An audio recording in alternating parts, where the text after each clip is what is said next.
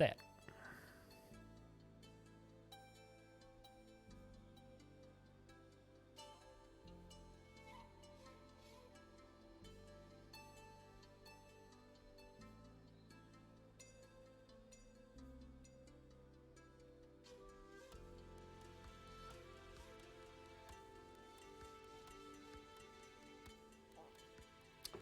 Incoming spam. Been getting a lot of phishing emails from FedEx recently, which is weird. All right, let's dive into Longdeath, shall we? I'm gonna stop being distracted. Year 156. So 151 years old is the fortress. Still in the absolute realm. Fort's still called Longdeath. Population is still dropping. That's actually my biggest concern right now, is population falling too much. Trees, what's up? It's good to see you. You're just in time for Longdeath. I don't know what that is. What is Lords of the Realm 2? Give me a 30-second pitch on it. Or like a one-sentence pitch on it. Literally never heard of that. That's very rare. Me never hearing of a game. Also, Steam's not loading, like, at all. So there's that.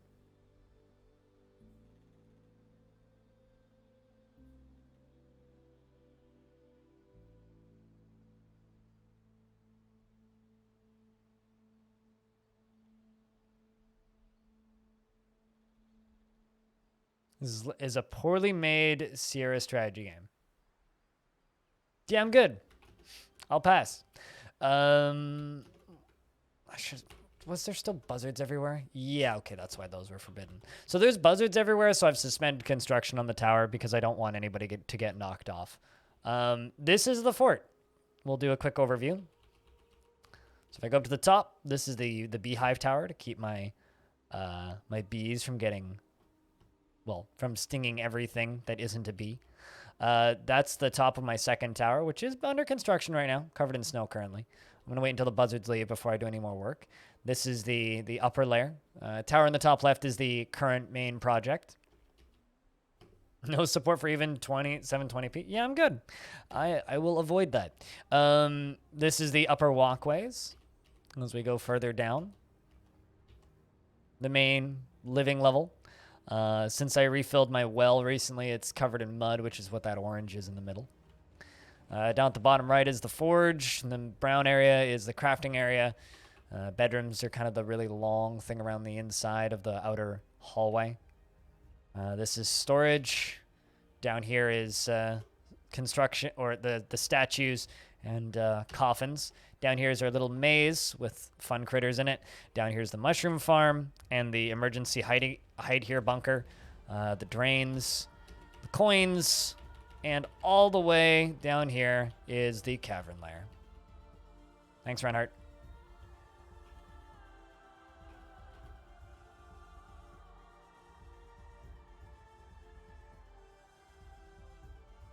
Where we occasionally get to see titans fight down in the deep. So yeah, we'll just let the dwarves sleep for a little bit. We're getting dive bombed by buzzards right now, so I'm gonna let them chill. Yeah, I don't know. If it's a really old game, I'm not surprised it's on sale for $1. Really old games tend to sell for real cheap. I wonder if there's like a weird Steam sale going on right now, because it seems like there's a lot of games on sale right now. Built at the top of a mountain peak or something? No. We're actually, well, I mean, I'm next to a mountain. This is a mountain. No, this is pretty normal sized ground level biome. But we're next to a mountain.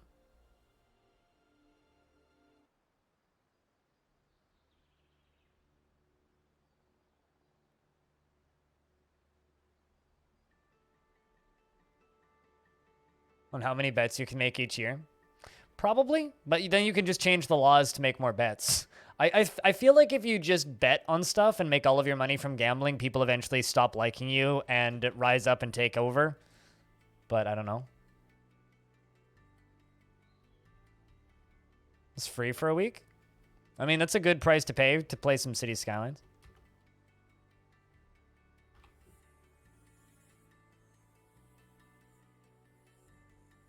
Does noise play a factor in DF happiness? Sort of, but not really.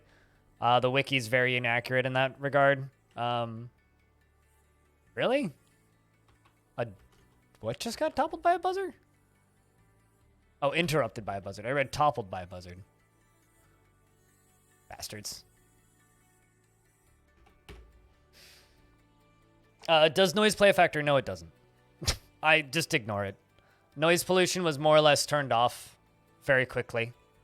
Oh, right. Yeah, Chinese New Year's, that's why there's a lot of sales. Yeah, that makes sense. Yeah, that makes sense. But no, I would just ignore noise.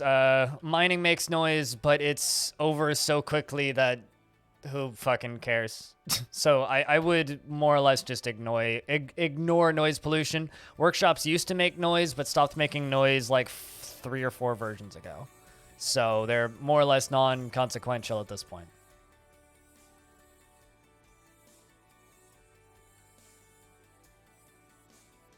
Numlock goes off, that's fine. If a buzzard toppling a statue could become a vampire, no.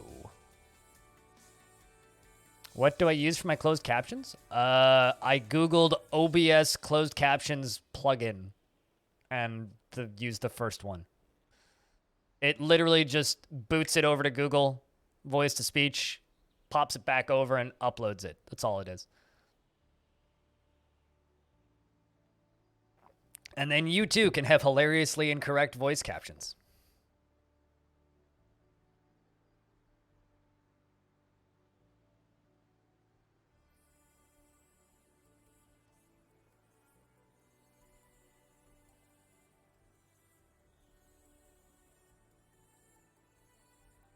No, placing a chair doesn't wake up the whole fort. Yeah, no, that was one of those features that was added in briefly, but the wiki still seems to think that it's still actively in the game, and a lot of tutorials will tell you that it's still in the game, and a lot of people are very inaccurate when it comes to that information, which is kind of silly. There's a lot of very inaccurate information. Like, there's some tutorials like that are recent that will tell you that money still plays a role in DF. It's like, come on, stop reading the damn thing. Do I shear and milk my animals when I'm not slaughtering them? Yeah. Generally, I just slaughter them, though. I don't make cheese much. I do often shear them. The problem that I run into when I shear them, though, is this fort is too big to really do that reasonably, and it takes them too long. And the dwarves kind of go nuts when I tell them to shear stuff. I've actually, like, lost dwarves because, like, oh, they were kept away from family for too long because they sheared 31 sheep and then, like, went nuts halfway through. That seems poorly timed, LaFonda. Hope you have a good rest of your work day, other stuff day. Do what you gotta do. I'll be on all day. Well, until probably around 4:30.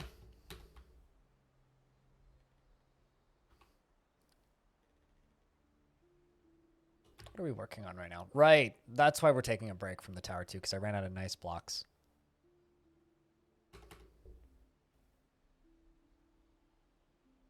Worst feeling ever is when you realize you have no sandwich left. It's like, aw, sad. I mean, I just started my work day, so I'm right there with you, LaFonda. Oh, also, I may have been sold on the game Astronauts purely because the most recent cinematic trailer for that game has an actor from The Expanse in it. I was like, well, I think I need to play this now. Let's make leather caps. Leather cap, 50. Leather shoe, 50. Mine is more entertaining than yours. Still work. Like, just because I play video games all day doesn't mean it's all fun and games all day every day, right? Job is still job, no matter what you're doing. Doesn't matter if you're flying an airplane or working a counter in a bakery. You're still working. Yes, she is only in the trailer. She's only in the trailer. The game itself has no voice acting. But that might have still sold me on it. That might have sold that probably. I think I'm going to put that in the next Patreon game list. It's been on my radar for a while. The initial early access release of Astronauts was like way too rough for me. Just looking at it, I was like, that looks jank as hell, but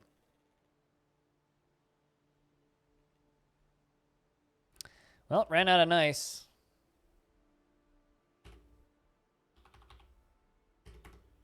Which is fine. Let's find more nice. That's all granite. That's all diorite. It's up here that's nice, right? Yeah, this is all nice.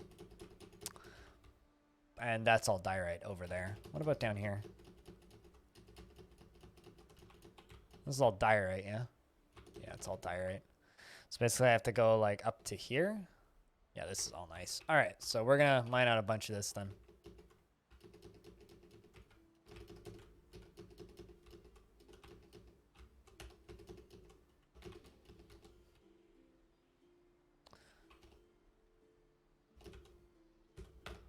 I mean, we need 68 more nice, and then we can have 69 nice, and then it'll be nice.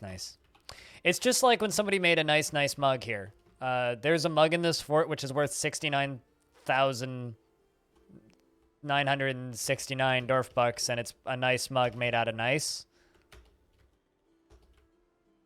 So, yes, we do have some pretty meme-worthy artifacts in this fort. It's mucho nice, yes. It's a nice mug. Very nice, as they say.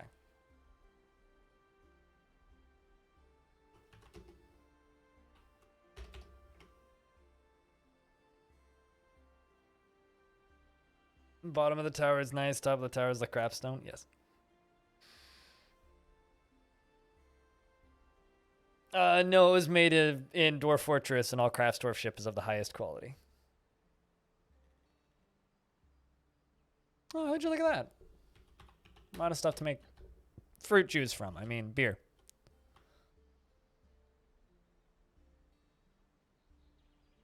So how are we all doing today, champ? We all holding up? We all doing well?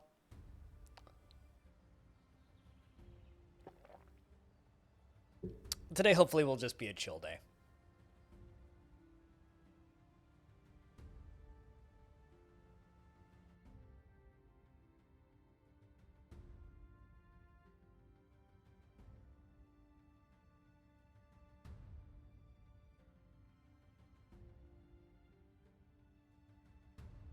Testing something.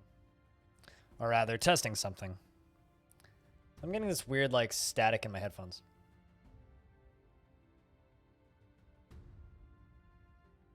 Windows just, like, broke all of my settings the other day. And I'm still fixing them.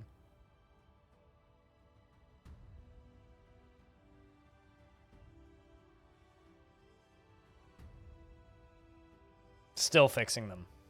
It's driving me insane. Like, is the music stuttering to you guys at all, or does it sound fine? Cheers, Bomber the Great. Hopefully they're good beans.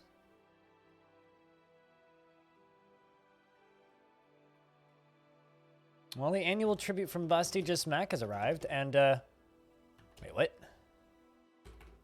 IDZ, are you okay? I realize you're beside yourself with grief, but what for? Grieves at somebody's death. I think I know why. Ah, because authority denial of the second is dead. Wah. Well, it's early spring. Well, authority, I hate to break it to you, but you just died. Like, literally a second ago. And, I think your lady friend is grieving over it.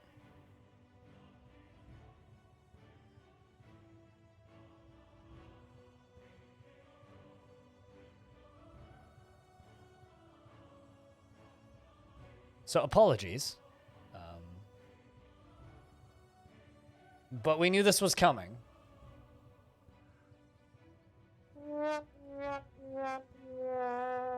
Wah, wah. What's up, audio? Nani? Use those sound commands now, because they'll all be off during the interview.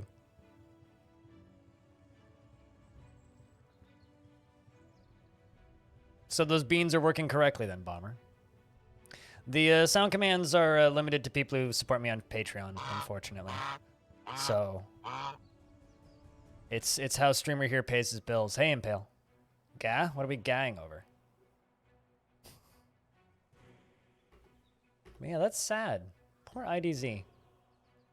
You poor, poor dwarf. Isn't working on your new laptop. That sucks.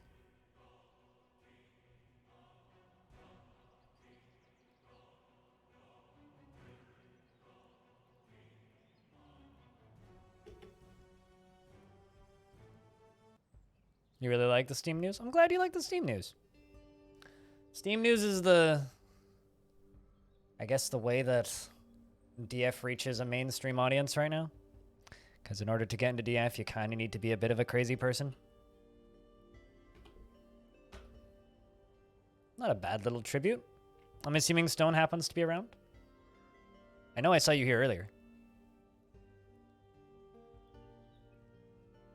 Where's Stoned at? Working, probably, I would assume. He doesn't generally get home from work until about 1:30 to 3 p.m. my time. My mom, when I was over at my parents' house a couple weeks ago, made a really nice chili, which was full of beans. It's very tasty.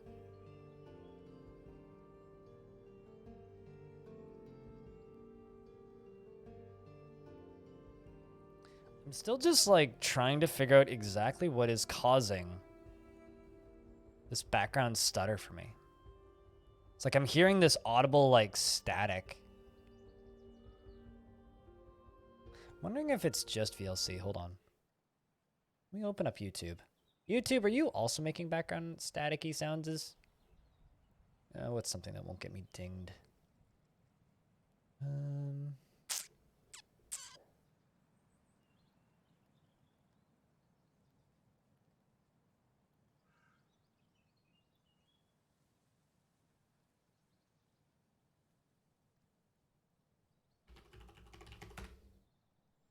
Let me just grab one of these.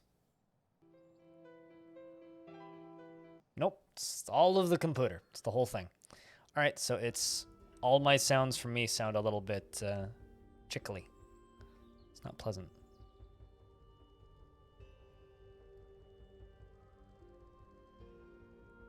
I generally support them too. I just don't like easy mode, and I want my hotkeys. But I wouldn't call myself a hardened veteran.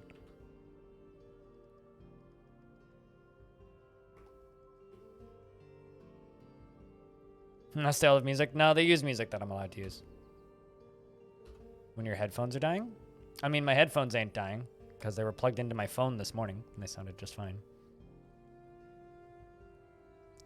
But maybe I need to reinstall drivers or something, because, like, Windows. Unless this cable is dying, which is possible. It's very possible the cable's dying. So there's the corpse of authority. That poor, poor dwarf. You were a good dwarf while you were here briefly.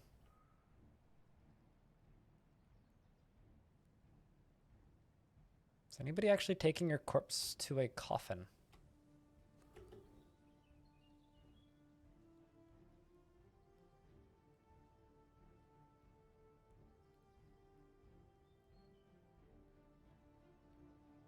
When he blinks for a really long time? Do you ever blink?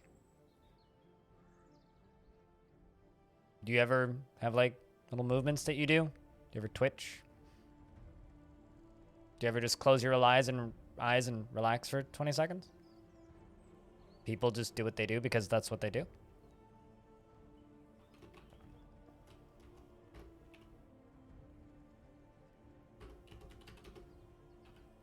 Some people fidget.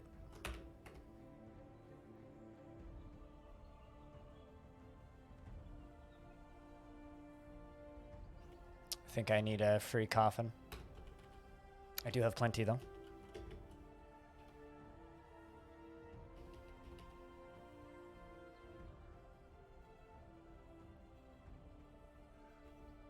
Seems pretty chill, Bomber.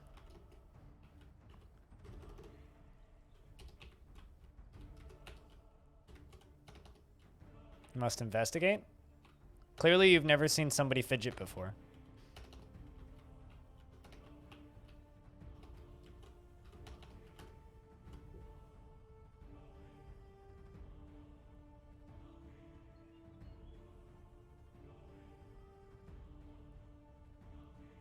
The 99th? Wow. I was about to say, has it been that long? But like, you know, we've been here for 157 years. Well, not quite, but. Cheers, hacker. Hello, King. We got a little bit of time, of course. Let's get that coffin in there. We'll get 3 more set up, because I got a few. And then we can start working on those more nice blocks, and then work on the top side tower. Once all those buzzards go and sawed off. There's only 2 left, so we're doing okay. Just don't want anybody falling like 25 Z levels. Well, technically 152. 152 years old is this fort. Which means we're almost old enough that all of the born before time dwarves will be dead, which is fun.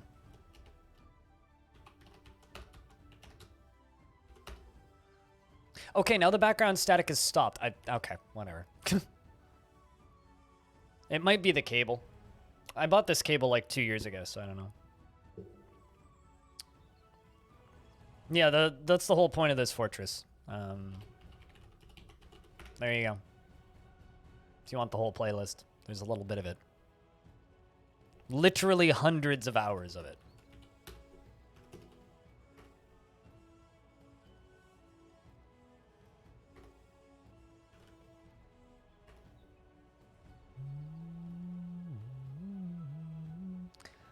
I think that you should stop asking some questions, Grilled, and just look at the wiki or look at YouTube videos. You'll find all of the research material you need for your research.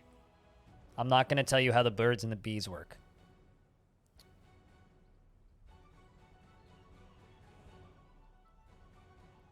But I will tell you that investments are up.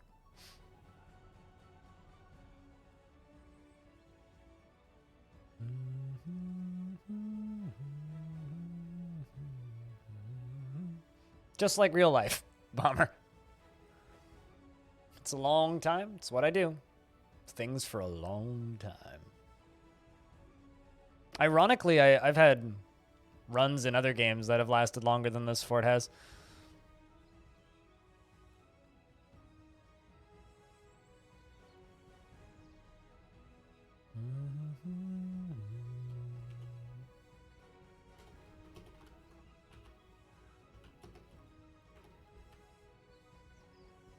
I'm not sure where Authority ended up getting buried, but must have been.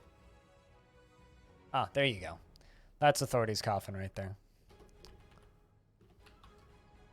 I didn't realize I had any empty ones. No one was doing the job, so I figured I didn't, but I guess I did.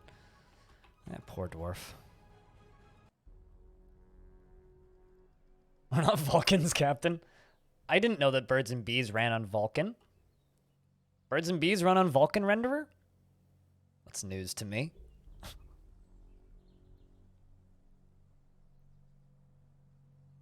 Poor you. I mean, you knew this was coming, right? Like, your dwarf was over 150 years old when you got here, so we knew that you were going to die young. We just didn't know how young.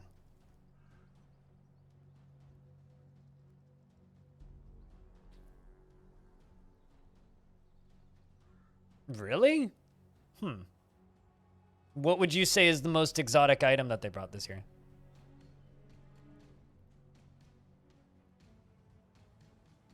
Just about, yeah. There's 1 or 2 dwarves where the bodies mysteriously vanished underneath crushed boulders.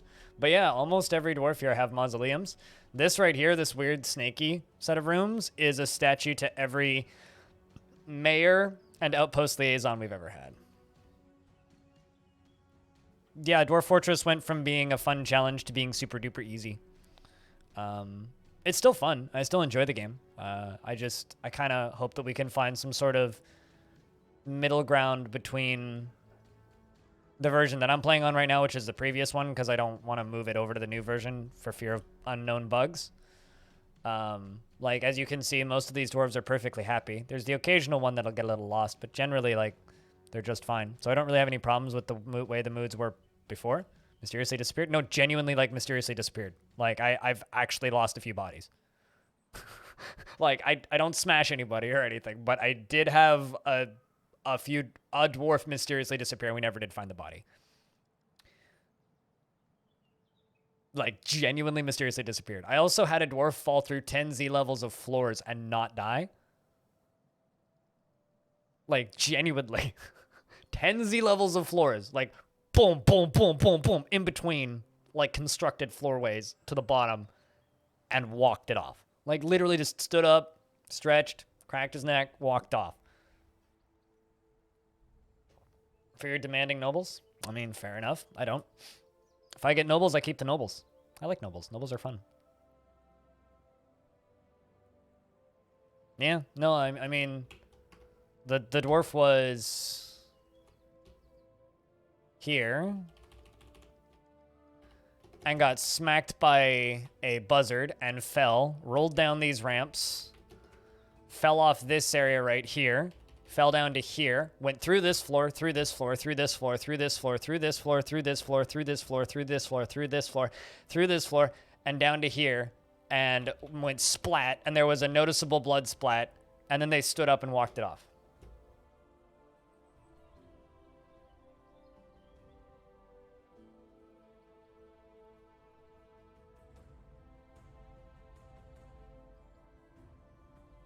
Clearly, all of the flooring softened his fall, animal. Do those floors have floor? Definitely, yes. One could say that we were floored by witnessing such an event. Yeah, he survived it. It's totally fine. I was shocked. Also, for those of you who haven't seen this, I shall let you witness the greatest piece of artwork in Longdeath, which is, of course, this. An engraved wall, an exceptionally designed image of a horse by Eternal. The horse is falling. The artwork relates with the collision of a horse with an obstacle in Longdeath in the mid-autumn of the year 31.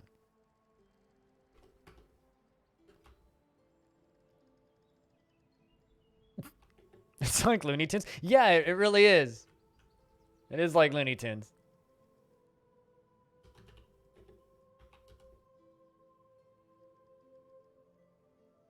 Well, I mean, the floor is made of stone, but that would just get confusing because we have stone. How are things? Things are good. We got an interview with Tarn at 3 p.m. It's 11 right now. 11 a.m. And then after that, I'm going to turn the stream off and edit and edit and edit. And then I'll queue it up to go up on the YouTube channel. This morning I put up a news video. So it's been a busy day. It's been a busy week. And last night I was up until 11:30 editing the questions document. And I ended up with a few. So hopefully we get to some of those. We'll see.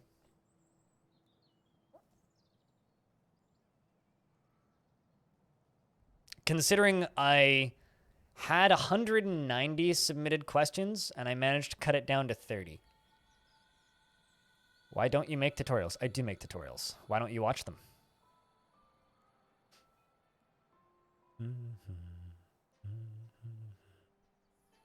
190 people submitted questions. Well, I mean, there was a few people who submitted a few, which is fine. Yeah, I make tutorials. You should try watching them.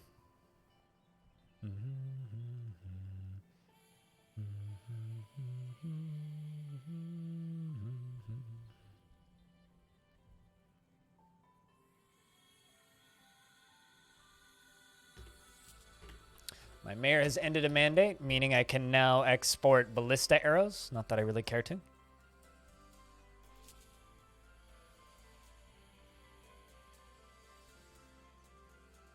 Actually, about 15 of them were, is it getting ported to Linux, or what's the update on Linux, and is there a Mac version, is there a Linux version, is it getting ported to Linux, are you going to port it to Linux? By the way, I use Linux, and I would really like it if you could port it to Linux.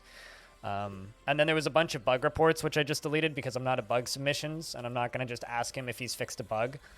Then a lot of them were like double questions that have been asked before. Yeah, I mean, obviously I can't get to the mall. I can't do that. I wish I could. I genuinely do, but I can't. So there's only so much I can do. And to everybody who submitted questions, except for those people who submitted the questions about Linux, I will do my best to... I mean, that's literally the first one on the list, Freskins. Topic numero uno. Why is game boring and easy now? Well, not boring. Why is game too easy now? Please fix. Add hard mode back in. Tired of Babyland. Who gave my dwarves heroin? Why are they all on happy pills now?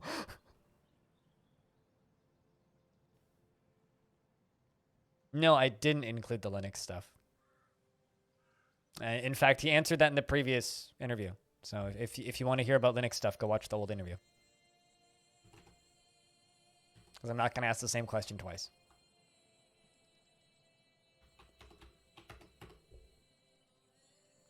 Someone wasn't listening to anything I just said, so that's fine. Drugs when? Tonight at probably around 9 p.m. Oh, you mean in the game? I don't know. Hey, Rockcat, what's up? Can I give the link? I mean, if you insist. You could also just, like, go watch it on my YouTube channel. It's the highlighted video. But, you know, it's, I could,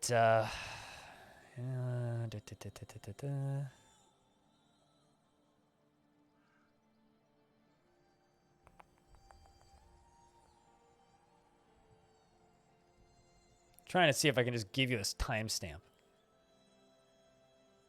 How about I just, like, time you out for 2 hours and make you go watch my 2 previous interviews? Because you clearly don't listen to literally anything I say. Literally anything. But, you know. I also don't listen to what I'm saying either.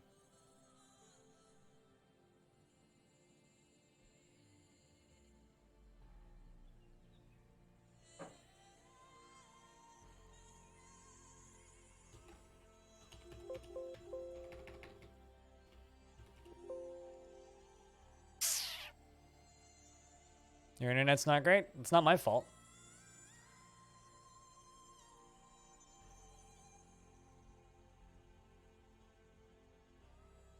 But I literally am like, I'm not doing this one thing. And you're like, you're doing that one thing. Cool. You are like a textbook example of the internet. And it's kind of amazing, actually. Yeah, Windows sounds because I was searching. So I can't remember which one it's in, whether it's in the first or second interview. Ah, there it is. No, that's Link. I know I asked this. Be like, can you remember which one it was in? First or second? I'm too lazy. Tired of looking for it. It's in one of the two.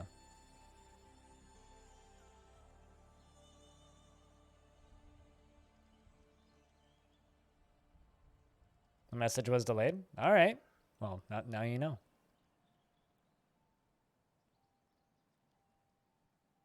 Latency do be a bitch? Sure. But think about it from my point of view, right?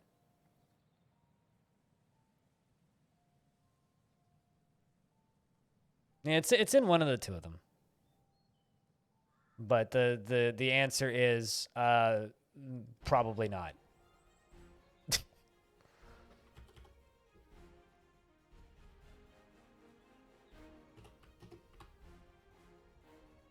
Mostly mining this stuff out for more gems and also all of this nice. Gonna have to mine out the lower levels as well.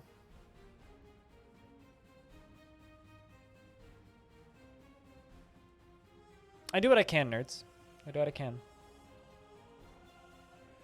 What am I up to as the Fort's Overseer? Well, it is year 152 of Longdeath. So we're 15% done of this fortress. I'm basically using this layer as a quarry. We're mining out all of this nice. What we want to do is finish building my tower, because I want to have it done by year 100. Or 200, rather. Not year 100. Because I'm basically building a secondary tavern, which I will turn on instead of the normal tavern during big holidays, which is going to be up at the top of a big old tower with like kind of a spire going up to it. I'm just starting to construct mega projects, that's all. So I need a lot of blocks to do that. The actual tower is up here. So this is what we're working on. The actual entryway is kind of over there on the left.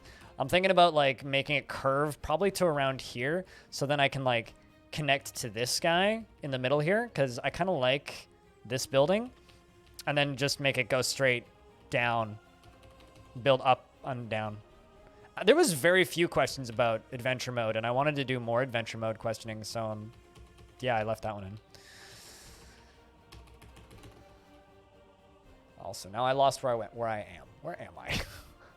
Too high up. That's where I am. Don't look at chat while moving up and down through Z levels. You'll lose your spot.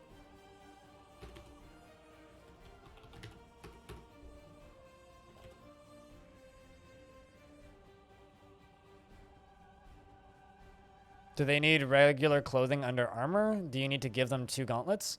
So if you just make a squad and set them to use metal armor, they will grab whatever the highest quality weapon is and whatever the highest quality armor is. So if you have like steel armor, copper armor, and iron armor, they will go for the steel armor. If you have other armor types, they will go for whatever they want. I did, Grilled. Do you want to be timed out? Literally, I've explained it to you a few times. A few times. And you continuing to say, please, please, please, please, please, please, please, makes me just want to time you out. All right? So if you keep asking the exact same question over and over and not listening to what I'm saying, you can just go watch on YouTube and leave me alone on Twitch. All right? Because all you're doing is annoying me at this point. Okay? I've answered your question. You can go watch the interviews on my YouTube channel and be back in time for that. I didn't explain. Okay, you know what? I will explain. I will explain this. Go watch the interview, and I will see you in an hour. Goodbye. Sheesh.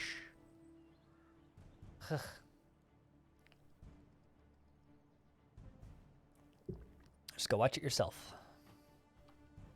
That's why they're recorded.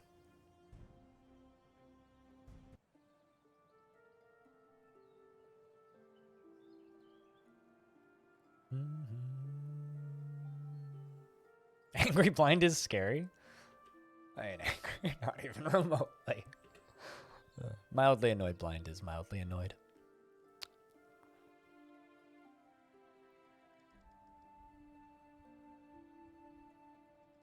Why are you adding somebody who's currently timed out and can't respond, Authority? Oh, you don't need to be sorry for that emote. That emote's pretty great, actually. That emote's pretty great. Even though I kind of hate it. I like Chainbrain, so you get a pass. Chainbrain's good people. Although I do have a question. Did you actually buy that sub, or did you get gifted a Chainbrain emote? Because I think I've been gifted like 7 Chainbrain emotes in a month in a row. Like, Sternblind? Eh. I read that as scrawny, and I was going to be like, yeah, and then realized you were saying scawy. Dude's got like fucking 10,000 subs. I'm so fucking proud of him. He's doing so goddamn well, Rockcat.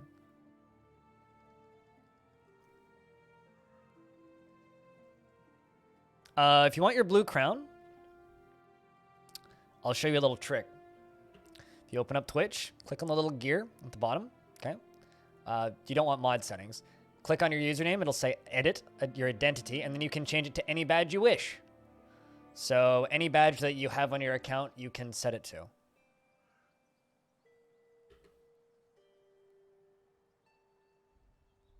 Hello, YouTubes!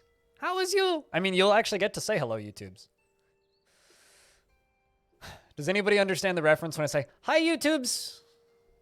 Because all I can think about is good quality jams when I say hello, YouTubes. No problem. But yes, you can totally just edit what your thing looks like, so go nuts. Quill? Really? Man, you fucking internet noob! Bow, wow, Wow, wow, wow. Wow, now, now, now, now, now. Wow, wow, wow, wow. Hold on. Let me.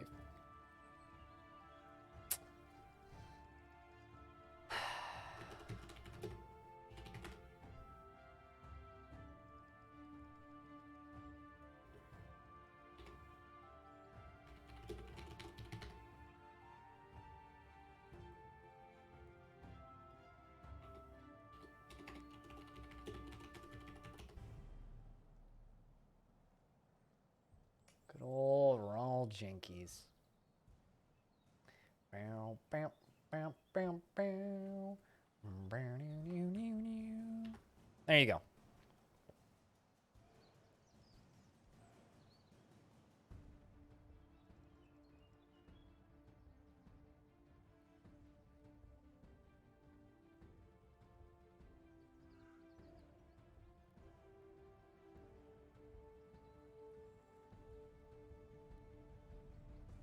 That video was uploaded 12 years ago, so. Really? That's a pretty good value. That's cheaper than a Twitch subscription for that game. Stone. I'm sure you'll have some fun with the names in that.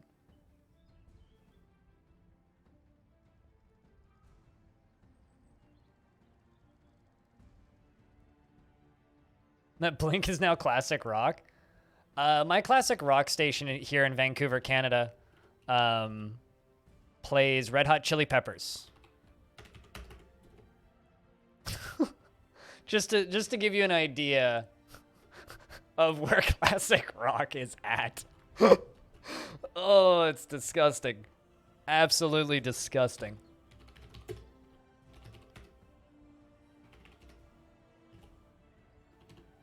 Nice. We got lots of nice. Back to Wakes, dwarves.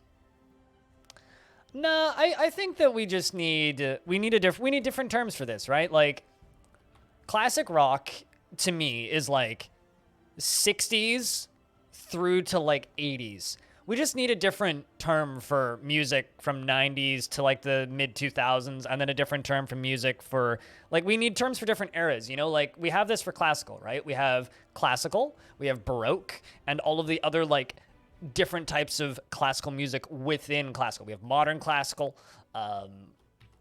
we have symphonic, we have like chamber music, all the different terms for different kinds of classical music.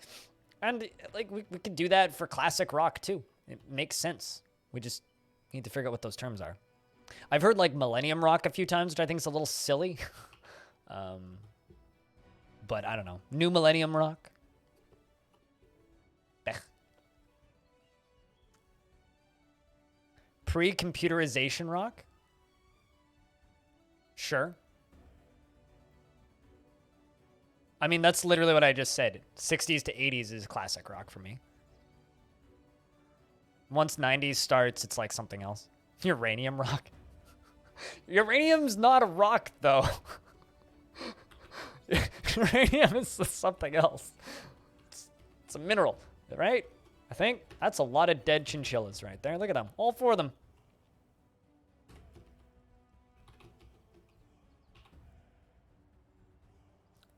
Oh, Rainy, you're rock. That didn't even make sense. Cold rock? Then what's hot rock? Speaking of rock, stone? Rock and stone? Or rock cat? Where are we going with this? Can't keep the stream loaded? That sucks, man. What OS are you... Not OS. What browser are you using?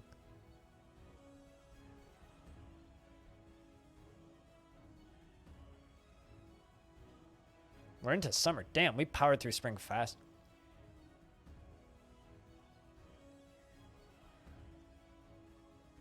Hot Rocks is actually a place here. There's a park called Hot Rocks.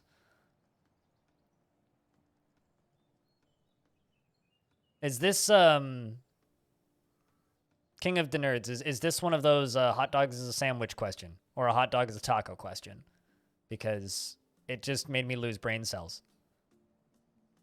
Because your name is King of the Nerds, not King of the Idiots.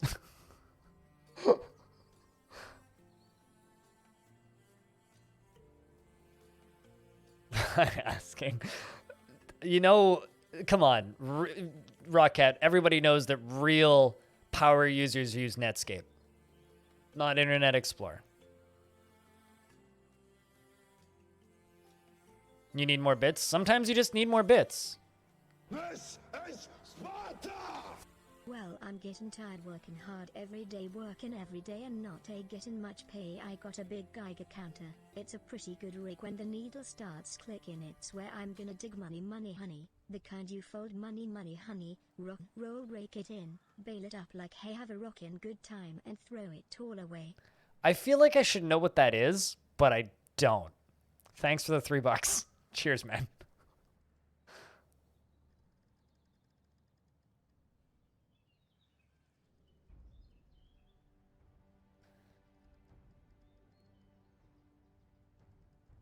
Use Opera? I used to use Opera, and then it got weirdly crashy. And then I stopped using Opera. Now I just use Chrome because it works. Same reason I use Windows. It works. Google it? I mean, I could, but I like the mystery in my life, you know? Oh, I'm not asking you to tell me what it is. But for whatever reason, it definitely put my milkshake brings all the boys to the yard, and they're like, it's better than yours. Damn right, it's better than yours. I could teach you, but I'd have to charge. Lyrics stuck in my head for whatever reason. I don't know why. So now that's in my head. Thanks, Spitalier.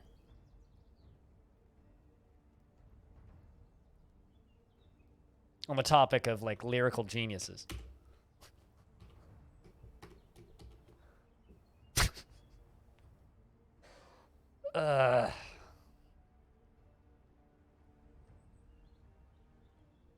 You didn't need that in your mind? You didn't need to know that your milkshake brings all the boys to the yard? But what if they're like, it's better than yours?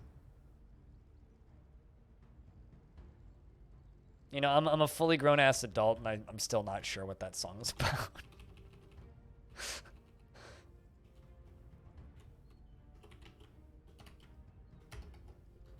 No? I mean, you're welcome, I guess. Hey now? What? You're an all-star? I knew it! You literally just typed in hey now, and I was like, you're an all-star? Right as you typed that in. We are communicating on another spiritual level.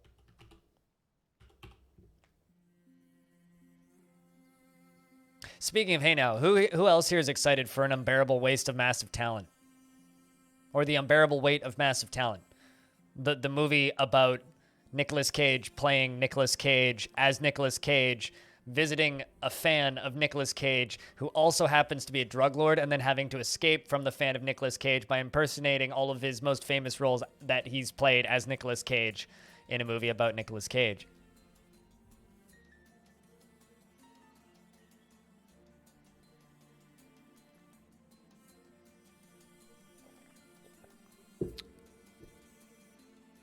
No, it's a real thing.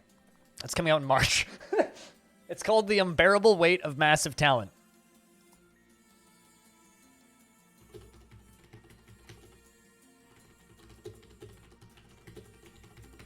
It's a very real movie that is definitely coming out.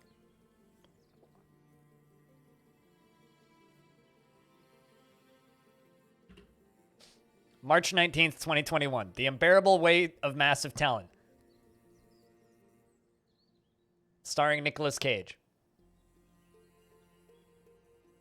It's a cash-strapped Nicolas Cage agrees to make a paid appearance at a billionaire's superfan's birthday party, but is really an informant for the CIA, since the billionaire is a massive fan.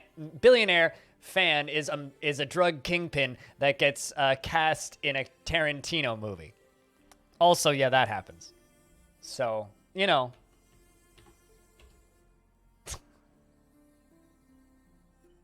It's gonna be great. I can't wait. There's no trailers or anything for it, so I'm sure it's a perfectly fine film. We need to trade with these humans. I'm just telling you, I can't handle the unbearable weight of massive talent. Holy shit, I have a lot of chain leggings. Can't wait for the bad Brad Pitt version. I mean, I'm trying to think, how many actors could actually play a movie like that? Like, how many actors are actually famous enough as themselves, just playing themselves in movies? You could have, like, a Rambo spinoff like that, where instead of, like, playing Rambo, he's just himself. I'm trying to think, like, what other franchises would work like that? Tom Cruise? Yeah, Tom Cruise could do something like that. Although, it would have to be, like, he's, like, infiltrating Scientology or something, so I doubt he would actually do it.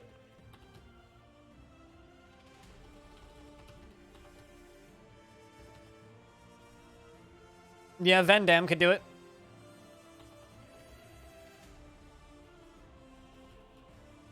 I could see that.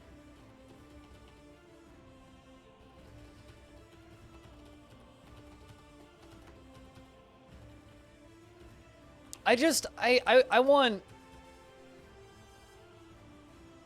Stanley if he was still alive. I mean, isn't that kind of Stanley's acting career, though? He just shows up in all of the comic book movies.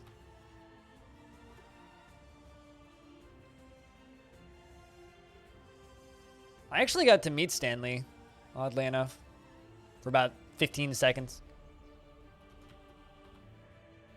Seemed like a nice enough guy. Let's sell some of these empty pots, because I got a lot of them. If I ever have a mayor that doesn't let me sell pots, I'll be in trouble. Ba-da-bum, ba-da-ba-da-dum-bum.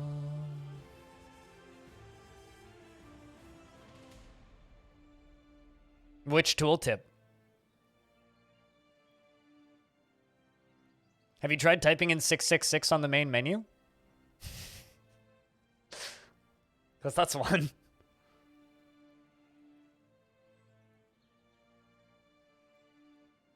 The developer of War Sim has a good sense of humor.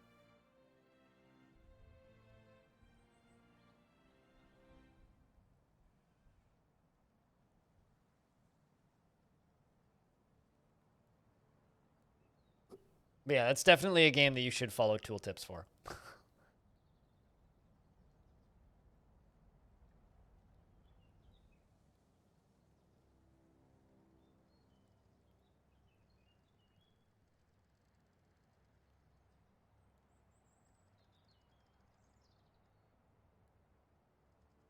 For anybody who's new here, we've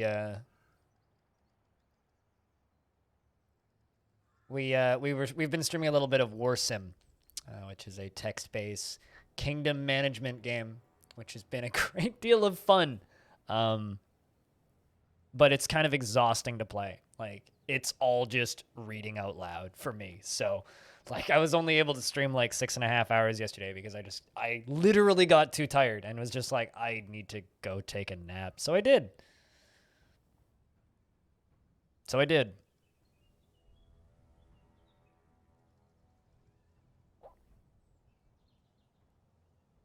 You just bought it? I mean, it's very cheap.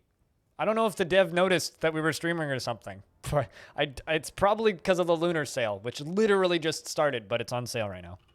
Speaking of the games that are on sale. Hey, Jupiter Hell is also on sale, speaking of games you should buy. Yeah, Jupiter Hell's 20% off. So if you don't own Jupiter Hell, you should grab Jupiter Hell, because that's 20% off right now, too.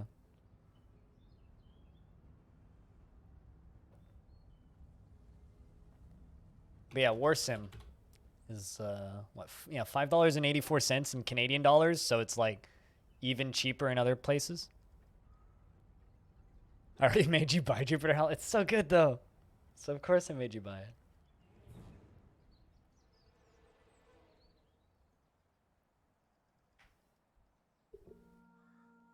Good stuff, Trees. JCVD the movie? I don't. What?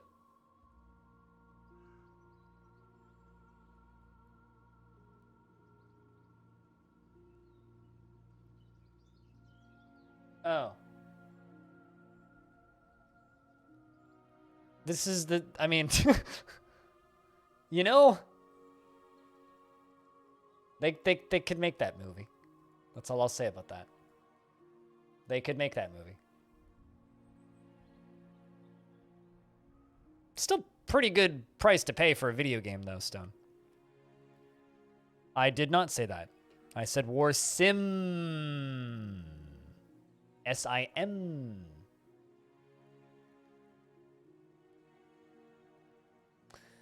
All right, I'm gonna go grab my hoodie because I'm freezing.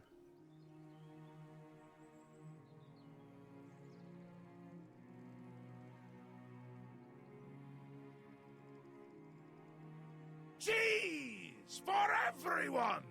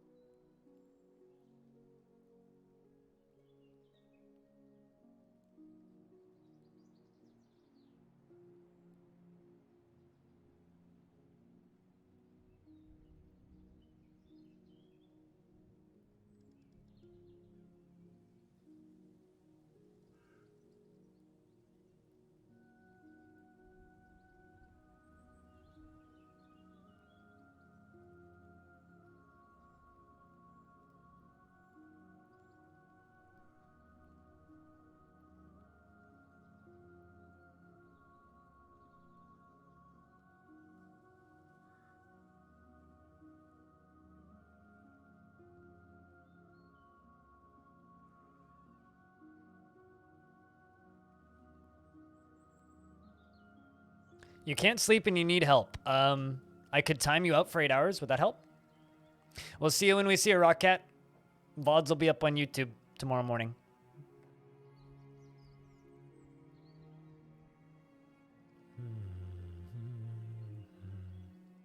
And we'll see you when we see you, Spitalier. You have a good night. To everybody who's headed to bed now. It's that time of day, it seems like. But yeah, typing in Twitch chat does not help with sleeping, contrary to popular belief. I can assure you, typing in Twitch chat will make it harder to sleep.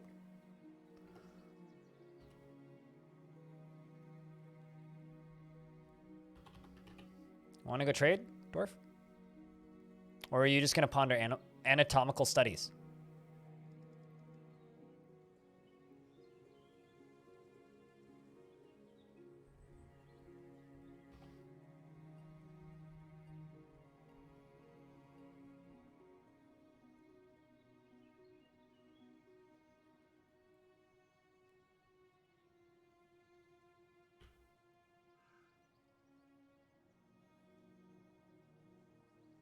Yeah, no, War Sim is a little text-based kingdom management game. It's kind of like text-based Crusader Kings is sort of what we were affectionately referring to it as. All right, I need a different broker. Sure, we'll give it to Smash T. You're not even in the military. You could go do it. There you go, go trade. Even though you have no brokerage skill, I need someone to go broker. You have skills around that. Sure, we'll trade all these for brass bars. So for some reason, the humans haven't been sending the Royal Treasurer for a while, which is weird. They should be. They should be. It's actually kind of concerning. Not gonna lie, it's kind of concerning.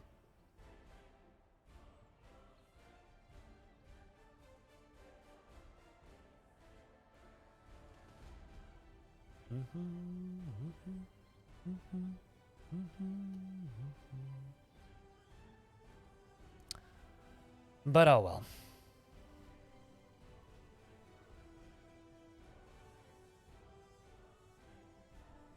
So yeah, today is just going to be kind of letting more time pass, I think. We're just kind of working on the tower quietly and sustaining the dwarves. Because I got 50 years to get the thing done, so I kind of want to do a big old circular hovering building and a dome and some other fun stuff. We'll get it done. It'll be a good time, I think. I hope. That or it'll be real boring and no one will like it, and then, you know, we'll make a different tower in the future. But that's a lot of what Longdeath is just existing.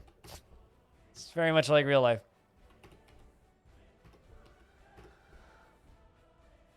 What's a pogo? Pogo? What's a pogo? Literally never heard of that before.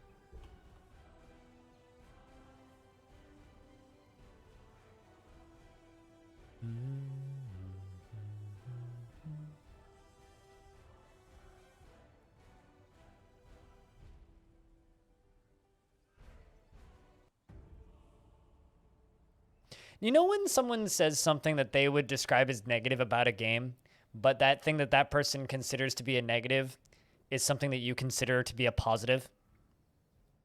Because I mentioned astronauts on my team server, and Sui responded with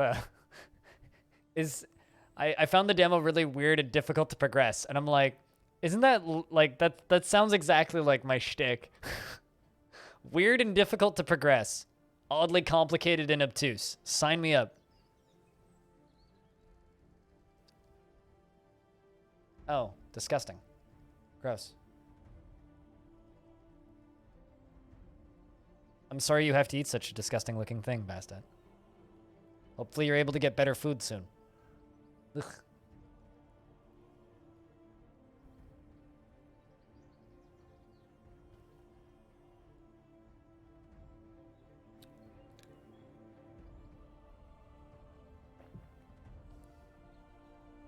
I think it might be time to knock down this little wall in the middle of this area.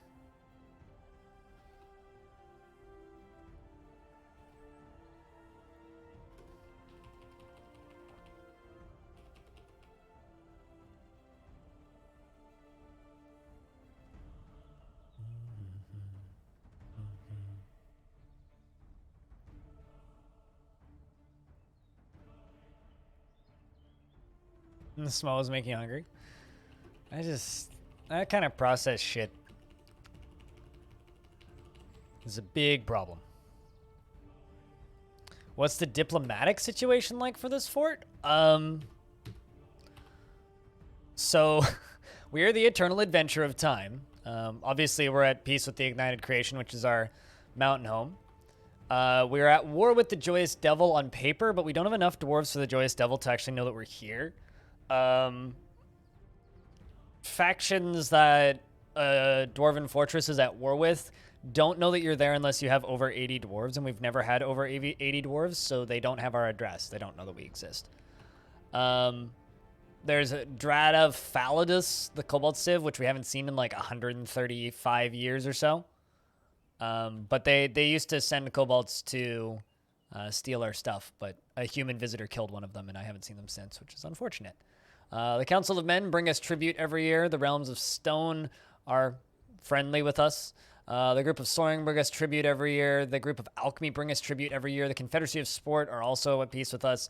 And then the Fragrant Bear and Elven Civilization is at peace with us. And there's another Elven Civilization which is at war with us, but I've never actually like seen them attack anybody, so...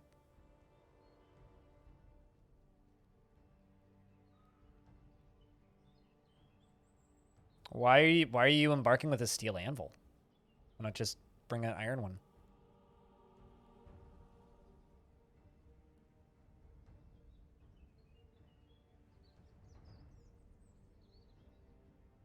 Also, were you ever able to fix that save file, Plumpspawn? Because I heard back from the person I sent the save your comments off to, and their statement basically was they've heard similar middling reports about the current version being buggy with crashes, but it's hard to pinpoint whether or not it's... oh, so you're that sounds like a dead civ then. That sounds like a dead civ. You might want to start with a different civ. But you could also just embark with no anvil and then just trade for the first anvil you see. That's kind of hard mode because they might not show up, or they might not bring an anvil, or you might not be able to trade for whatever reason.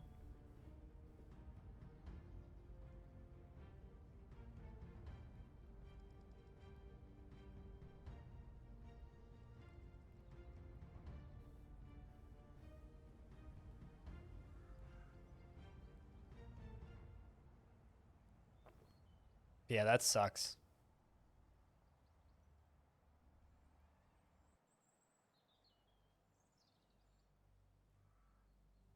So I was watching some gameplay for Valheim last night.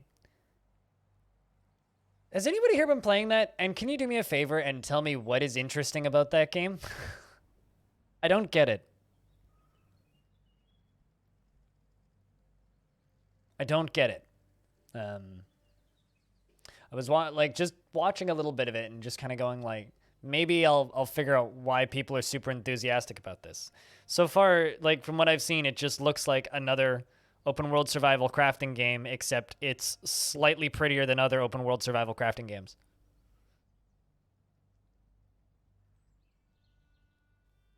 Yeah, exactly, Kronbjorn. Exactly. It's like it's an early access survival crafting game based on multiplayer. But like what's it doing that's more interesting than so many other ones where it has overwhelmingly positive reviews? Dragonman, did I give you the bad news?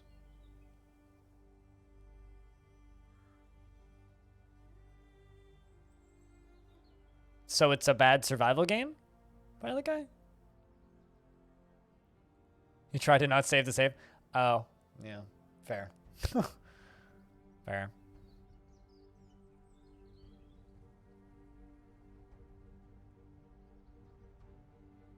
But yeah, Dragon Man, your husband died, unfortunately. So you're now a single lady.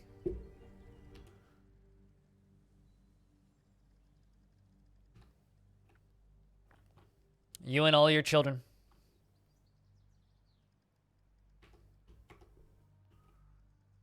You didn't even grieve when your husband was murdered.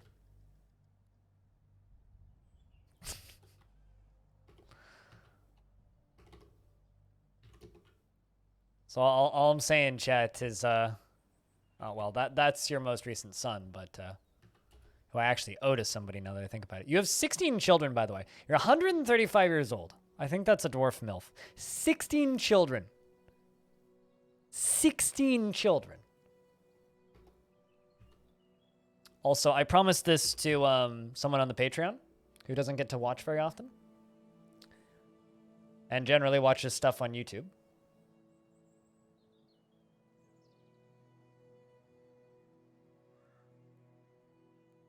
But Anton Iceland gets this name.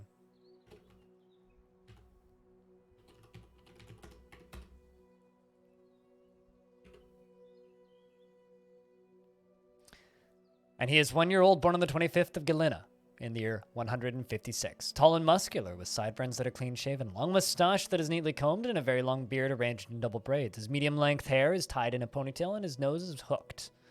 He has an angular chin, and his ears are splayed out. His slightly wide-set cobalt eyes are sunken. He's a son of Dragon Man and Wave Thrash, R.I.P. Wave Thrash. He is a worshipper of Shin Russet Amber the Red Rocks, and an ardent worshipper of Shin Russet Amber the Red Rocks, and an ardent worshipper of Shin Russet Amber the Red Rocks. That bug continues to amuse me. The worships the same god 3 times, which is not intended. He personally sees life as unfair and doesn't mind it that way. Prefers have a noisy and bustling life to boring days without activity, and dreams of raising a family. Considers spending time alone much more important than associating with others. Tends to form only tenuous emotional bonds with others, and is quite comfortable with those who have a different appearance or culture. He is stubborn, and he is trusting. He has a tendency to go it alone, and consider ideas and abstractions over practical applications. He is friendly, and he's a friendly individual, and needs alcohol to get through the working day.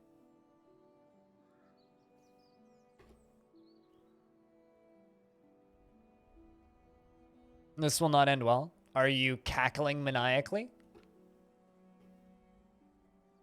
Because I think that is mandatory to enslaving the entirety of your kingdom.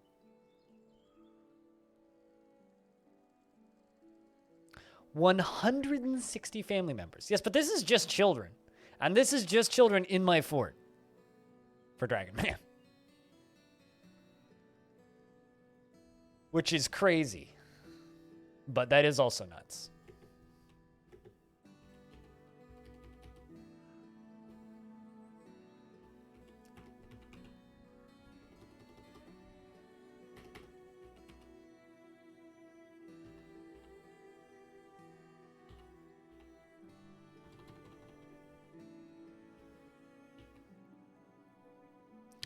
feel like I need more fish dissectors.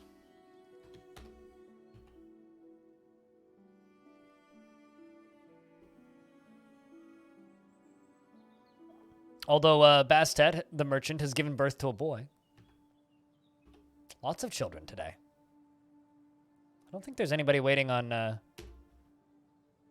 internets. Does anybody want to be Bastet's most recent new baby boy? You have a sturdy dwarf body to bear many children and like a good 30 years left in your life, hopefully. Is there anybody who hasn't been in Longdeath before who would like a dwarf? I know Animal's been in twice.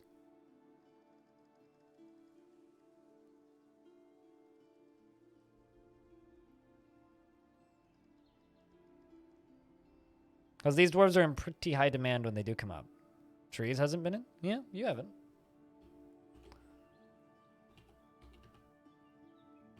I think I spelled that right. T-R-E-I-Z-E? Or is that an L? I think it's an I.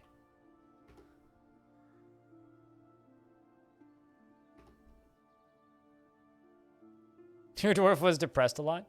I mean, I'd like to bring dwarves in who haven't had the opportunity before. Taurus II, Beelug II, Tut Shriek, Morden II, R.I.P.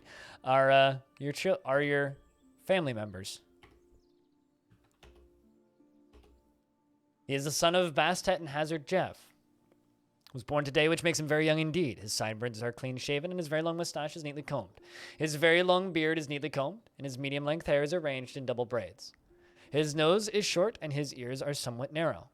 His hair is ecru, and his skin is sandy taupe. His eyes are cobalt. He personally values good craftsmanship and doesn't see the attainment of knowledge as important, doesn't care if others take the time to master skills, and dreams of raising a family, is utterly fearless when confronted by danger to the point of lacking common sense. Okay. And finds himself changing his mind to agree with somebody else. He has a strong tendency towards privacy and takes offered help and gifts without feeling particularly grateful. He tends to make a small mess with his own possessions and doesn't mind a little tumult and discord in day-to-day living. He doesn't tend to hold on to grievances and has a greedy streak. He isn't given to flights of fancy, and he often feels discouraged. He occasionally overindulges, and he isn't particularly curious about the world. Does not go out of his way to help others, and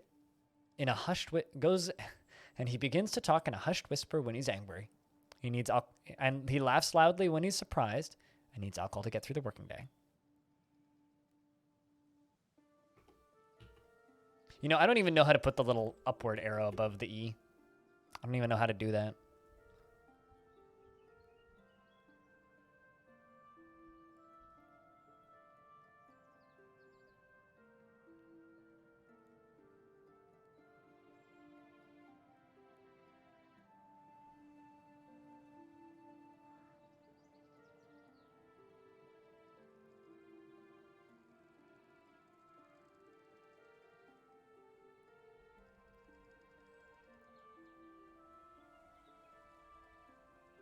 Getting caught up on YouTube comments over here. There's a lot of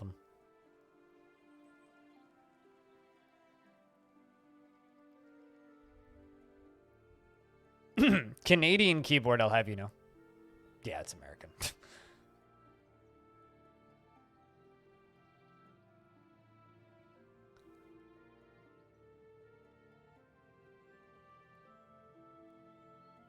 But this keyboard is indeed a Canadian citizen, not an American citizen. How rude are you? Are they actually different? Aside from if you set your OS to Canada, there's just a simple hotkey to switch over to French. I don't think there's any difference.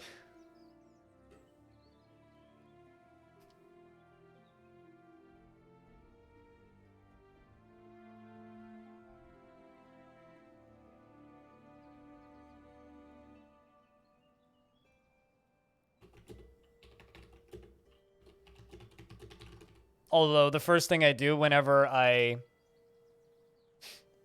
reinstall Windows is uninstall the French language.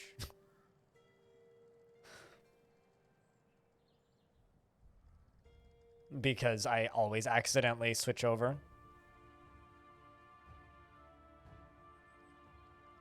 I always accidentally switch over. And it's very annoying when you're just like typing and then you're like, ah, crap, I'm typing in French. And there's all these other characters that aren't supposed to be there, and I'm just like, duh, I don't want that. Yo, this is what my YouTube channel does whenever I upload news. Check this out. Like, you know, it's trucking along pretty good. 60 views here. Oh, that was kind of a slow hour, but like generally things are pretty good. And then news. So that always amuses me about YouTube.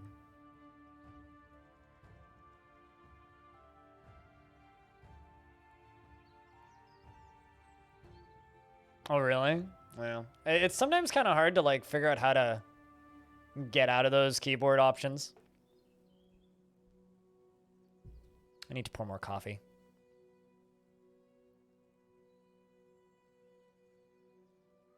But then again, this is made by Cooler Master, and they do all their constructions in Asia, so I don't know. I have a Cooler Master Master Keys Black with no backlit edition because screw backlit keyboards.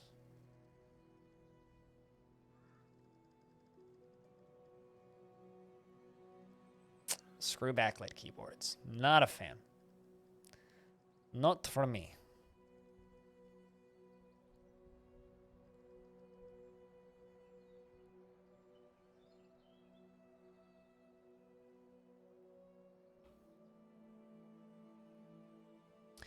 I really need to sort out this fish problem.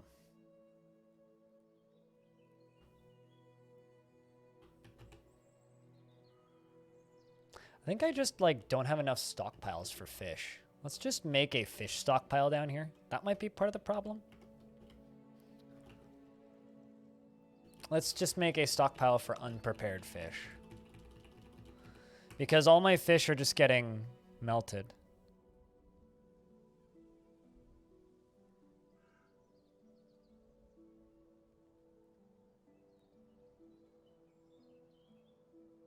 What, like RGB keyboards? I mean, I thought about buying the version of this keyboard that didn't even have any like markings on it, so like just blank keycaps. But I mean, I have LEDs on my walls that have RGB capabilities, and I never use the RGB capabilities outside of like joking around.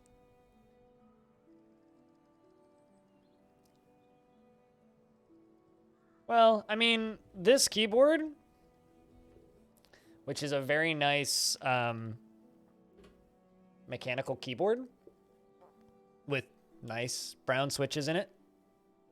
60 bucks. Backlit edition, 260 bucks. $200 for LEDs, yeah. Now they don't sell the non-backlit edition.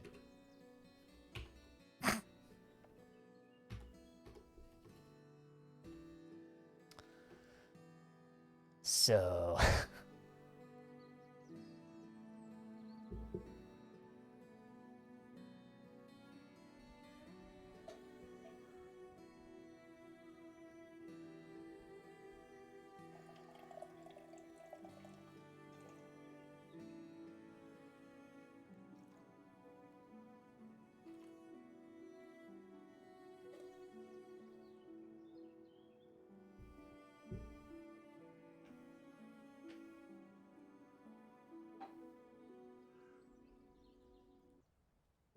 but yeah, no.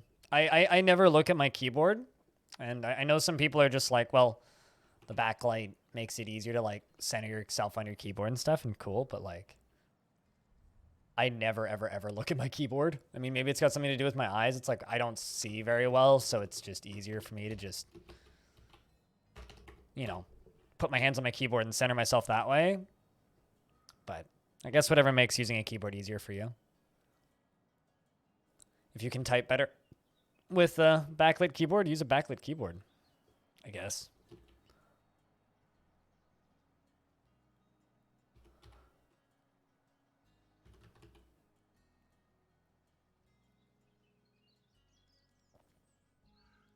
Autumn has come. Ooh, it's paperwork time.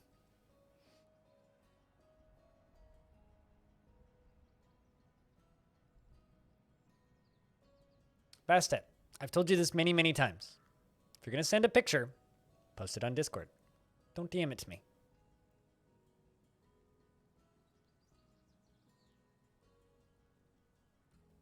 I don't like people to be in the habit of DMing me pictures. Or I'll do the same thing that I told IR Stupid. I'll block you.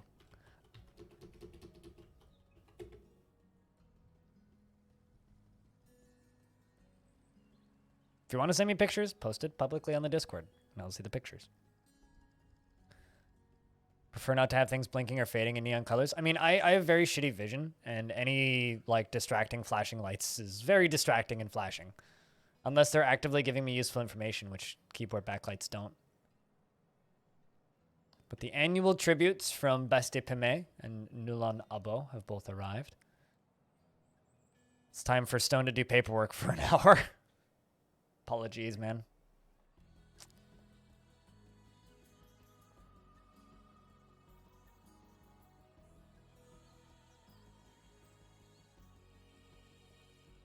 Man, it took them a while to unload that.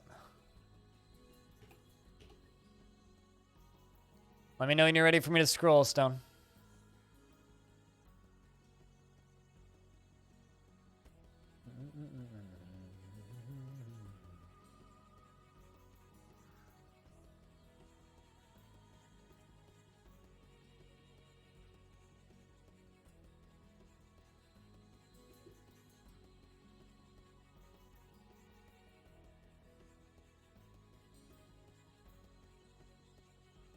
Cheers, Pasta. I just don't want people to be in the habit of sending me private pictures, because that gets weird quickly.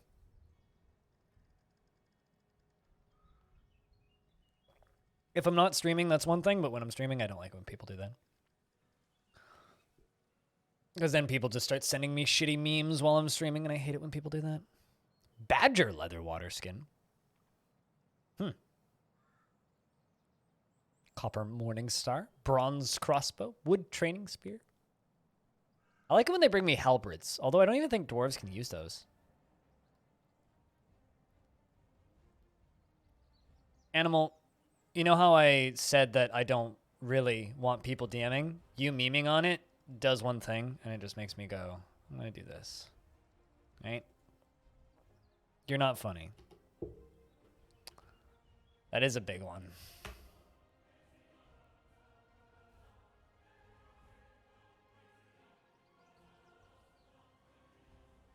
There's something about a dwarf dual-wielding Glocks that's way too funny to me. Yeah, that is a pretty small one. I mean, they've brought smaller ones. I mean, Group of Soaring has brought, like, a single anvil a few times.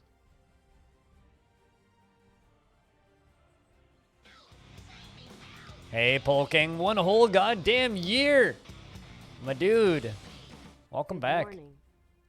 12 months. Cheers. Thank you very much for continuing to watch the stream. And stick around.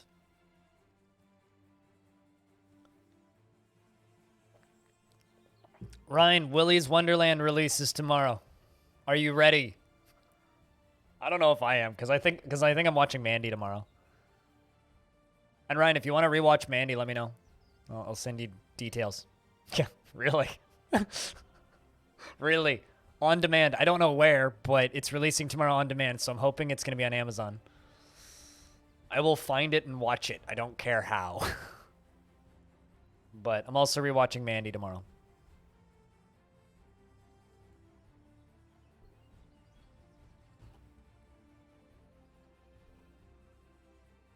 And The Unbearable Weight of Massive Talent releases in just a little bit, so...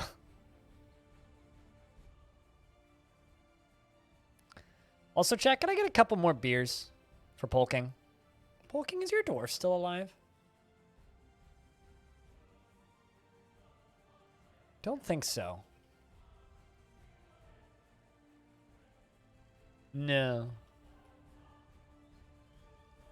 You did live a really long time, I remember that.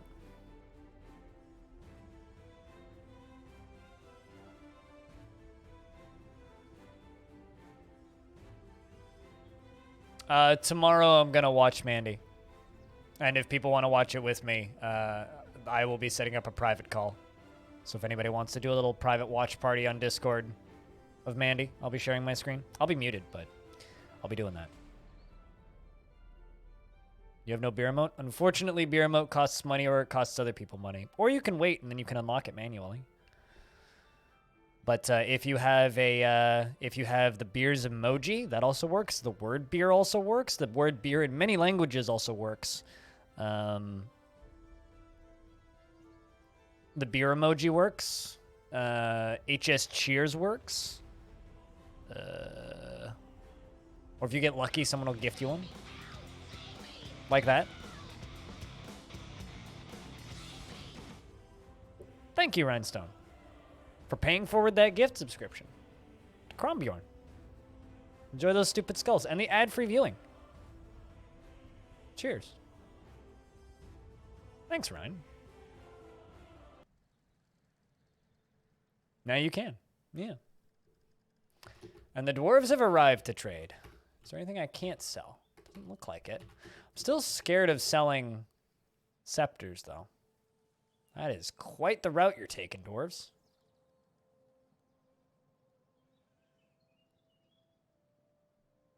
Feel like a baller. You got this nice hat next to your name now.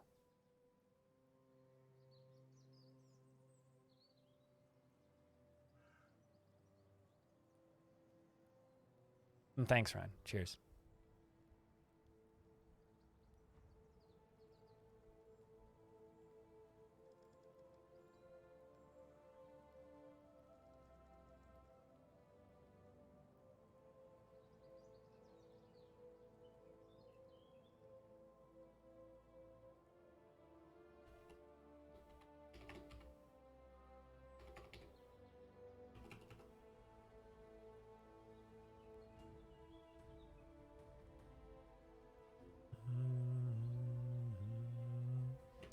Ficod, the outpost liaison, meets with our mayor. Cheers, Jamie, and says, let's discuss your situation.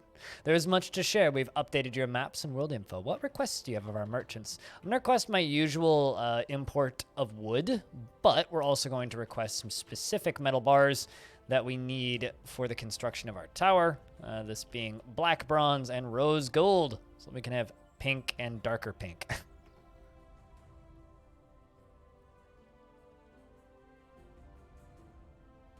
For at least 12 hours? Really? Huh. That's not ideal. Also, thank you very much for the channel points towards making me take a day off.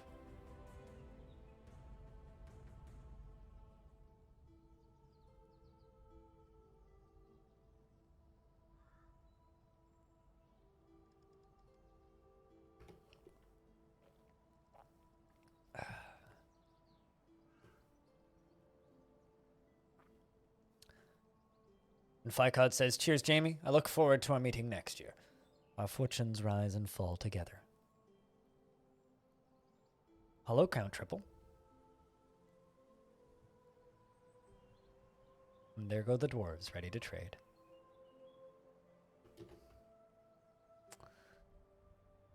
All right, what the heck can I sell these guys? I think weapon.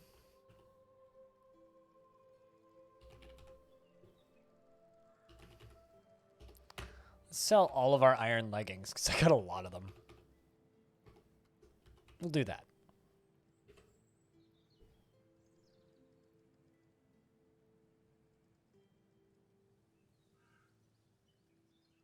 Has been hotel. I mean, I know what that is, and I'm okay. That stuff's pretty old. If it's what I'm thinking of.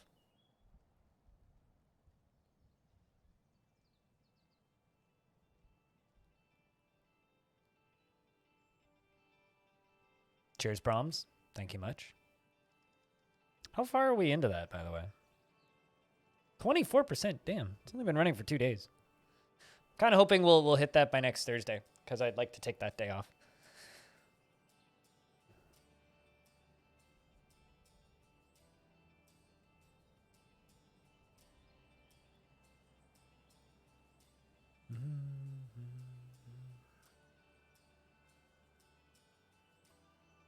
It's one of those things that my ex was way into. Cold fire. So I'm good. I'll avoid. Thank you for the recommendation, though.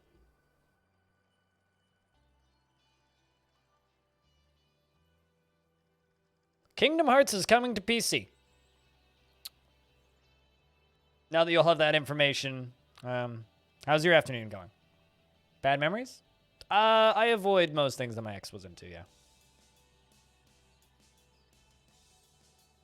Not necessarily due to bad memories, but just brings up old memories I'd rather not think about. Not necessarily bad ones, just old ones.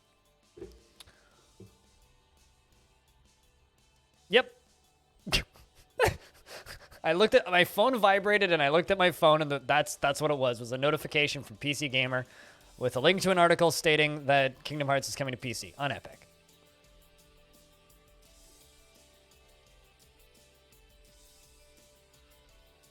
So you guys can play that trash on PC if you really want.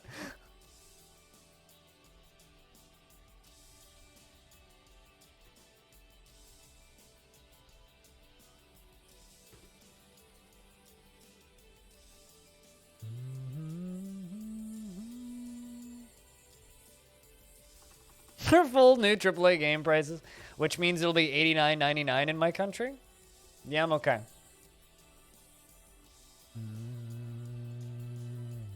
Also, thanks, Brander. Cheers.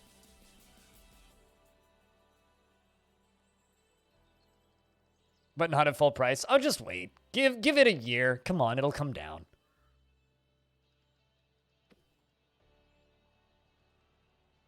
Chrome.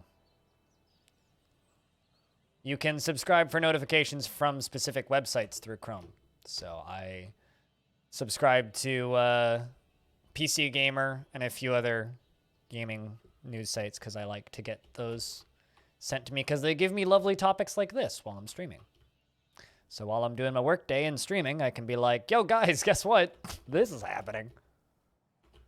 And it gives us these lovely little chit-chat conversations. It also allows certain subreddits to send me notifications such as /r/games. If there's a rapidly trending story on /r/games, it's usually interesting news. So I get those sent to my phone too. Attacking a demon camp? Yep. Although, Ryan, on the topic of games that you should buy War Sim. Actually, chat, if you haven't, you should all buy War Sim because War Sim is 35% off right now. So it's like less than the price of a Big Mac at McDick's. You know, then you too can play text-based Crusader Kings with no DLC. And, you know, enslave the goblin hordes or become a demon king and worship the holy evil mirror. And drop people like, you know, into a monster pit. It's a great game.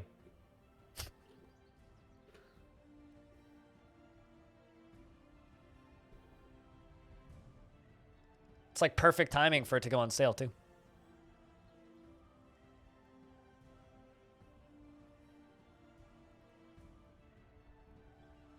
You can type 666 on the main menu for the real UI. Yep.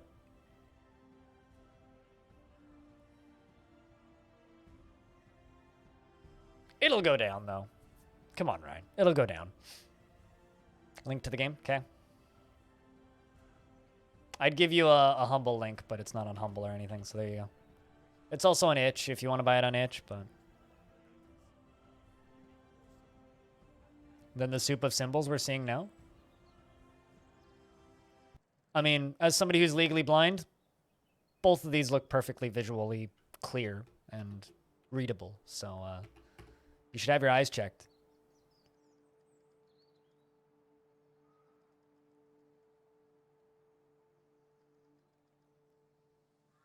Glad I could be of service. I edited that video while I was streaming this morning. So, glad I could be of service.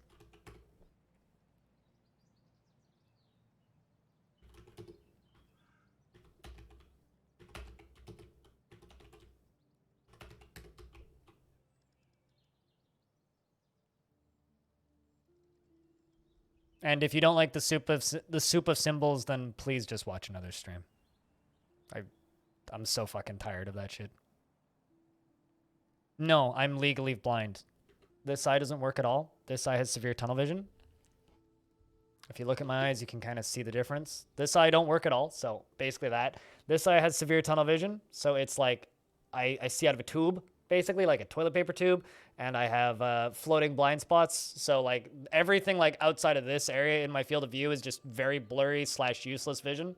If I stare at something and focus on it, it comes into view after a few seconds, but it's virtually useless. And my eyes are rapidly degrading, and I probably won't have any vision in the next 15-ish years. So, no, it's not an inside joke.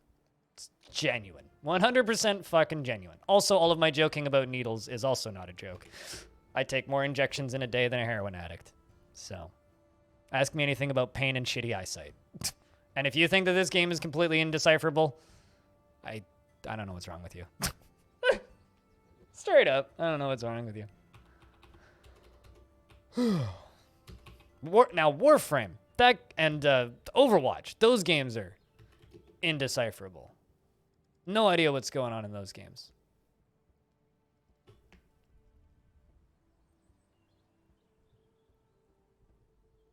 Why is it interesting? It's simple symbols. I can read text. I can see symbols.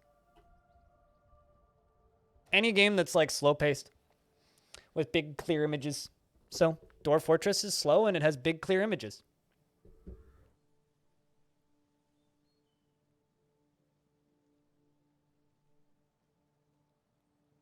It's just like a mess of fucking colors and random shit, right? I mean, I have a similar problem with Risk of Rain, but I play Risk of Rain anyways. Even though I've kind of hit the skill cap. Just gotta look at it more. You'll learn to read it, Yornborn. It's not that bad. The things that I always tell people. To play DF, you need 3 things. A computer, the ability to read, and the ability to type. So if you can type in Twitch chat and comprehend Twitch chat, you can play Dwarf Fortress.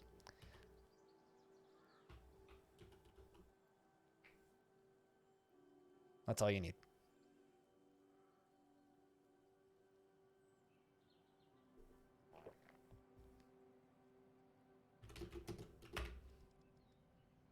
And then you'll have many happy dwarves like this one. Although this dwarf is ashamed at the lack of dining tables, which I'm incredibly amused by because there's dining tables literally fucking everywhere.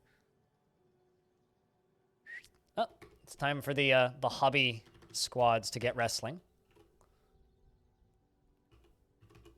So I got dwarves that want to wrestle. Go do what you gotta do, dwarfs.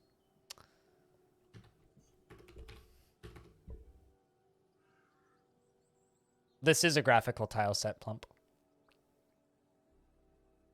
Also, I would argue graphical tile sets make the game more messy because it makes the individual symbols more complicated. What is harder to discern? A very small, fast-moving pixel art of a cat or the letter C?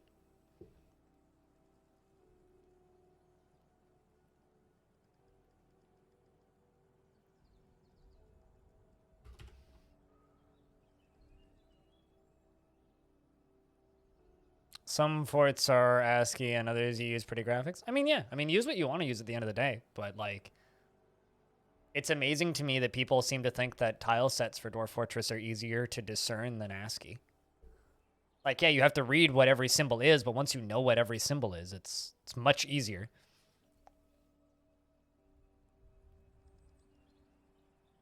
Which is why a very simple tile set like this one is the best middle ground for all that. There we go. It's already fixing you.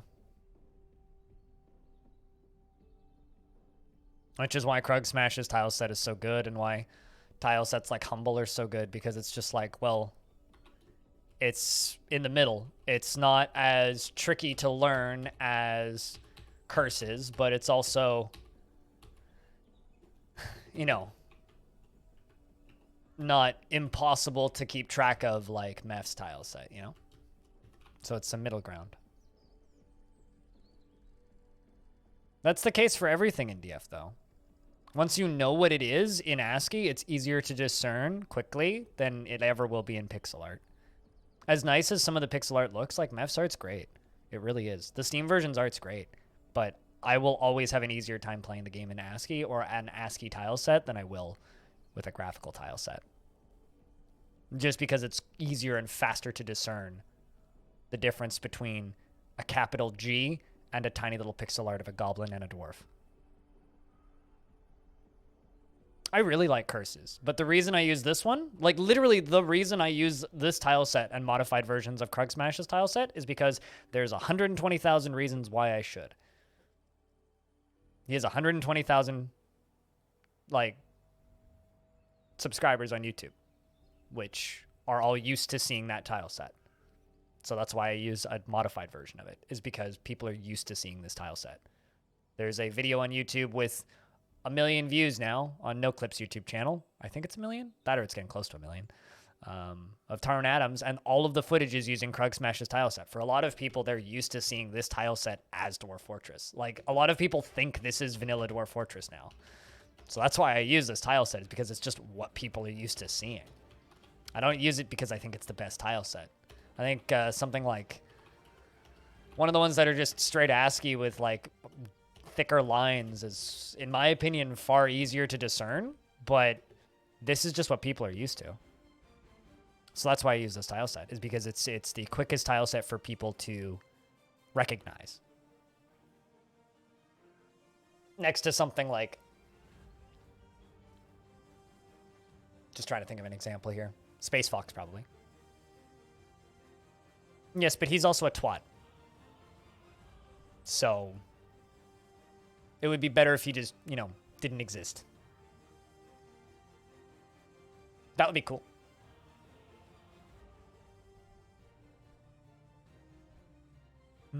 What does that look like? I'd love to know. Lake Bear?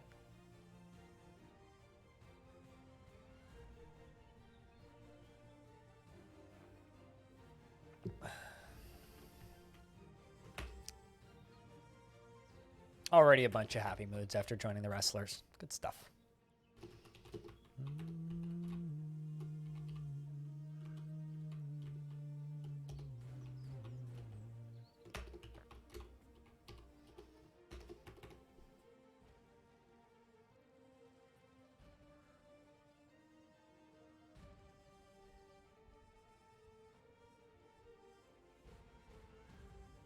I mean, how do I describe this? There are very few things that I need to be super strict about, right? But I need to ask you guys a genuine question. What would be better? I talk smack about Seth every time he's brought up on the stream, or I just ban his name altogether? Because I think banning his name altogether would just cause more questions. And I don't know how to sit in a happy middle ground there. Because goddamn, I hate the guy. Smack talk? Yeah, probably. It's like, you know, I'm just the little guy, right? I can't actually make somebody like that, you know, I can't actually fight with that person just because I hate him. You have no idea what this is about? He's a racist bigot and a twat and an asshole and insults people for comedy and goes after minorities and makes shitty jokes and has zero fucking tact. Like, what else is there to know? I'm like, really? If you've seen his videos, you probably know what I'm talking about. He's edgelord shit humor for children with low fucking brow. That's the problem.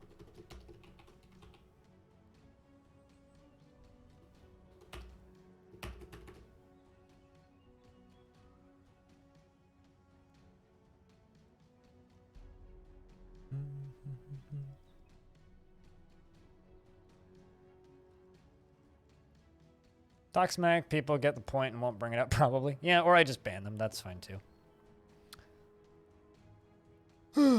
When he reviewed Caves of Cud, I streamed Caves of Cud that day, and there was this person who came in and used his catchphrase, and I said, "Leave the edgy humor at the door, and we'll get along just fine." He's just like, "Bye." If you argue against me, yeah. Otherwise, you'll be fine. You're fine right now, to be clear. It's actually pretty challenging to get banned here. Some people seem to think it's super easy, but like, it's actually pretty, like, if you get banned here, that's kind of impressive to me.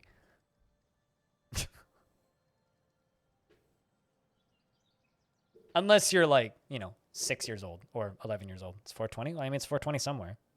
That's for sure.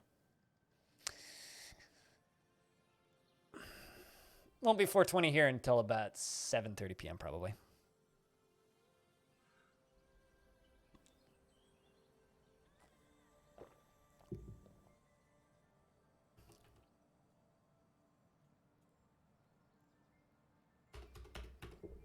The whole what do you call it?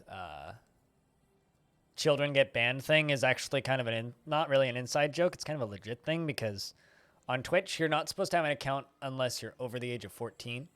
So anybody under the age of 14 is considered a child. And if you state that you're younger than 14, I technically have to ban you.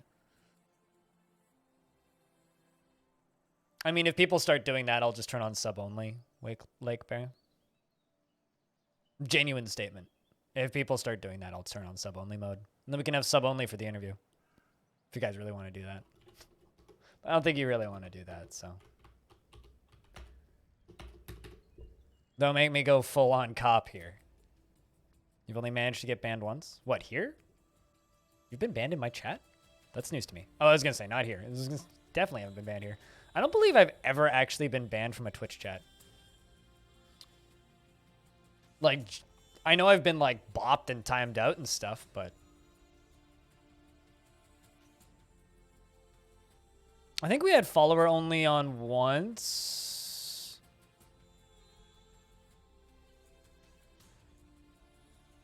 Emote only mode, sub only, follow for 15 years, yeah.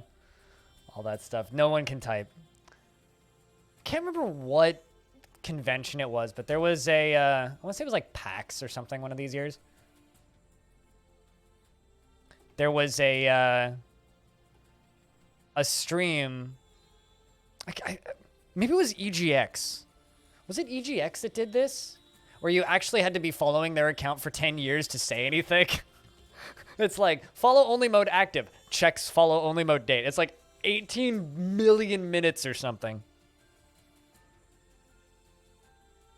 Anyway, yeah, no one could type in their chat. And then they were like commenting, they're like, man, chat's really quiet, but we do have 2,000 viewers. And it was like, no fucking shit, chat's quiet. It's pretty funny. I can't actually remember what game announcement I was there for. Oh well, it's a while ago.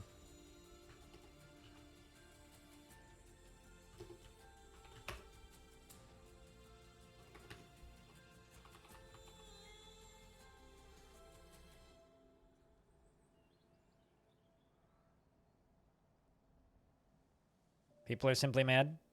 Yeah, I mean, I've gotten death threats for almost nothing. But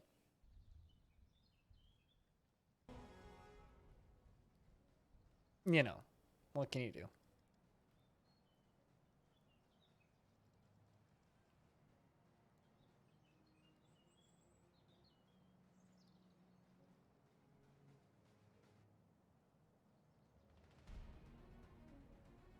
What can you do?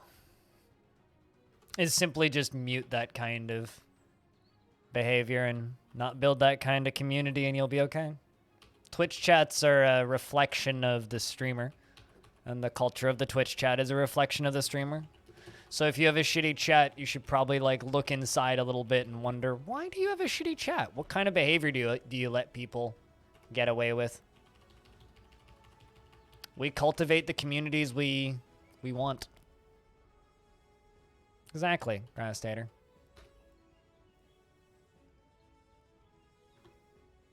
Most of that stuff I just, don't permit. There's a lot of emotes that are pretty popular and common on Twitch that I don't permit in my chat. Because I don't like them. Like, quite literally, it's that simple. I don't like them.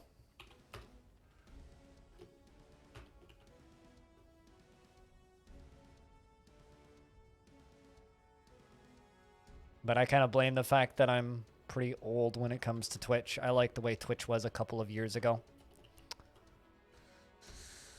Kind of don't like the way Twitch is gone.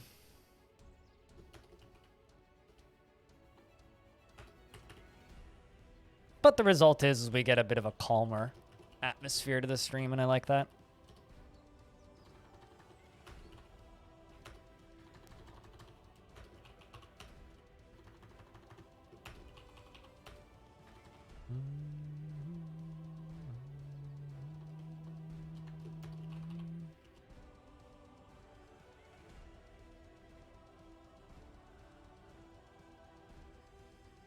I mean, you just won't see them. The emotes that aren't allowed in this channel are just, like, if you type something in that's not allowed, you'll get a, this emote blocked due to channel's moderation terms, because I just don't let them be typed in. So you just won't even have the option to use them, so you're fine. Also, I like that Steven Spawn got his emote as the PogChamp of the day, but it's weird seeing Steven's face. I mean, that's just classic internet humor. That's good shit right there. That's just good shit. You didn't think that would work? That's just classic internet shit, man. Why wouldn't I let you use some good old-fashioned internet stuff? Nah, the stuff that I'm talking about that's not allowed here is stuff like KEKW and LulW and Omega Lul and all that shit. All the Twitch-specific kind of negative culture shit. All of the Pepe emotes can, like, fuck right off. That stuff is what I don't allow here. You want to raise some dongers, though? I'm all for it. Let's do that shit.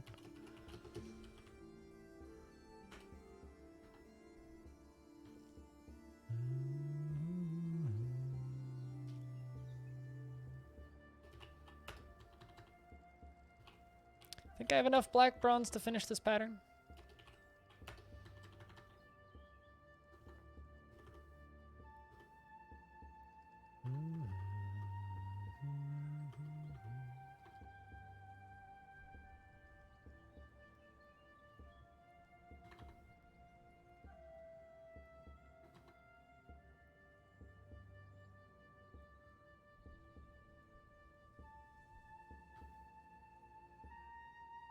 Did I run out of black bronze? Where did it go?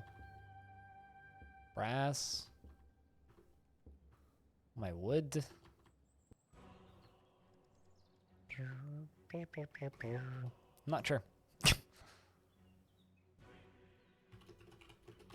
I mean, KEKW will just tell us that you're stupid, which is hilarious.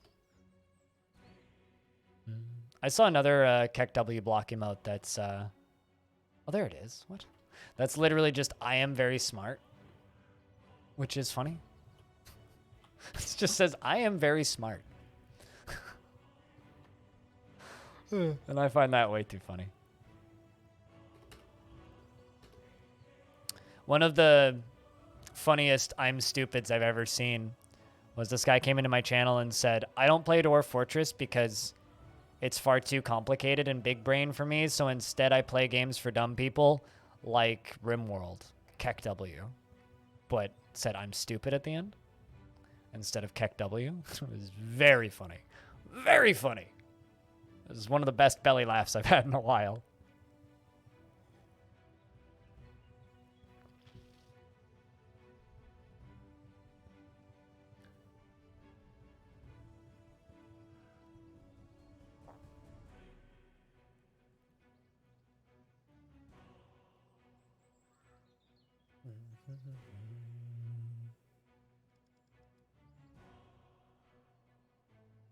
They're in distance order. Yeah. I mean, that's the stuff that I'm looking forward to the most in the Steam version is like just being able to like type in the material that I want. Oh my God, that's going to be amazing. I cannot wait. Cannot wait.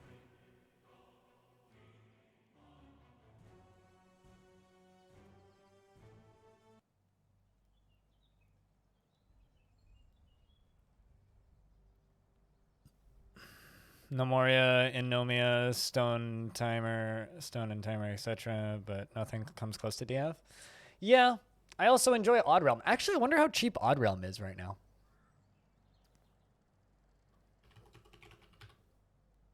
Oh, is it not even on sale? Man. Odd Realm dev missed a string. Here's another DF-like game. If you want another game that's like DF to kind of scratch the itch when you're not playing DF, Odd Realm. It's a pretty good little thing. Although the... Is it unfair for me to say that the UI is somehow worse than Dwarf? But yeah, no, this game's cute. I like it. I enjoy it. It's a great little town builder. Not the deepest or most complicated game, but it's a cute little game. That's for sure. I also have it on itch. I have it on itch and Steam actually. Yeah, it's only been out since 2019, so it's newish. Of alcohol poisoning in the tavern. That's challenging.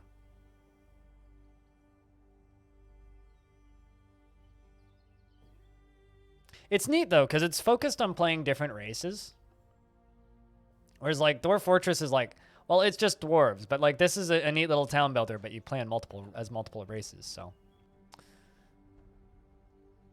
But you know, it's underdeveloped because it hasn't been in development as long, so it's not a fair competition.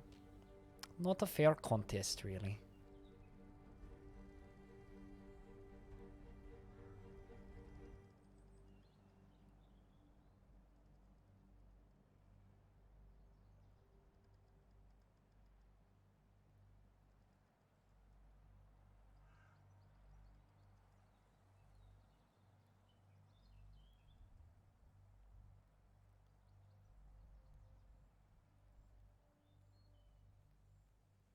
Yeah, it's a single developer too. It's just one dude working on it. He works on it full time as far as I know, so that stuff's cool too. Yeah, no, I tend to agree. Like DF's UI is just utilitarian. It's not bad. It's just utilitarian. Most people can't handle a utilitarian DI though. DI? UI. That's the word I was looking for. Utilitarian. That's the word I was looking for. Bare bones. That's where my black bronze went. It's just at the bottom.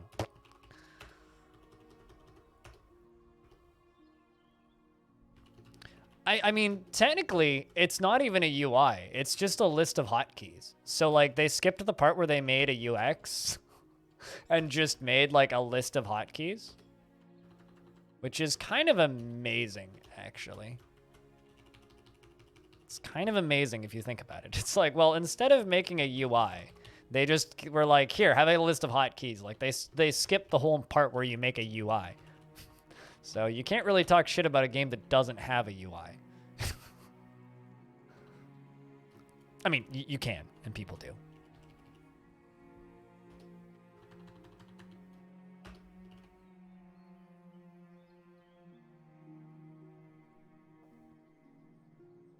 Angles and everything? No, totally. I mean, it's... Dwarf Fortress's UI, it's like, and this is why this is what I tell people. It's learning Dwarf Fortress isn't like learning any other video game. Most video games, they hold you by the hand and they gently walk you through every single baby step, and that's cool. That's how most modern video games teach you how to play them. Dwarf Fortress is like learning a tabletop game. You read the fucking manual. And once you're done reading the manual, you read it a second time. And then you bring in two friends and you read the manual while you're messing around with it for the first time. And then once you're done playing with those friends, you read the manual some more. And then the third or fourth time you play it, you have the basic idea of what you're doing. And then you teach somebody else how to play it. That's what learning Dwarf Fortress is like. It's not like learning your average video game. It's a game about reading the manual and learning the rules. Once you know the rules, it's pretty easy.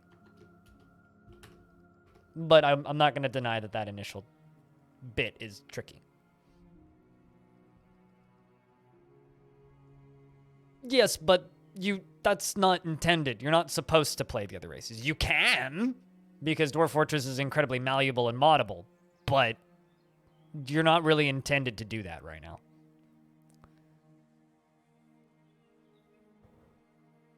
Sure, Aquasar.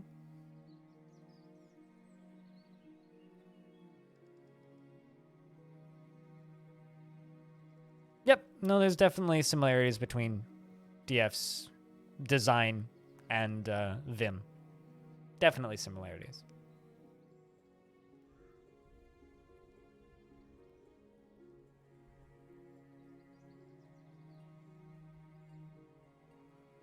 Before you even considered launching it? I mean, that's also totally an option as well. Yeah.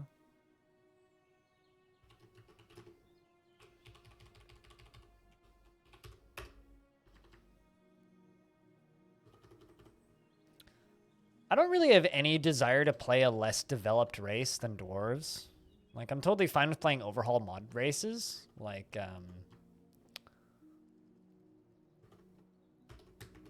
something that a modder is made, but I don't know. I'll play elves and humans and stuff when Tarn adds them.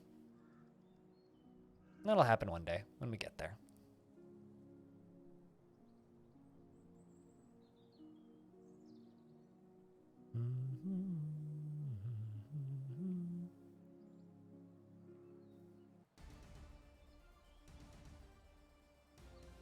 Yes. No, it's certainly a lot of information around here.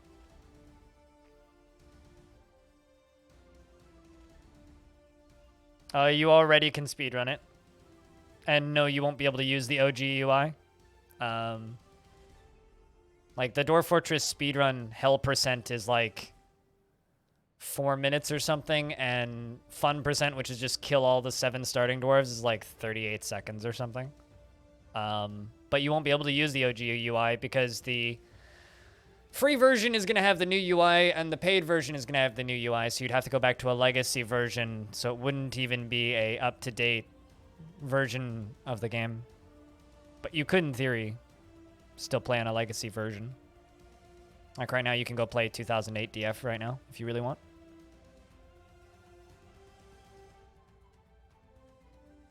You look forward to kobolds more than anything? I like kobolds. Kobolds are cool.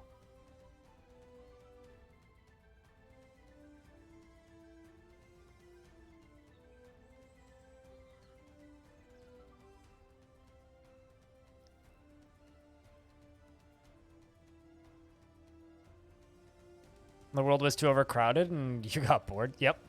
I feel like we get real laggy if you're playing goblins because of how fast they breed.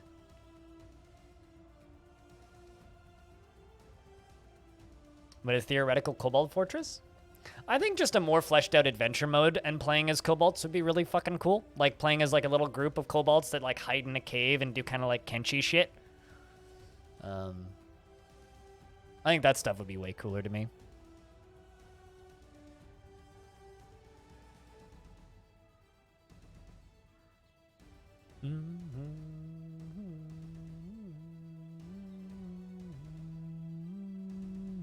Oh, we're getting attacked by owls. Rip. Please don't hurt yourselves, dwarves.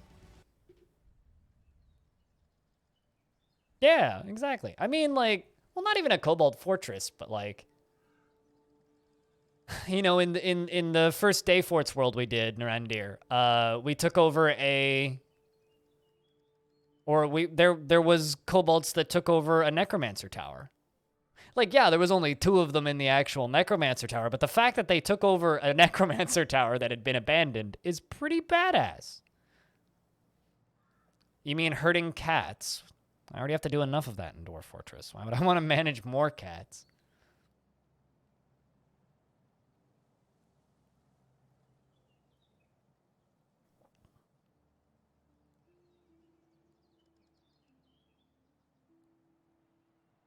But, you know, we're playing Dwarf Fortress, and I don't know if I speak for the entirety of the player base when I say this, but at least a portion of the player base, we're not playing Dwarf Fortress because it's a perfectly balanced game. We're playing Dwarf Fortress because there's nothing else like Dwarf Fortress, right?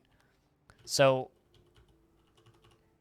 I don't think that we all come to Dwarf Fortress because it is the, you know, pinnacle of balance or logical design. We're playing Dwarf Fortress because of the depth and the world generation and the storytelling capabilities, right? So at the end of the day, like, who cares if things work properly, right? Like, who cares if the game runs perfectly? In my opinion, it's not really Dwarf Fortress if the game doesn't try to crash, like, 3 times.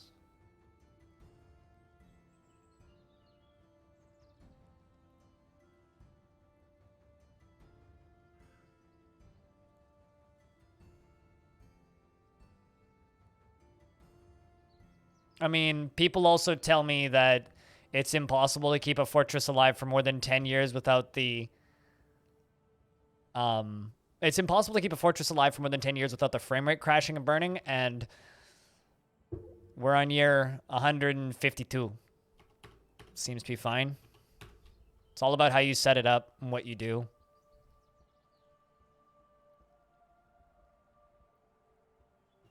And I don't have some supercomputer. It's like, yeah, it's a current PC, but it's not like some brand new top of the line computer. Yeah, I'm looking forward to new people being able to tell cool stories because there's more people playing. The more people playing, the more stories. The more stories, the more marketing for DF. The more verbal marketing for DF, the better DF does. The better DF does, the more money Tarn Adams makes. The more money Tarn Adams makes, the cozier he will be in the future, and that's all I care about. Because frankly, like, Dwarf Fortress is, like, if you actually look at the financials that they post on Bay 12, they get paid criminally low compared to most devs working in computer science, and they're creating one of the most legendary games in history. They're criminally underpaid right now. Criminally.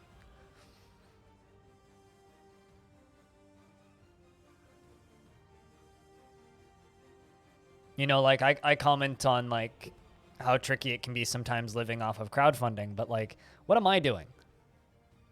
I'm an idiot in front of a microphone, playing video games on the internet, entertaining people. Tarn and his brother are creating one of the most important video games ever made. Those guys should be on top of the moon and set. And they certainly aren't. So, like, go chuck them your dollars. Damn it. Unfortunately, you won't be able to get crayon drawings anymore, but, like, go support them anyway. Because no one else is doing that.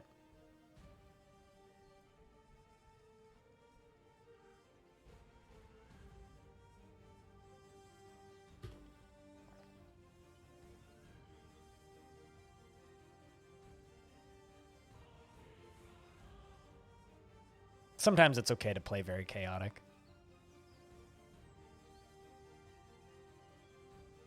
I mean, my favorite story from this fortress is literally the story of a broken relationship. A mayor sentenced a dwarf to death, and that dwarf's... And then that mayor married that dwarf's wife within a week. Later, that mayor eventually died of old age, and she's still alive. It's this dwarf, right here. Her husband was put to death, and she died... she married the mayor within days after her husband was killed. They don't necessarily need to be big. Interesting power move. Yeah. Interesting power move. Very suspect. Slightly suspect, yeah. Or like the child that ripped the leg off of my Baron, and his when he was impaled on a pickaxe, because Morden was Morden. This is a nice memorial to Morden, in memory of Morden, born in the year 15, struck down by the dwarf Hops, who was my sheriff at the time, with a copper pick in the year 27, Slayer of Tapioca, my Baroness. So ripped the leg off of Tapioca. Do what you gotta do, Stone. Ripped the leg off of Tapioca.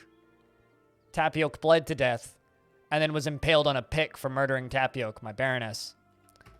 What's even better was he was splattered, and even though he died down here, his arm flew up here and landed there, before I put a ramp there. So there was no ramp, no way to get up there. The arm was there.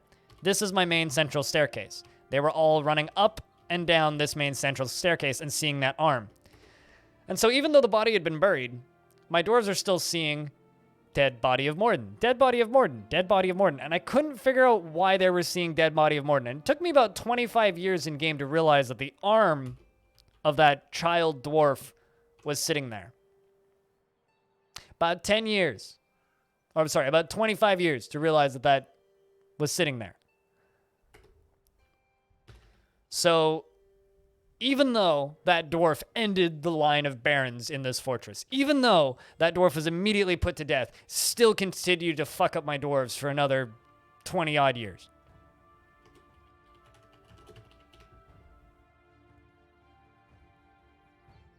So that was the thing that happened in this fort.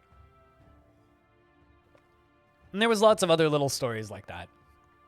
You know, dwarf commits crime and gets skull caved through forehead. You know, like the dwarf that fell through 10 Z levels worth of flooring and survived. The child that was chucked off of the wall and went splat. All of those wonderful little stories. We got lots of those.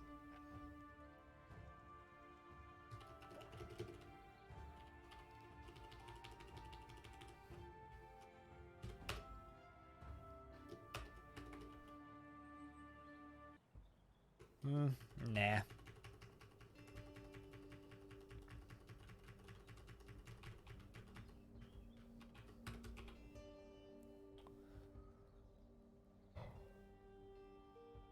So no, there's many wonderful tales that Dwarf Fortress can tell that no other game is capable of telling.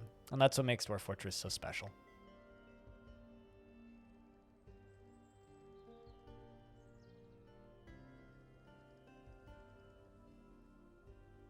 I mean, so I used to work in fast food, Vigero Pro, and I found a bag of lettuce that expired in 1992. And I found this bag of lettuce in 2014 on top of the freezer.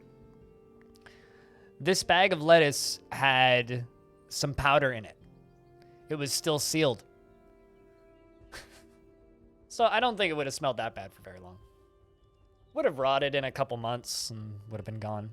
Yeah, did I never tell you that audio? I've told that story before. A bag of lettuce.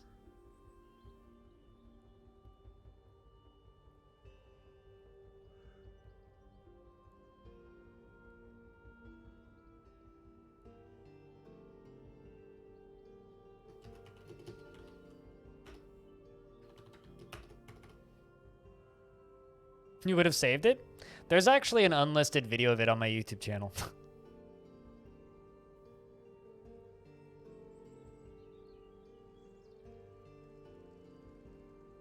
The Hamlet of Tyranny? I think my favorite story is probably Arch Crystal. I mean, I could be really basic and say,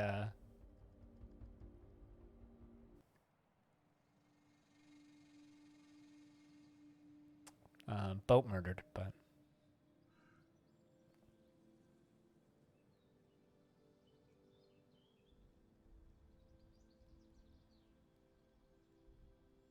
at some point I need to just like record myself reading Boat Murdered and just put it up on YouTube. 'Cause I'll bet you people would watch that.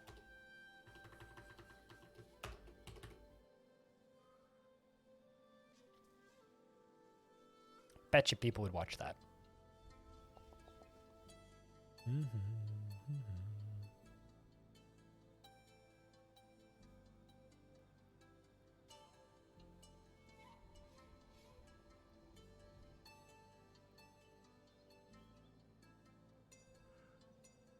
You don't get it? It's my bot.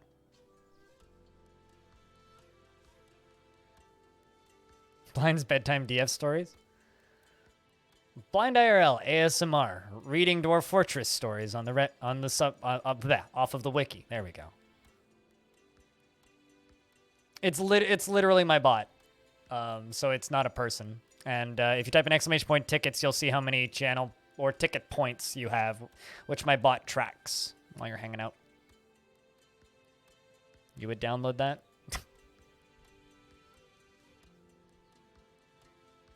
I mean, it's the most famous one, not necessarily the best one.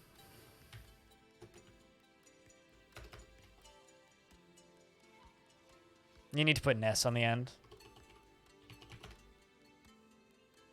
So it gives you an idea of how long I've streamed. When I have, what? I think I typed it in at the same time as you. My bot's not that smart. It can't multitask that much. But, yeah, I have almost 12,000 hours since 2015 streamed. And I've been streaming for 7 years. 7 years. This is an old channel.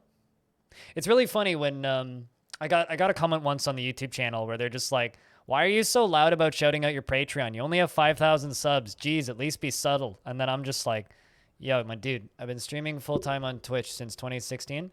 I've been streaming for a total of 7 years. So just because the YouTube channel is actually starting to do stuff this year doesn't mean I ain't gonna shout out my Patreon. So shut the fuck up."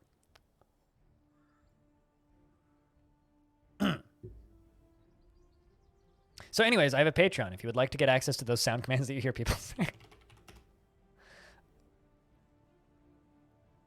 But you should support Bay12 first. You do wish that there were more hot seat stories? What do you mean by hot seat stories? Oh, you mean like Legacy Fort stories? I mean, I've wanted to do a Legacy Fort on Twitch for a while, but not to be mean, but there aren't enough Twitch channels out there that I would trust to be consistent. There's a lot of like hobbyist Twitch streamers, but there's so very few people. I think the coolest, Succession Fort. I think the coolest way to do it, or the coolest way to do like interaction with that sort of stuff on Twitch is like what I'm trying to do with my day forts. And so far, Day Fort Season 2 has been pretty fucking cool. Not gonna lie. Did I not update that? No. I thought I made a command for both, but I guess I didn't. But yeah, I think that like the Day Forts are probably the closest thing that I've gotten to that so far.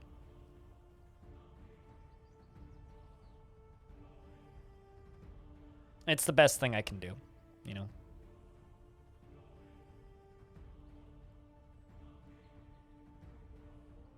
Let's make a bar block stockpile up here. This is going to take forever to haul it all up, but it's time to move it. No metal, no coal, just stone and clay.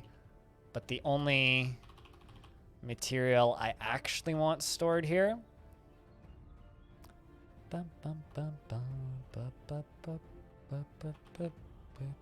is nice.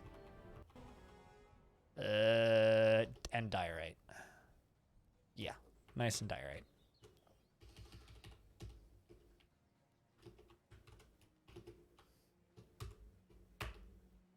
So that stockpile there has now been removed, which means all of the dwarves are going to move stuff. Also, how's Pete doing? You were pretty upset for a little bit there. Still pretty upset, but you are improving. You are improving.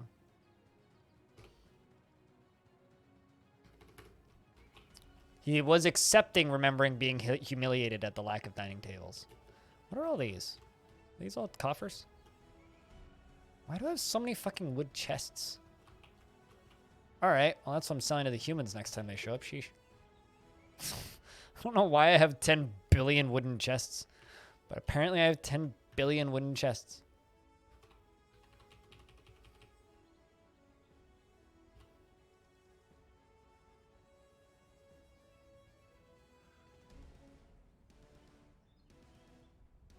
How long does Twitch save my videos? Highlights, it saves forever. And I have something like 2,000 highlights, but I've been trying to trim that number down. And then VODs, it saves for 90 days, but anything that's important is just uploaded to the YouTube channel. So if you're trying to find a specific fort or something I've done in the past, YouTube is where I archive everything.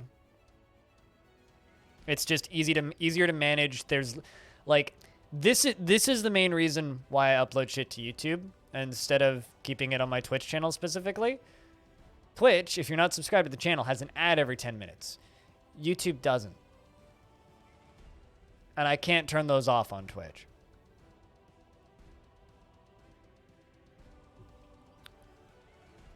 You totally could do that.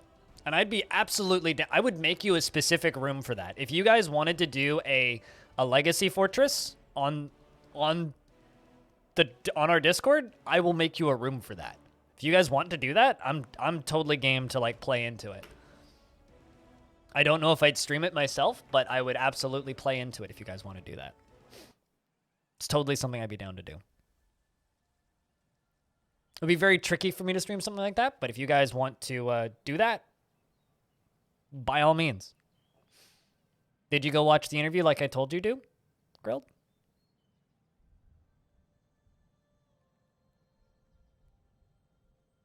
Did you learn a lesson? Or are we just going to have problems again?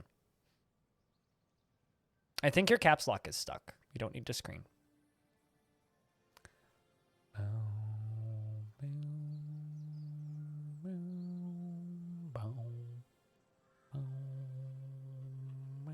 Oh, hey, the snow's melting. Just like my home. Also, to anybody who watches my stream or my team streams, we have a survey that is currently running.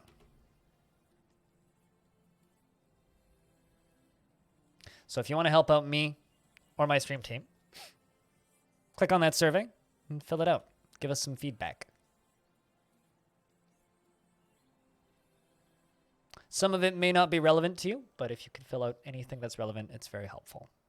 We're trying to figure out how to best manage overlapping communities between streams, because for those of you who don't know, I'm part of a stream team called Halcyon Frequency. It's a stream team that I co-founded with my friend FG, and we run it together as a crew. Trying to make it as good as possible. Did the interview happen already? No, it's happening at 3 p.m. Pacific. It's currently 4 minutes to 1 p.m. Pacific. So in 2 hours. After the interview is done, I will probably do a 10 to 15 minute long little chat with chat, and then I will end the stream and go edit it. Because I need to do that tonight.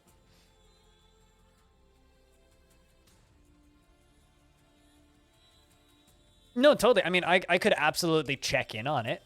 And if you guys are were very diligent about screenshotting stuff, then I could absolutely follow along. Yeah. Do a stream where I read stories of things that happened. Could totally do that. But I don't know if I would take a slot myself. Because that would be very difficult to kind of convey, you know? Because it would just be like a boom! So much has happened, right? But that's something that you guys would have to kind of organize yourselves, I guess. Like if someone wants to like take the helm on that, I'll absolutely like give you the permissions to make it easier for you to manage it. Heck, I could even make you a Google Drive folder. Like I could run the background stuff for you guys for sure. I don't think it's something that I personally would play on stream. Like, does that make sense?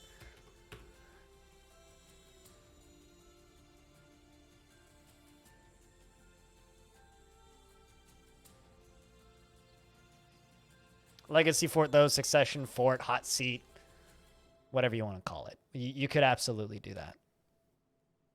And I would absolutely help out as much as I could through the Discord.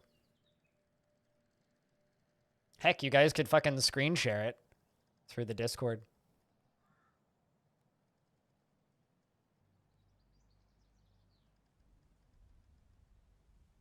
I don't know. I think that could be really cool.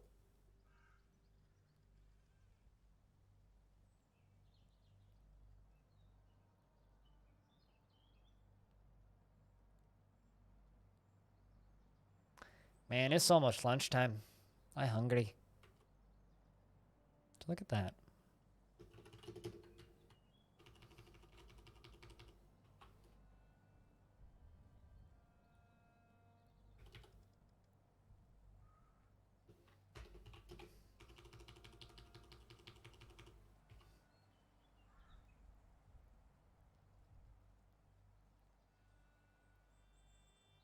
You didn't learn your lesson at all, did you, girl?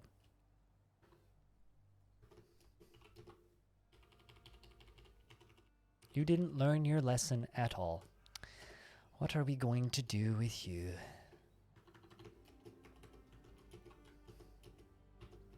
There we go.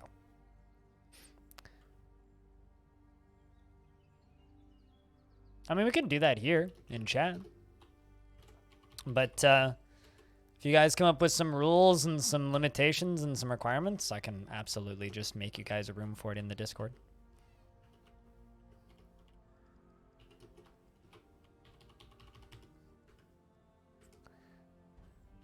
No, you're just really dense.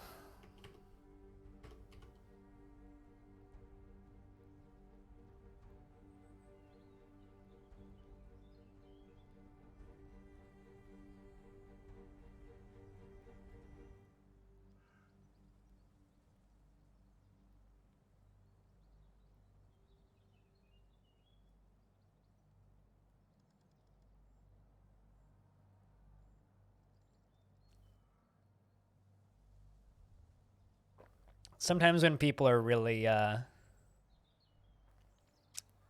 really dense and don't understand why they've been timed out, it really kind of sucks when they come back. You didn't say anything bad. No, you didn't. But you're being really obnoxious.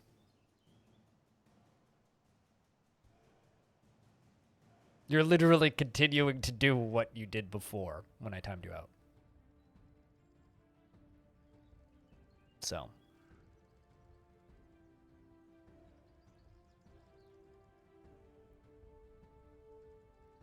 Alrighty, Aqua.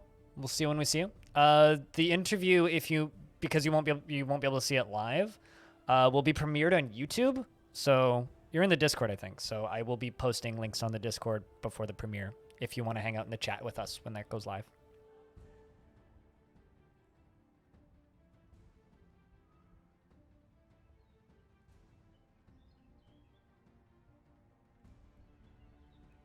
What's going on here? I'm building a very large upper fortress, like a whole secondary fortress. So I'm basically suspending it above the fortress in a pseudo sky fortress kind of thing. No, well, here's the thing, right, Grilled? I have a very simple set of rules. Act like an adult. And if you act like a child, you'll get banned. If you can't figure out that you're not acting like an adult, you're clearly a child. So, can you act like an adult? Is that so difficult? Because it seems to be for you. And that's very unfortunate. Because I'd really like you to be a part of this community. I'd really like you to be active in the chat. I'd really like you to be able to watch the streams and enjoy them, because you clearly do. But there's this problem where you act like an obnoxious child. So if you could stop doing that, we could be good friends. I don't understand what I need to say. So is Longdeath still going? Oh, this is Longdeath. Of course it's still going. Yeah. we on year 158. Nobody died this year, I don't think. Spring just arrived, and the annual tribute from Basti Just Mac has just arrived.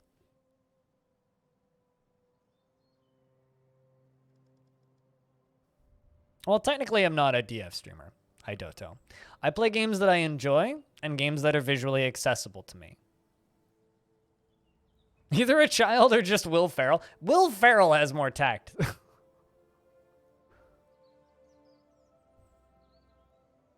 Well, it's not asking stupid questions. You can ask intelligent questions. It's all about how you type. Like, look at the difference between this. Okay? I'm going to copy paste the thing you just wrote. And then I will write it like this.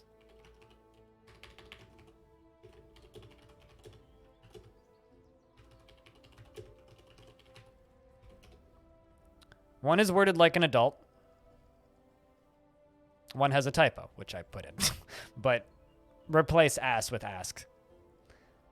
It's just very much a how you type, how you talk. You're incredibly obnoxious. One day you'll figure it out.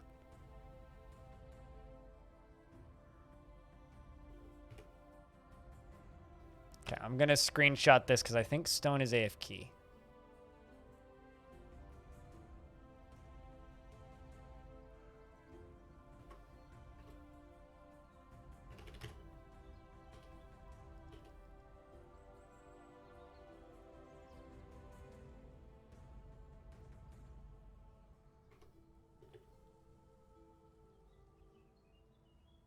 You see, Cornbarn, I know trolls. This person isn't a troll. This person is just incompetent. There's a very big difference. I can tell when people are competently trolling. This person's not a troll. They're genuine. They're just an idiot. And unfortunately, you can't cure idiocy. So I try to make people understand as long as I can until I give up. And then I time them out indefinitely. 5 strawberries. 5 whole strawberries. No, it's 5 units of strawberries. I imagine it's probably closer to like 5 kilograms of strawberries, which is actually kind of a lot of strawberries. As somebody who carried a kilo of strawberries home from the grocery store not too long ago, during the fall, that shit's heavy, man.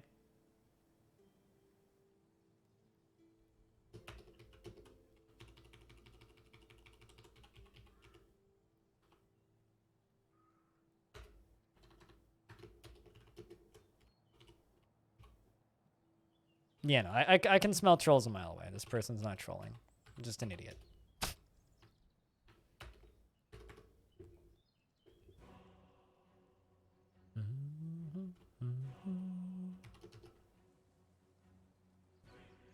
Trying to figure out how to say your name. Is it like Doge Natty? Or is it like Dog Natty? I can't tell. I mean, you were gifted that grilled. So it's not like you paid for it. Ba-da-bum. Ba-da-bum. Ba-da-bum. Ba-da-dum. Bum. Ba-da-dum. Ba-da-dum. Bum. Bum. Don't expose. It's not exposing, it's just honesty. Like I said, you're just very dense and you haven't figured out why I'm annoyed by your existence. And I'm really hoping that you'll change. But I don't think you will. So I'm going to give you like another 20 minutes to figure out what you're doing. If you don't, you can watch on YouTube until you grow up a bit.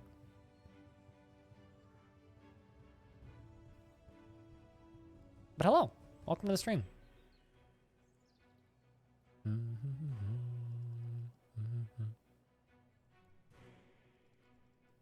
All right, well.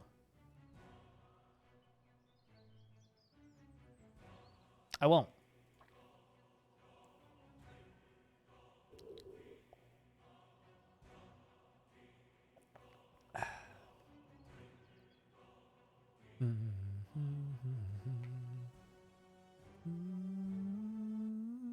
You can come back when you speak like a grown-up.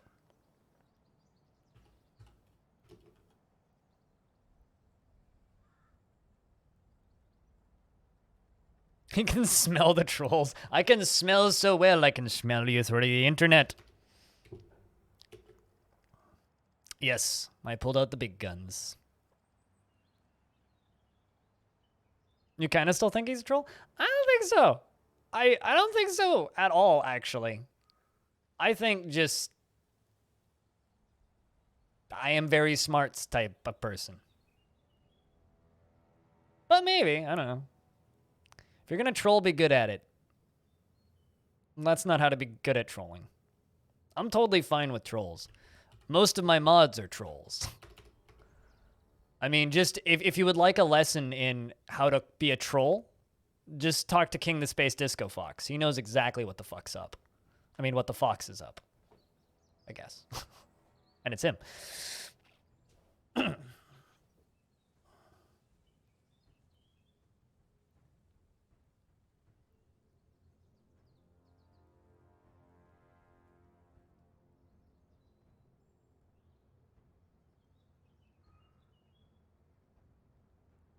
You know, here's the thing, Coldfire. Generally, native English speakers speak really good English. But not native English speakers often speak better English than native English speakers because they're trying to not make mistakes. So someone who doesn't speak English natively is often trying harder. So if you... Has anyone heard from Stone Hobo lately? He is at work right now and will be home probably in about an hour and a half to 2 hours. He works mornings Eastern time zone, so usually gets home around like 3 p.m. my time because he works pretty long hours. But, so yeah, no, generally people who are not native English speakers speak more coherent English than native English speakers. It's the reason my English is like sometimes a little futzy when I'm typing. It's because like I don't care. So it's like in order to speak English badly, you have to know English pretty well.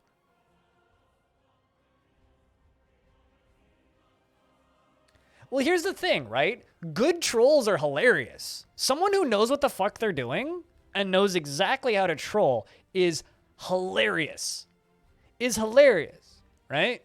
I'm totally fine with trolls. Trolls are great. I love trolls. You just gotta be fucking good at it. You gotta be funny. That's the key there, right? Nobody likes nobody likes an Adam Sandler in a bad movie. Nobody likes that. But everybody likes a good comedian. Everybody likes Eddie Murphy. Everybody likes Chris Rock. Because they're funny. Nobody likes Adam Sandler because he's a shitty troll. Although I do like Adam Sandler in good movies. He's just not in very many good movies. But then again, Chris Rock's in plenty of shitty movies, so it's not even a good example, but you know what I mean.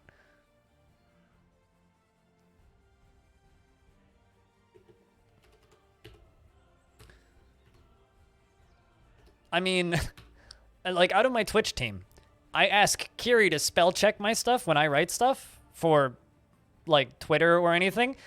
She's from Austria and not a native English speaker, but is better at spell checking my stuff than I am because she's not a native English speaker. So I'd rather get Kiri to check my stuff because I'm going to miss all of my spelling mistakes and grammar errors because I have to actually be asked to care. What am I going to sell these elves? What do they want? Prepared food pots. Uncut Gems was incredible. Not a comedy, though. Trying to think, what's another Adam Sandler movie I unironically enjoyed? I remember really liking Click, but I don't know how well that movie aged. Funny People had some heartfelt moments in it, but I wouldn't say Funny People was a good movie.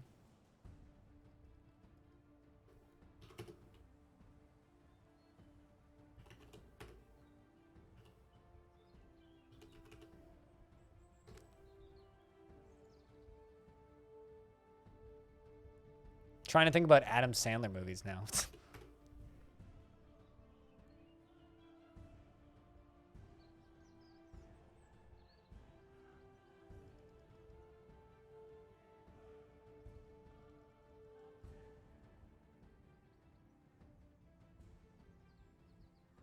In that movie?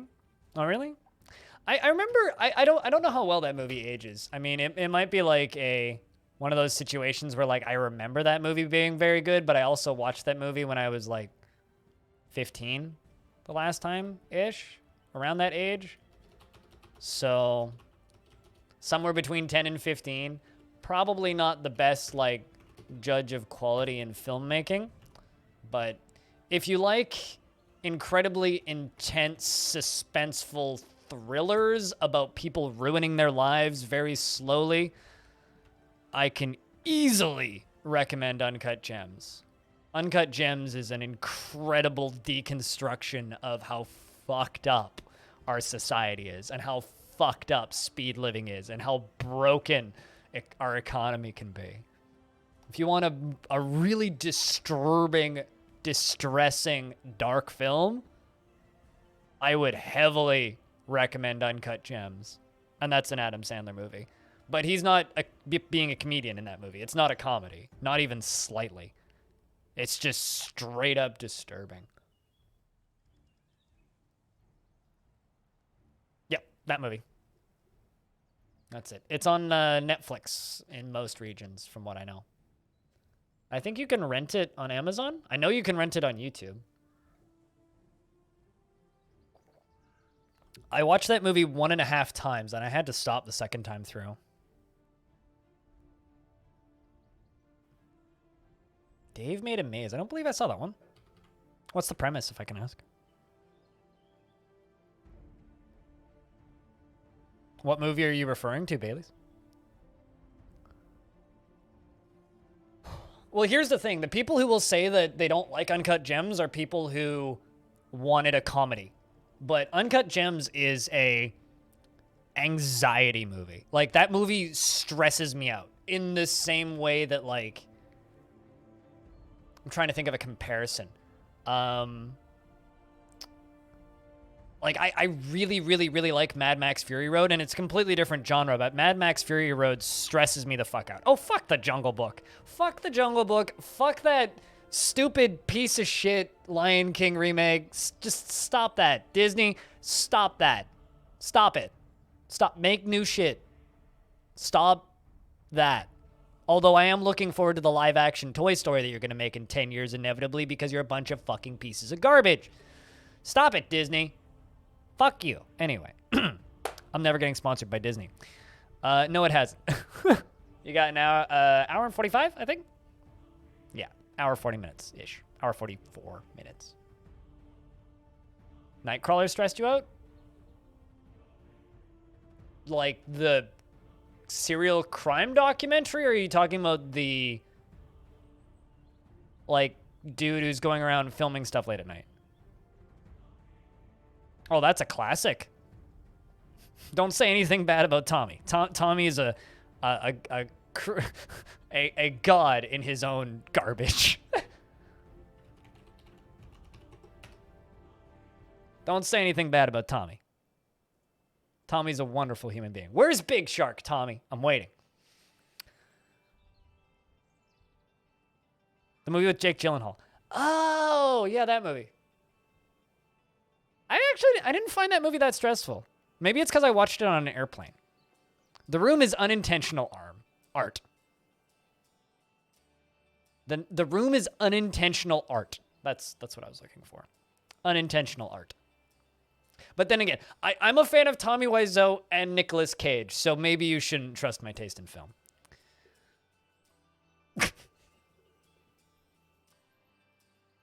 The animated Beauty and the Beast is my second favorite animated film of all, like hand animated film of all time. So I kind of refuse to see the live action remake, but I heard the cinematography in that thing was good. I like this. This is an adult dwarf who's 19 years old. 19 years old, right?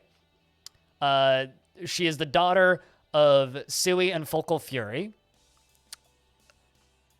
And she's in my military training, but feels enjoyment remembering playing with a toy axe. That's adorable.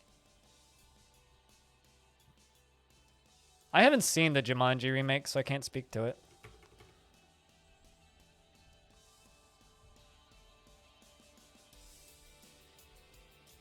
My favorite animated Disney movie is The Hunchback of Notre Dame.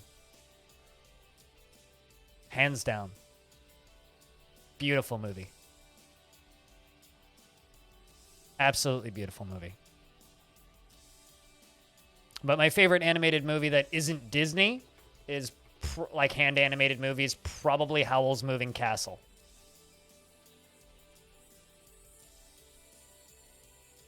Interrupted by a great horned owl. Stupid owls. Nobody talks about Hunchback of Notre Dame. Like, I feel like that movie's kind of forgotten.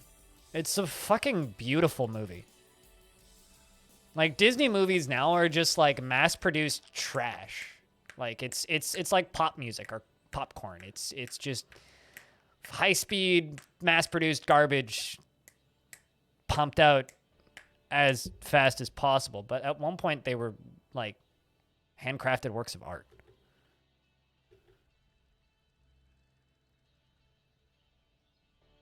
Yeah, I mean, Akira is also up there. I mean, I'm trying to think of just animated movies now. Like, Akira's up there. You know what's kind of a recent animated movie that I really enjoyed was it's another anime film, but Summer Wars. It was cheesy, but the art in that thing was fucking beautiful. I saw Beowulf recently in a bar so you'll know how recent that was. I think 2019, and I was kind of drunk and a little bit stoned and about to go to a metal show, and I saw that on a screen, and I remember looking at it and just going like, what the fuck is that? And my friend being like, oh, that's Beowulf. And I was like, that's Beowulf? Really? God, that aged badly. I don't know. That animation, there's something about that. Anything Studio Ghibli to an extent. There's a few Studio Ghibli movies I can live without, but... You have no taste because you enjoy Zack Snyder movies? I mean, that's like me enjoying Michael Bay movies. Michael Bay has some really good shit. He also made Underground 6. 6 Underground? Underground 6? I don't know. That movie is racist. That movie is pro-American military. That movie is garbage, disgusting, rather disturbing, and I don't know why I kept watching it. I just kind of progressively got more drunk as the movie went on. You discovered the win formula for War Sim? I mean, I know the win formula for Dwarf. I don't do it. Games like that, though, the win formula isn't necessarily the best. Okay, when did people start calling people, like, Daddy Zaddy? When did people start doing that? When did that become a thing? So I was listening to Giant Bomb's Game of the Year podcasts earlier in January because they didn't do them in December this year, and they were giving out the Best Dad Award for the best dad in video games, and they were talking like between Hades and a few other dad characters. I think there was a few various dad characters, and then yeah, good one, Stone. He made good one. Be like, you made a fart joke.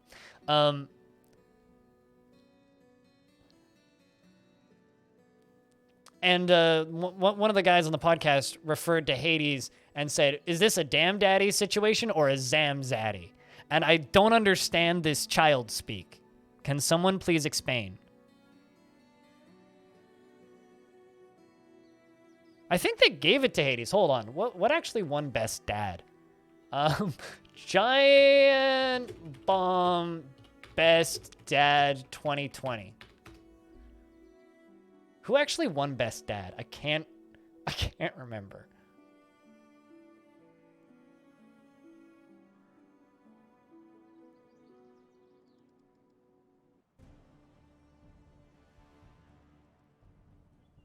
You've never... No, it's Zam Zaddy. Zam Zaddy. Best Dad 2020.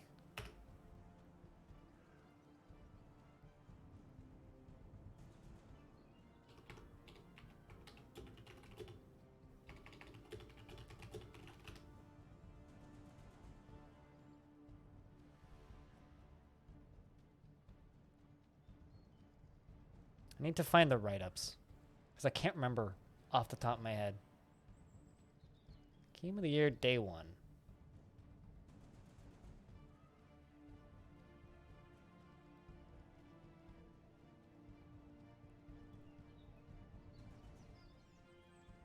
Do I have to, like, re-listen to these podcasts?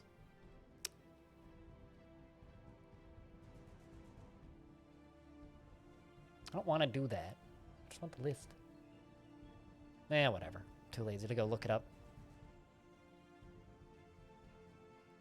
Yeah, I know Hades was in the top 3. I can't remember who actually won Best Dad, though. It might have been Hades.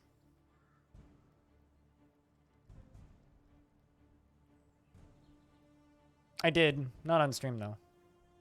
Oh, boy.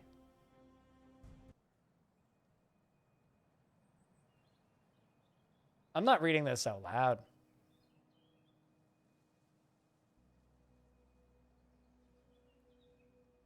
Yep, that's very much a fucking Urban Dictionary definition. Although Urban Dictionary still wins the funny award for the definition of sarcasm.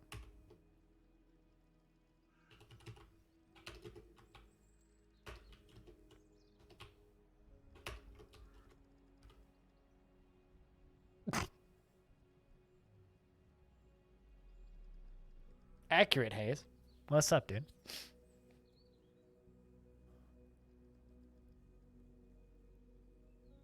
I wasn't able to finish Hades, so I can't really speak to Hades being a good dad or not. That's good stuff. With a 10-foot garbage pole? I mean, Urban Dictionary's definition of sarcasm is genuinely hilarious, which is making fun of an idiot without them realizing it. I think actually it's insulting an idiot without them realizing it, but...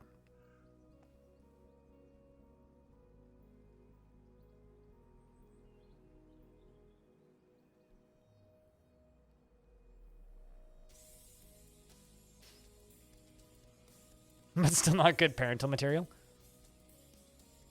The ability to insult idiots without them realizing it. Yep. Chat, do I have the ability to insult idiots without them realizing it? I've certainly done it. I don't know if I have the consistent ability to insult idiots without them realizing it, though.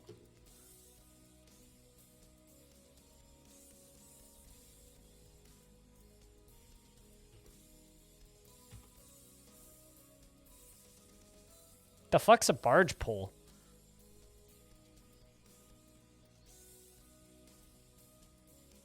Also, what the heck's a garbage pole? Never heard of a garbage pole before. Never insulted you yet. A likely story, Coldfire.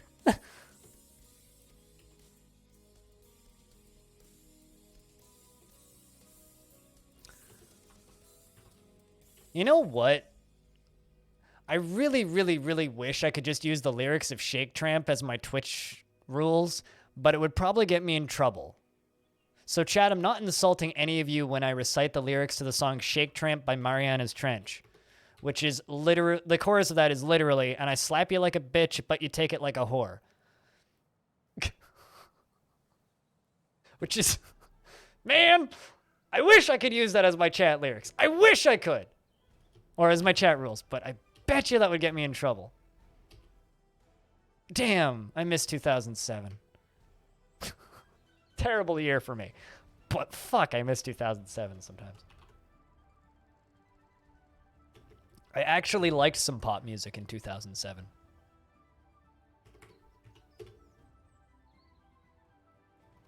I slap you like a bitch, but you take it like a whore. Upside down and around, just another piece till you need another sound. Bop bop bop ba da da bop bop ba da da bop bop ba da da ba da da bop. That song's such a fucking earworm. Oh, did I misread that as garbage pole? I mean, can you blame me?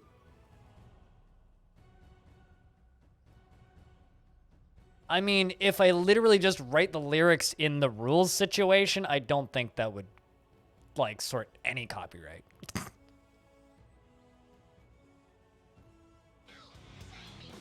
Hello, Fog. Saw you pop in. I was gonna say hi to you. Yeet, yeet. 40 fucking months. How does it feel to be in your 40s? Terrible is the correct response. Thank you very much for keeping that subscription alive for a very long time. You're a good dude. Cheers, man. Fog did all of the graphic design work for my stream team. Twitch midlife or the actual one? Midlife crisis is a midlife crisis. Doesn't mean whether or not it's virtual. Doesn't matter whether or not it's virtual. Can still be a midlife crisis. I mean, am I going through a midlife crisis? I just sold a steering wheel, a TV, and a flight stick, and I'm buying synthesizers. Am I going through an early midlife crisis? I'm only 26. If I was doing that at 30, would it be a midlife crisis? Probably, right?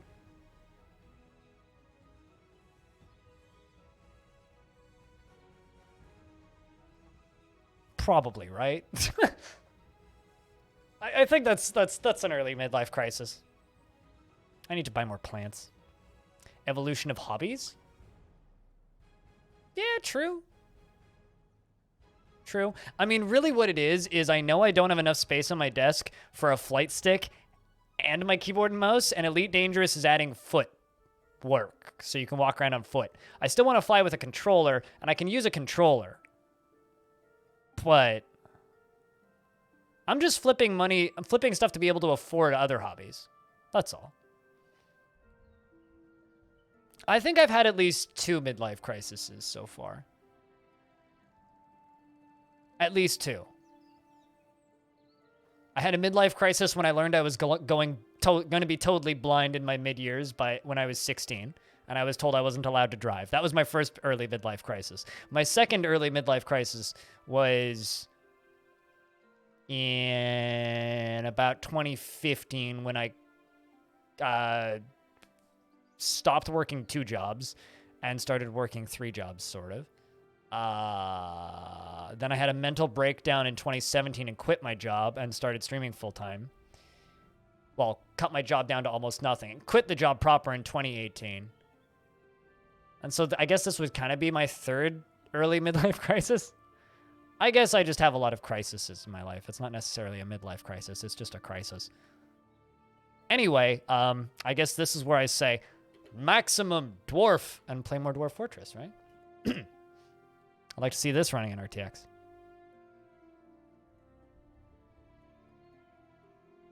This stream is not sponsored by Crytek. I swear to God. This stream is not affiliated with Crytek, but I might get sued by Crytek pretty soon. I really liked Crysis. I played through the first level of Crysis recently. The game holds up. It's still pretty good. It's good fucking open area. I don't know what a barge pole is. It's just a pole. What the fuck? I need to Google barge pole. What's a barge pole?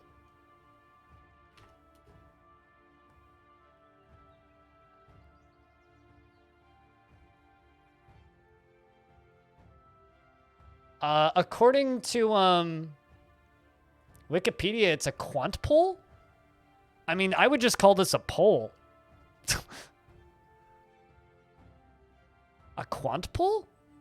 A quant pole is a pole used to propel a barge pole, or a punt through the water. A punt? What? Okay. A barge quant often has a cap and a prong at the end. Huh. I've never heard about punt or quant or barge pole before. I would just call that a pole. All this terminology seems too complicated for me. It's just a pole, yeah. Polish man on a barge? Yes, that too. Having a punt to me sounds like a weird slang term for taking a shit. Fuck. That's what that sounds like to me.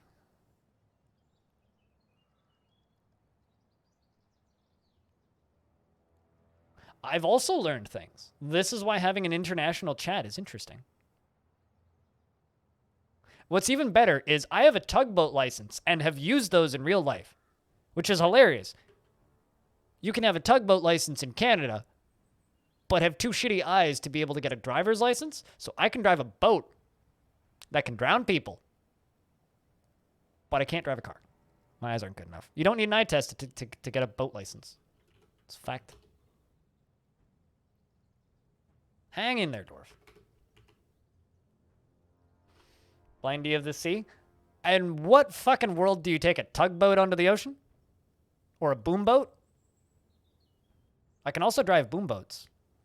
Anyway, I think it's almost lunchtime for me. So once the game's done saving, And once the, like, I think it's tribute season. Unless that's fall. That might be fall. Yeah, I'm just going to let the dwarves be dwarves for a little bit. I'm going to go, did you miss turn? No, that's in an hour and 25 minutes. Super cookie. So you've got time. I will be offline once the interview is done, more or less. I'm going to go grab me lunch, and I will be back in a couple of minutes. If you happen to have sound commands, now's a good time to entertain the chat with them. BRB.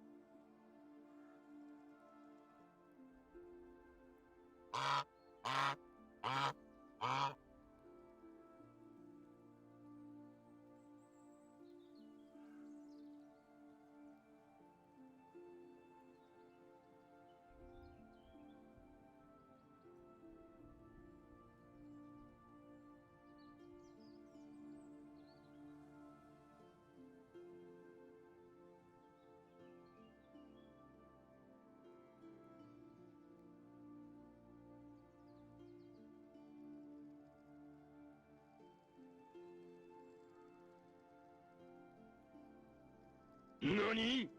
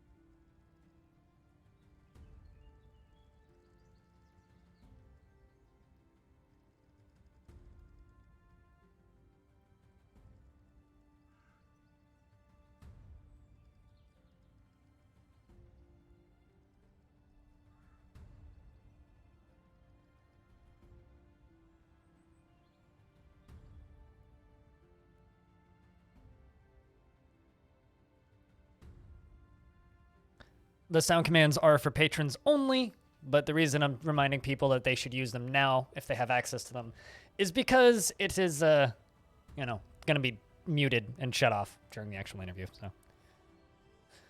All right, humans and their yaks, which apparently showed up the literal second I got up and left. Whoops. I have egg salad sandwich, though, so, not me.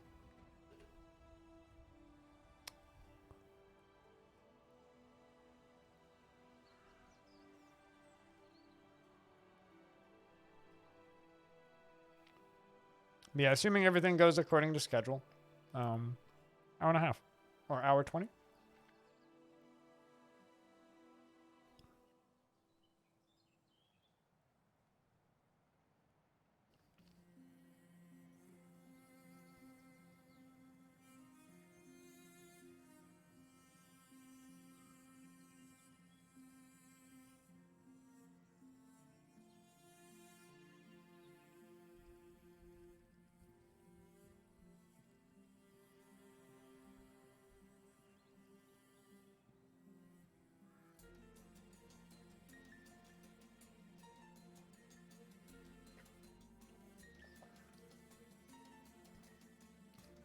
It's an egg salad sandwich.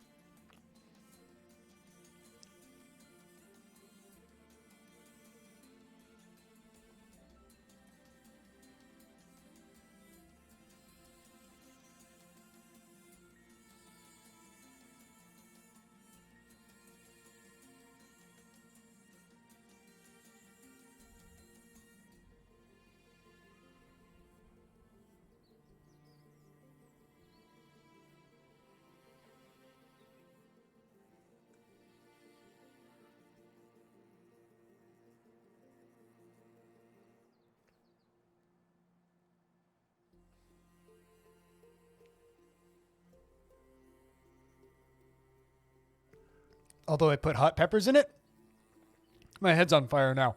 Woo!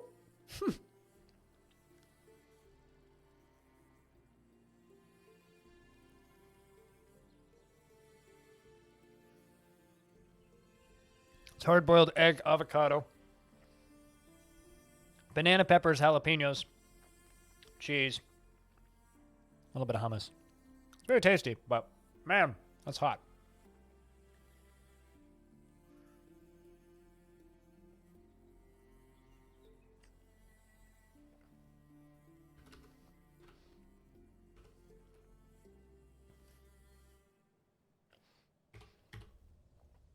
Now, what should I sell to humans? Probably all of those wood chests.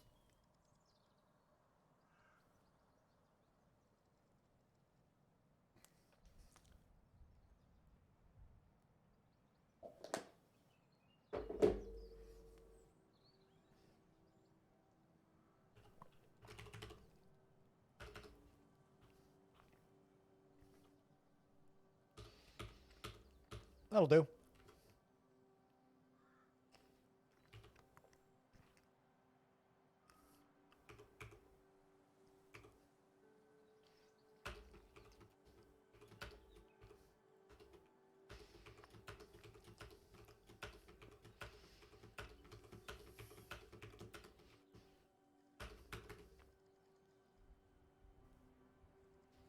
But yeah, if anybody's here specifically for the interview will be in about an hour and 15 minutes. So if you just want to see that, tune back in an hour and you'll be getting that. Which means if you start right now, you have just enough time to watch one of my previous interviews if you want.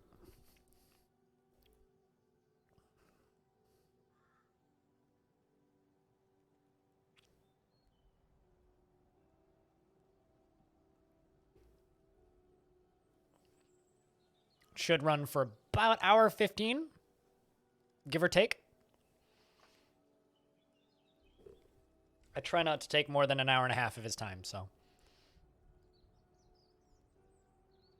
I do my best.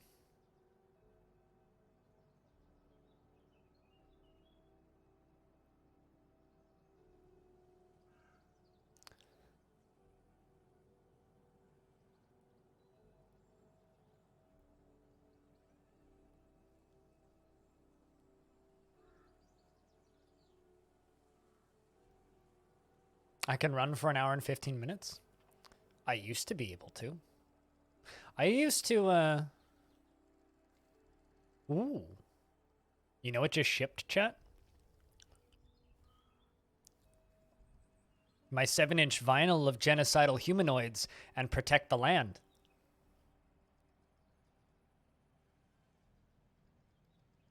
That's gonna be pretty good.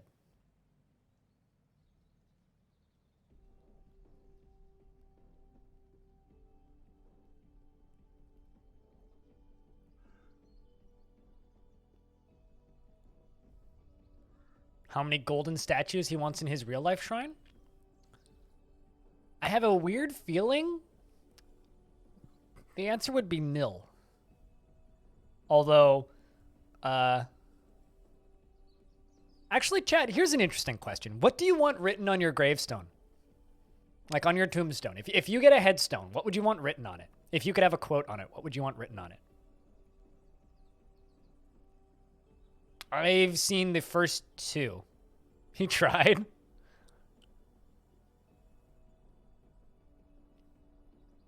Saw many things while he could.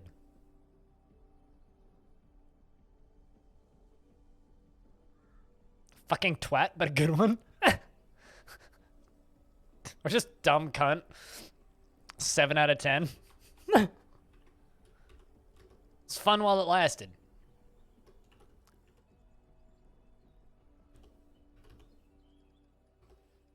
It was just a prank, bro.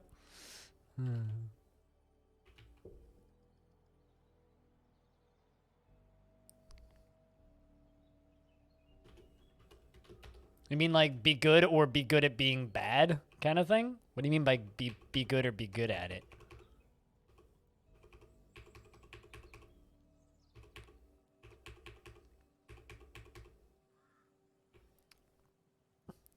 I never did get my holodeck, sad face.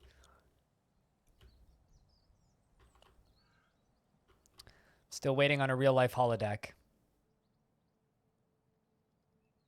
Don't blink. Yeah, it'll be over. Unless you're quoting Doctor Who.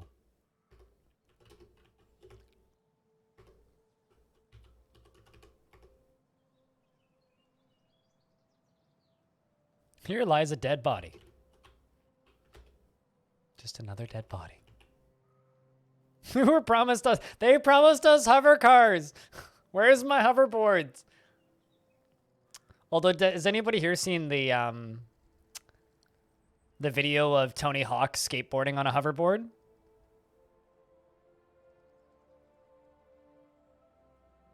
Did a dum-dum. Didn't end up in the Darwin Awards. Thumbs up.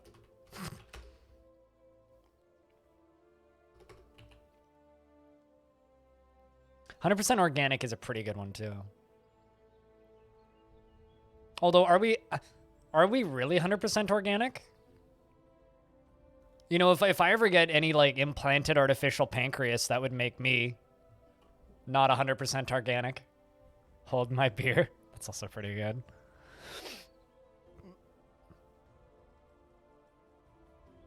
Speed on. Hell ain't half full.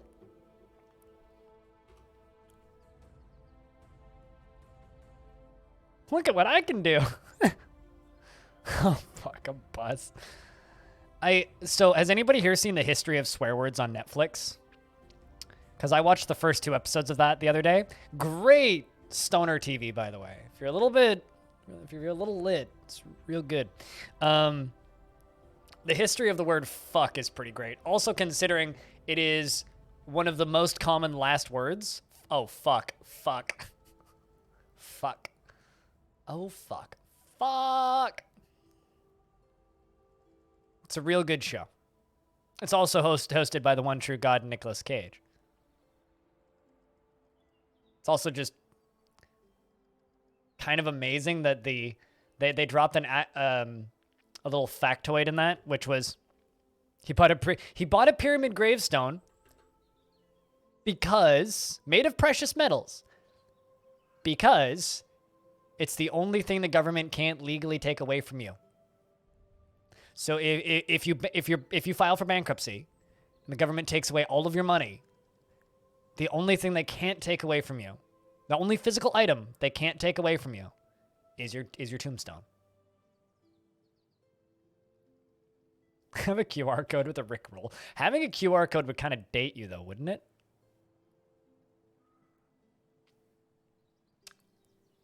I don't know. I think Nicolas Cage is just kind of a genius fucking troll. Speaking of Nicolas Cage, Fog, have you heard us babbling about the new Nick Cage movie that's coming out tomorrow?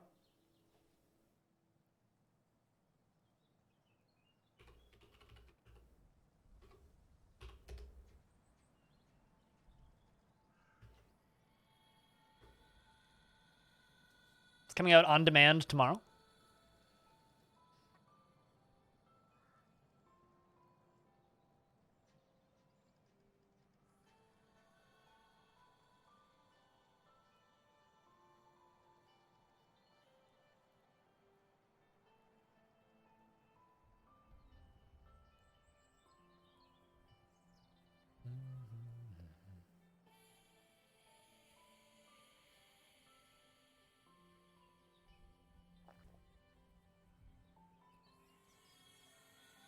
For a body not found.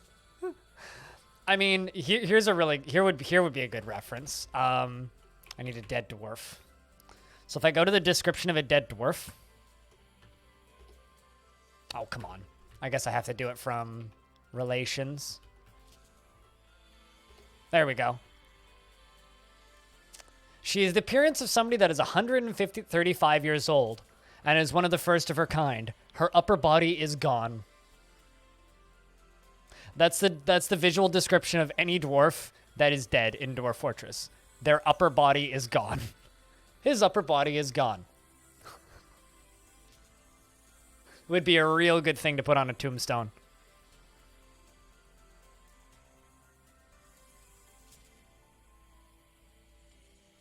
What do I care? I'm dead. Valid point. The lower body. Yeah, what about the lower body?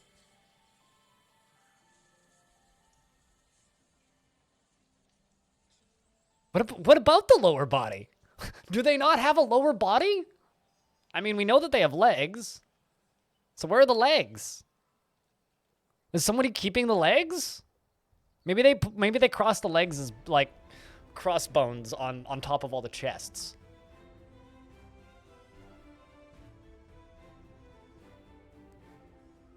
I don't know. It's something I've wondered for a little bit. Dwarves just hover? No, that's pawns from RimWorld. Confusing the two. I realize there's some similarities, but he's been gelded. Man, anybody who has the he has been gelded thing, and I've seen that happen.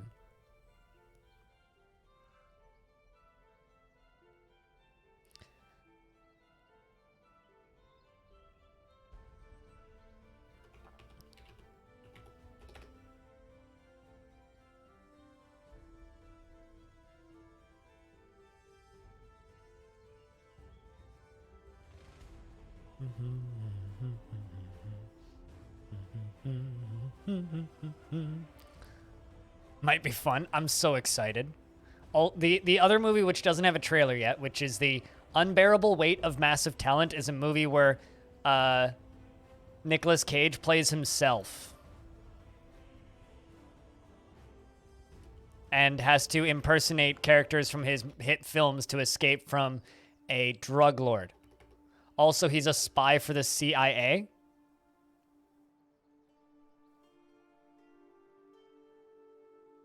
If you punch the lower body hard enough. I mean, yeah. Yeah.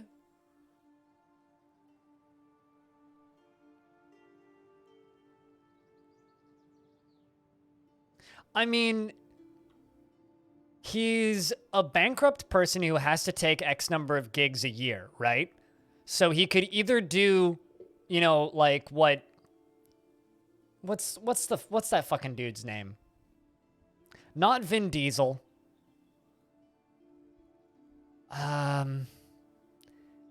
Boring fucking action hero who plays the same character in every movie, was in The Mechanic.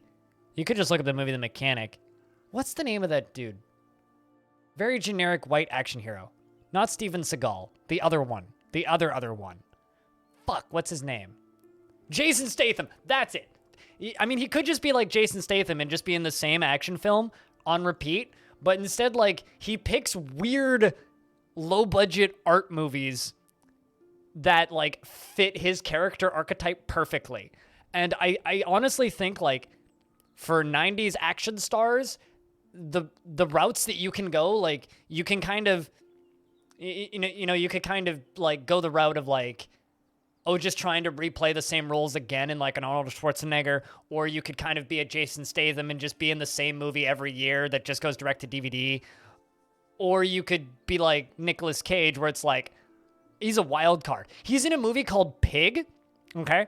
And the whole shtick of Pig, the synopsis of Pig, there's no trailer for this movie yet, I don't think.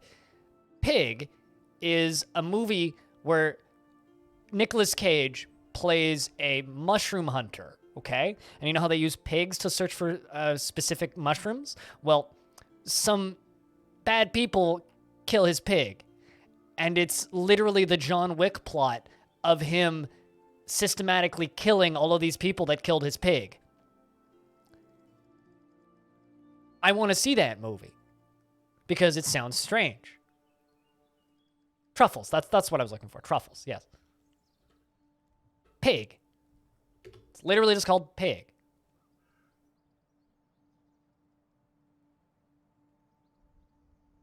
It sounds great. I'm in. Put the pig down. I don't know. I'm so fucking in. I'm ready.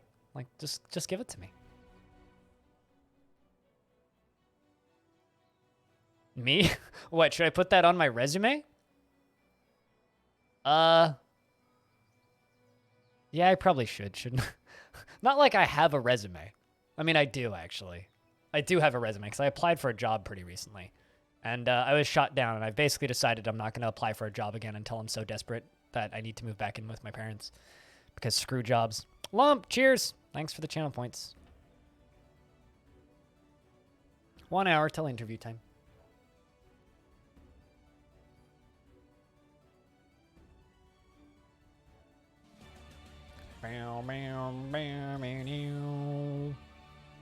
But yeah, no, Nicolas Cage is in like 5 movies a year or so. What's up, Zune? Man, my mayor hasn't mandated anything. Just export of crossbows is prohibited, which is totally okay.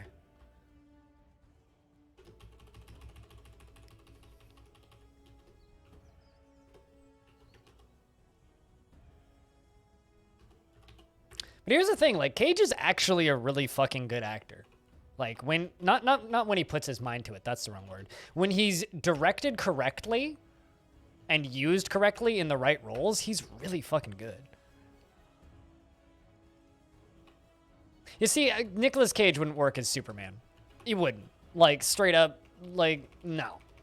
No, like, that doesn't work. I don't see that. Superman doesn't, like, ever really sit on the ground and scream. Superman isn't manic enough to be Nicolas Cage. Superman isn't man enough to be Nicolas Cage. I just said that sentence. Superman is Nicolas Cage in Superman Returns.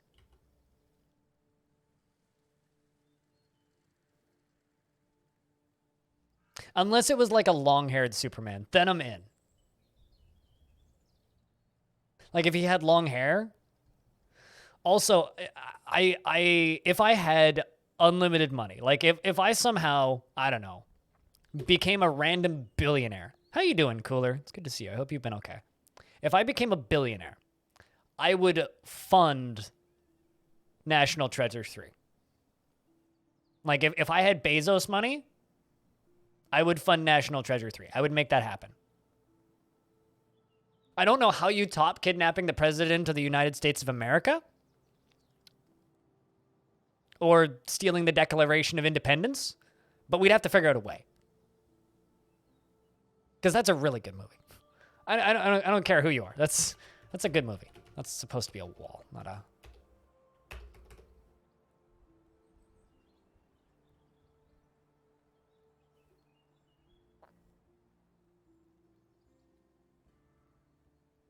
Oh yeah, I have seen that, but yeah, no, that wouldn't have been any good.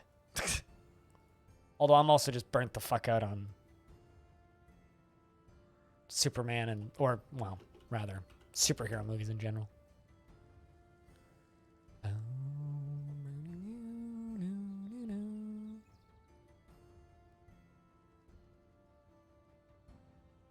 The only superhero movie I ever needed Cage in was, well, I guess technically he was in that Spider-Man animated movie recently as Spider-Man Noir, but the only superhero movie I've ever needed Cage in is Kick-Ass. Did you know that they made a sequel to Kick-Ass? It was terrible.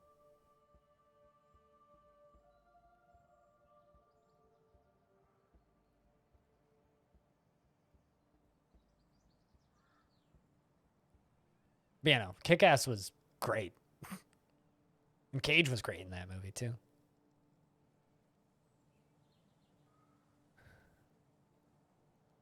Kick-Ass 2, really bad. Don't watch it.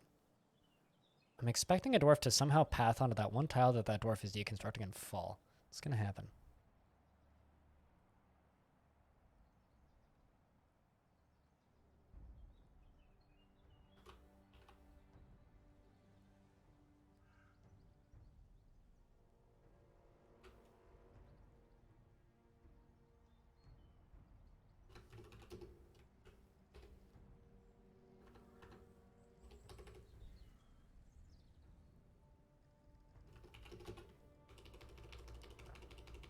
Kick-Ass 1 was a good movie, though. That movie was a lot of fun.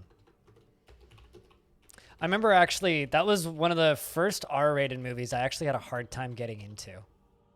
Where they were like, are you sure you're allowed to see this movie? I was like, yes, I'm 18. They were like, do you have parental consent? I'm like, my mom literally bought the tickets 2 minutes ago. Where's your mom? Outside in the car driving home. Where's your mom? And they let us in.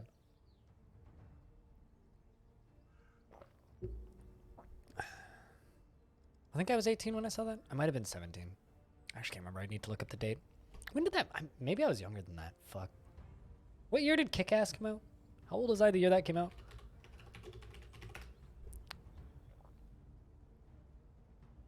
...2010. Never mind. I was not 18. 2010. Fuck.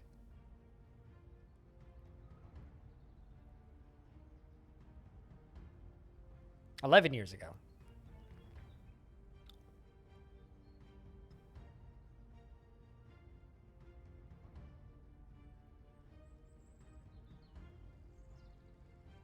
Close enough.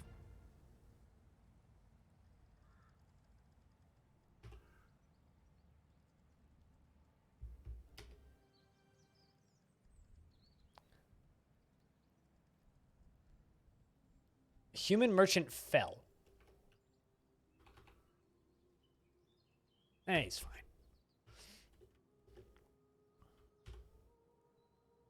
My favorite bad superhero movie? I read that as bad Super Mario movie, and I was like, wasn't there only one? Does Kick-Ass count?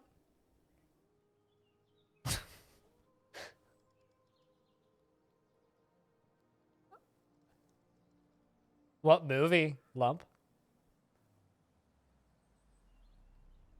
Try refreshing.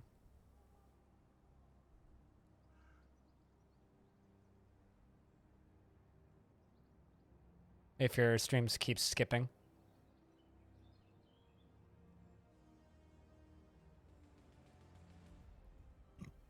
I mean, there only is one and it's bad, but that's why it's wonderful.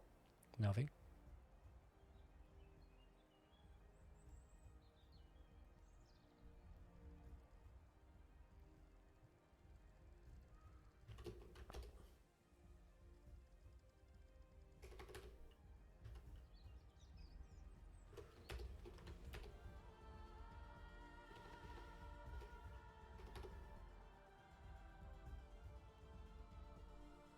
Happened in late 90s? Oh well. Pity.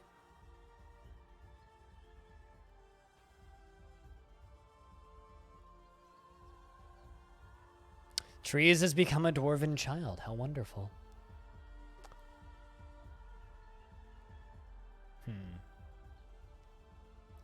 Trying to think.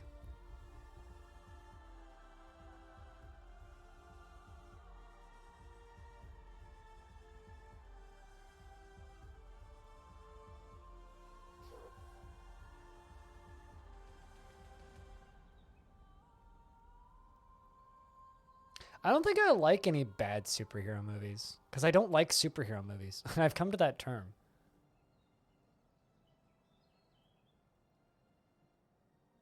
Yeah, I don't know.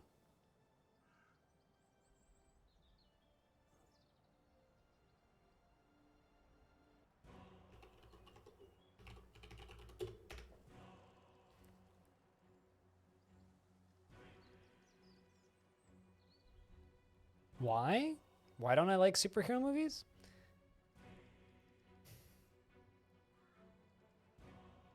Is cynicism a fair answer?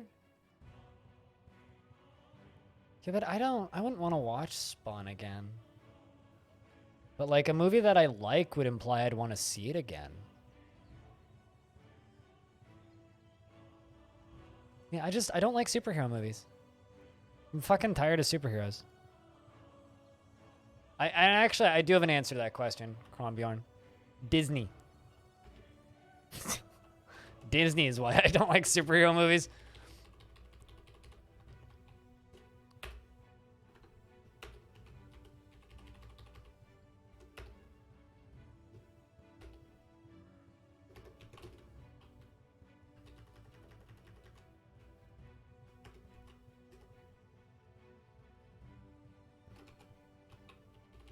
Stream seems fine on iPad.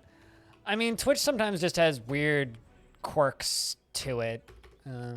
Comes with being running on old code. Also, I understand that the second half of your name's Fucker, but what's the first half of it? Ruthra Fucker? What is it?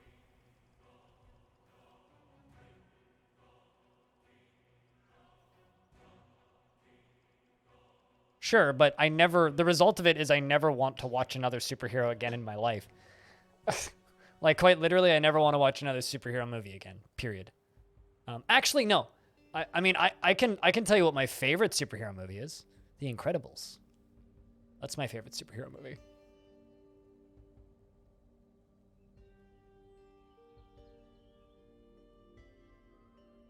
I don't know what you're saying, Peter. Part of your name? Gotcha.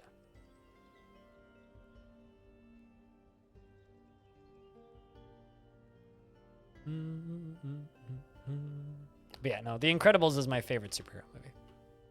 Not my favorite bad one, though. I don't think I have a favorite bad one.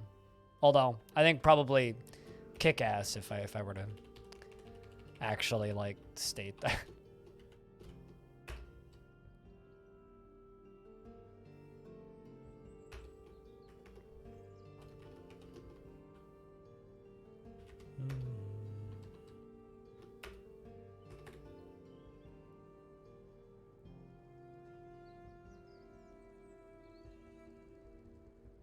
But yeah, no, I'm very tired of superheroes and probably will never enjoy them again.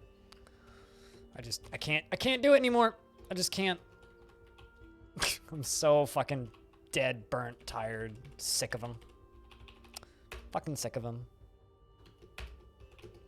My life would be a great life indeed if I never had to watch a superhero movie again. And I probably won't. What's up, Taylor?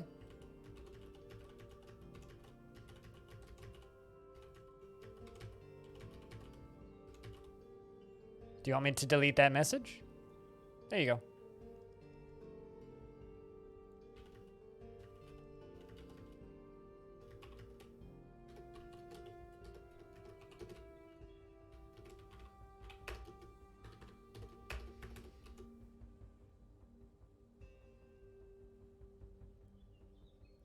I won't. Cold fire. I won't.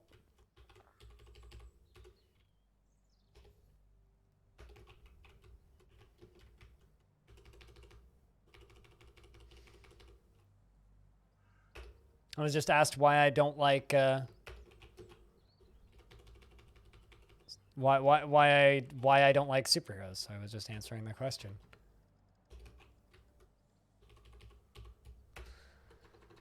How are you doing, Clino? How's things?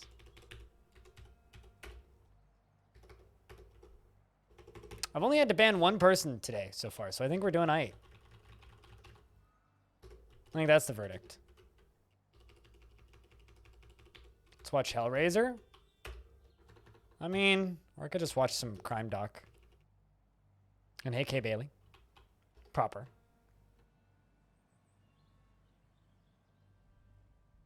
Who and why? Being annoying. Grilled guest.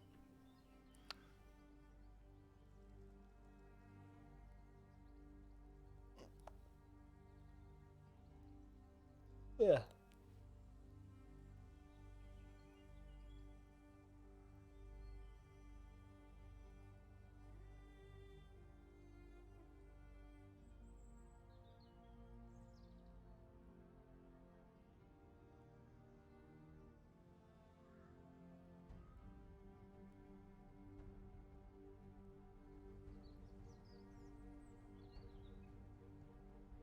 Why was there so many fires on Discord?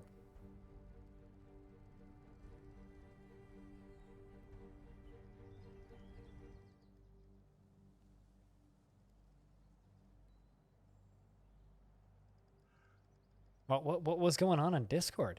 What are people freaking out on Discord about?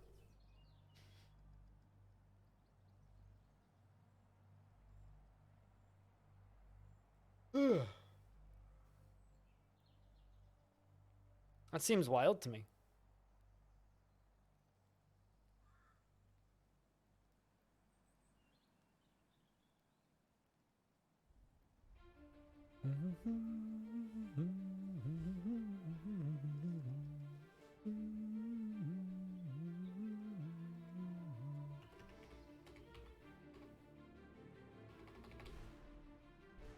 I'm looking forward to my day off, though. Tomorrow's my day off, and I can't fucking wait.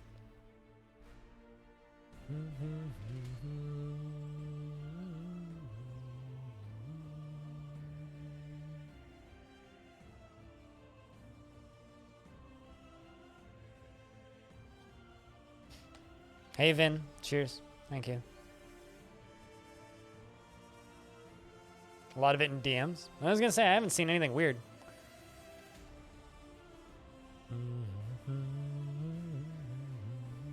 Today's just been normal Twitch stuff. Pretty good normal Twitch stuff, too. I've had a good stream. Chat, you guys having a good stream out there?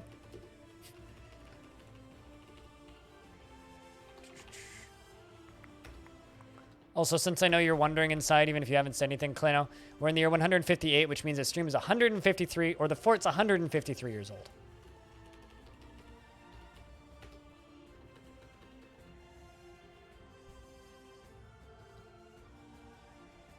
Where'd my nice go?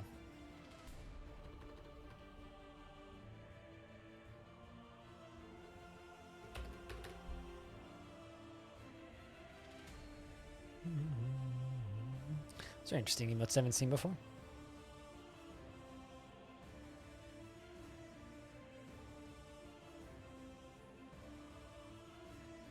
The middle one looks kind of familiar, but I haven't seen the wings before. The Blarg. Hey, Silvershe, what's up?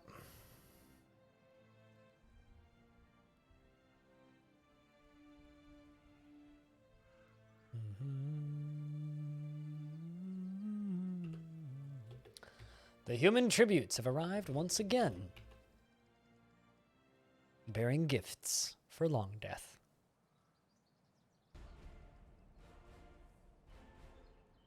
Got half a 9-hour shift. Damn, just in time, dude.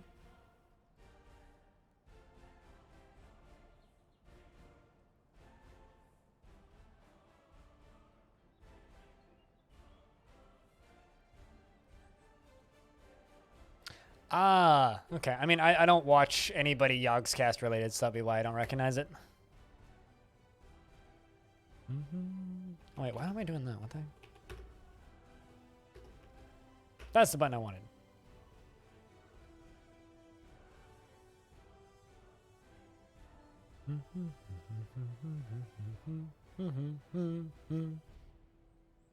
No, I just don't watch Yogscast.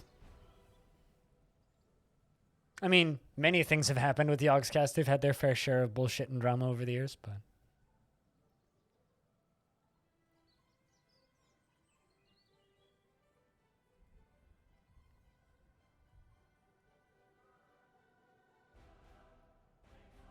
They absolutely have, my god, yes. Job is a job is a job is a job, though, Silver Sheen. We've all had jobs for the sake of having jobs. Sometimes having a job is better than no job, even if it's a shitty job. Unfortunately. We've all been there, man.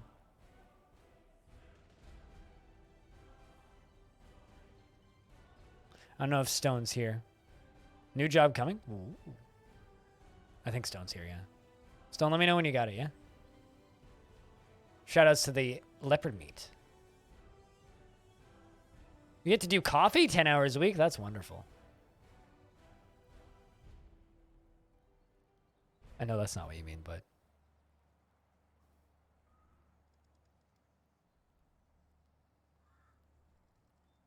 Bum bum bum bum bum bum bum bum bum ba-dum bum bum. I'm screenshot this because I'm gonna assume that Stone didn't see that.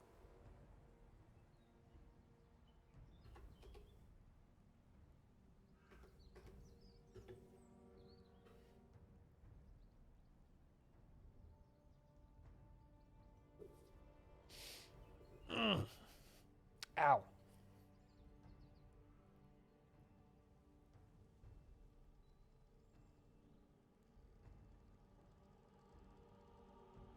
Equals no energy to stream.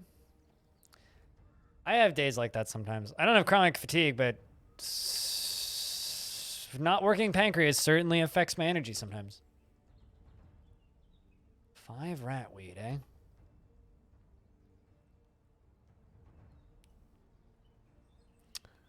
I'm flattered by that ratweed.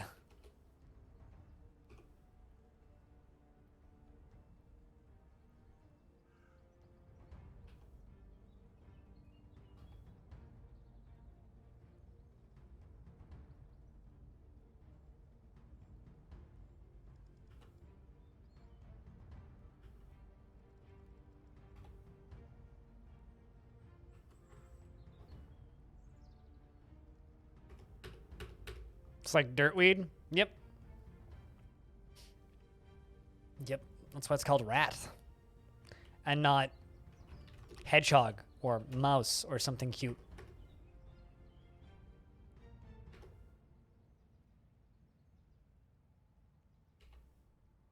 What, like brain? I could use a working brain. That would be very helpful.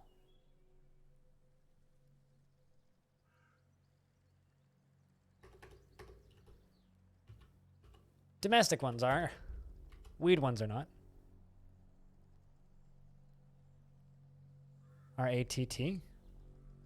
I know a band called R-A-T-T, but it's probably not the same R-A-T-T that you're talking about. Hold on, let me Google this. I'm just really bad at like acronyms and weird names for things. Let me see if this is something I know about. Yes, I do know that R-A-T-T. I'm like, I don't know what you're talking about in what context, but I'm familiar with the band.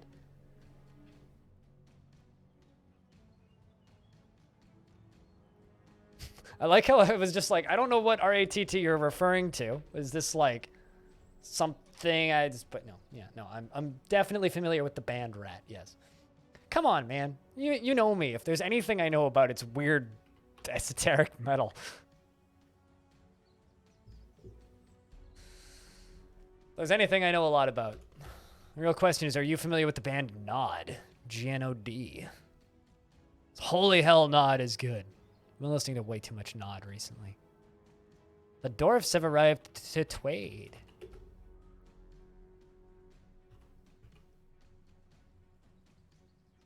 We're making pretty good time today.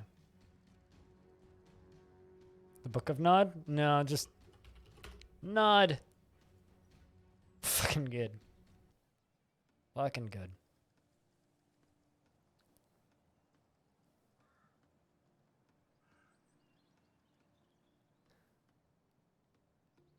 think it's time to quell the sheep population soon.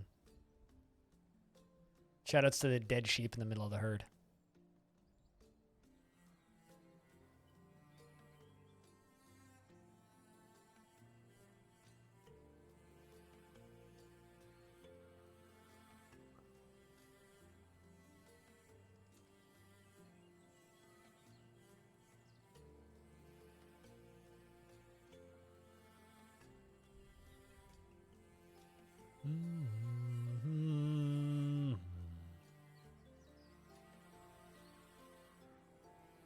We.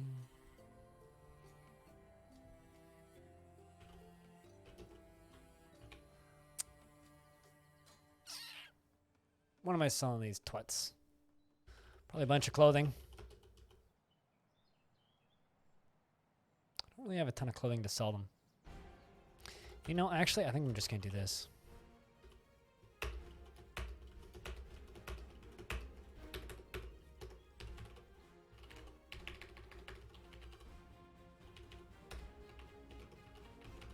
It's time to do a full new reset on my clothing supply and armor supply, I think.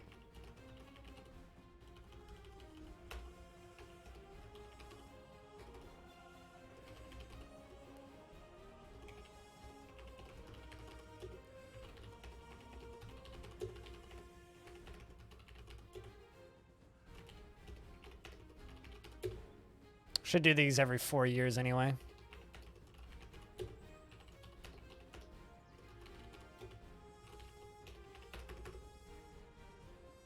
Done.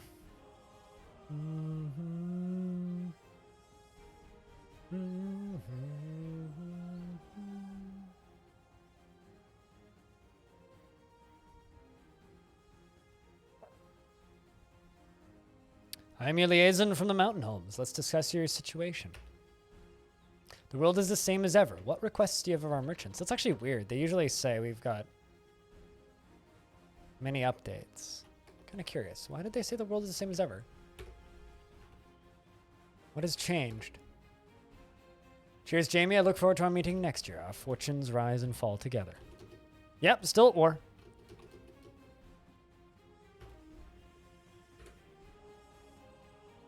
Yeah, it's in the Discord. It's down. It's all good.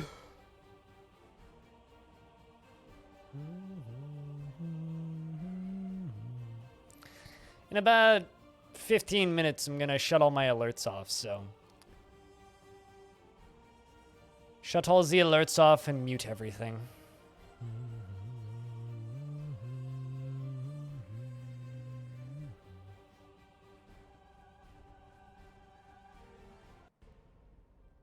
But now, chronic fatigue is brutal.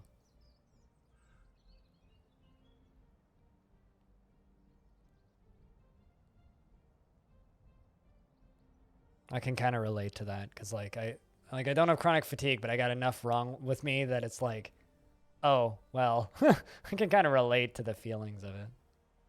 Just being, like, ridiculously fatigued for, like, days on end. Just not being able to function properly. It's like, Jesus. Like, after, like, 7 hours of just talking out loud nonstop, I'm just like, I need to sleep.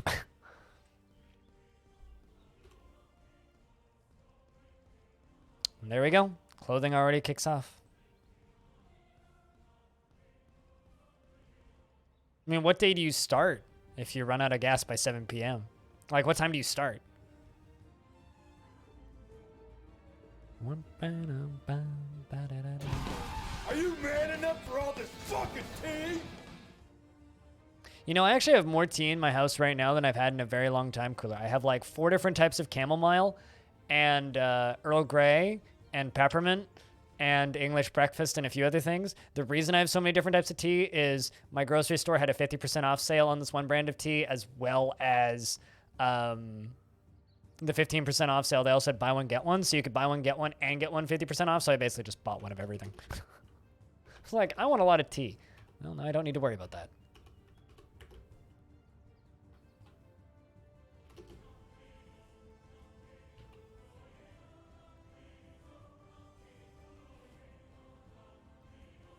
No, I mean, like, your day doesn't need to be hard or physical in order to be tired. Like, anybody who believes that your day needs to be physically taxing in order to be exhausting has never worked an exhausting job. Or a mentally taxing job.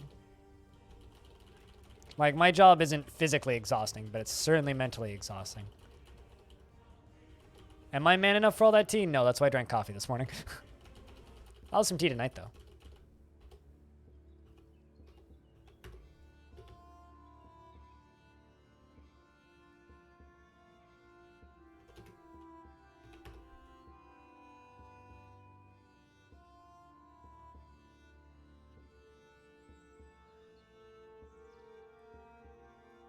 Yeah, that's about the same as me most days. Like, I don't want to do anything by, like, 7 p.m. And if I need to do editing, I end early. Like, I'll end stream at 4 if I have editing to do. And then I'll take, like, a 2-hour break and then get to editing.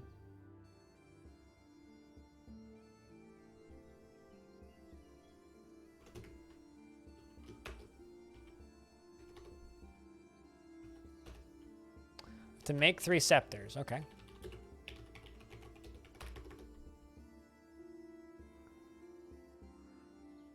Full day of work in? Alrighty, Lake Bear. We'll see you when we see you. Cheers, man. I'll see if I can get that question answered. How big should a competent military be? It depends on how big the fort is and what you're fighting.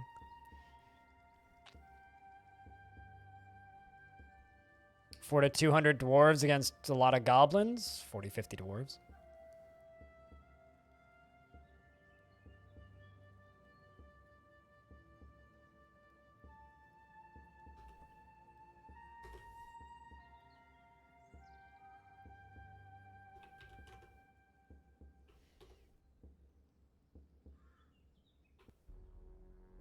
One Dwarf army, please, Novi. By the end of most days, brains is fried? Yeah, no, totally. I mean, like, I had a lot of fun playing War Sim yesterday, but my god, that streaming that game is exhausting. Like, by 4 p.m., I was just like, yeah, I'm done. I need to go nap. One green boy? Just one green boy?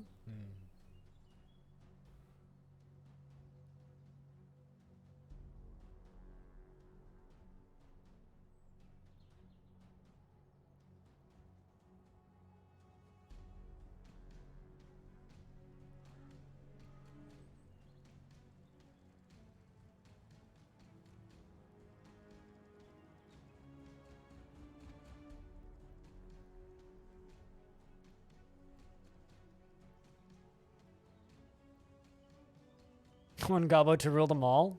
One gobbo to find them. One gobbo to take them all and in darkness blind them.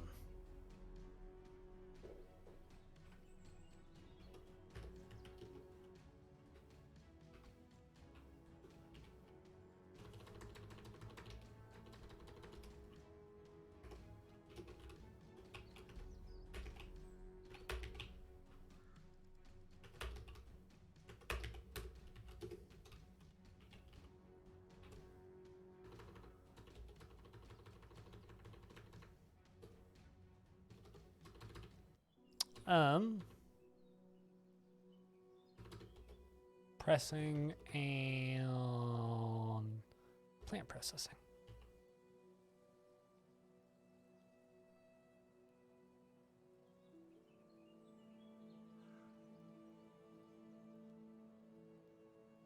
I know, right, Clino? It's terrifying. Absolutely terrifying. The most terrifying. But things that are not terrifying, investments are open. If you want to invest your tickets. Or don't. You know, you do you.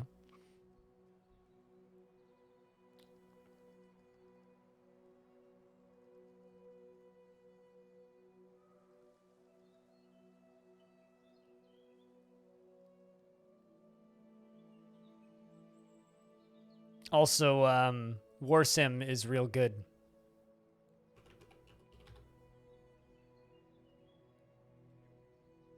You should buy War Sim. It's very cheap. That's $5.84 Canadian. So it's about 70 cents US. Also, you can play it with one hand and do whatever you want with the other hand, like feed yourself a banana.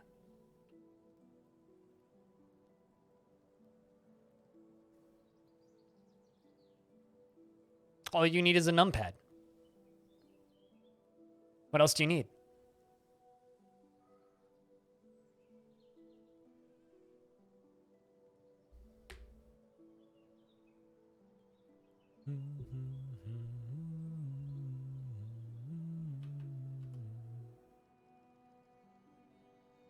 That's what we were streaming yesterday, which was exhausting because it's literally just like reading text out loud.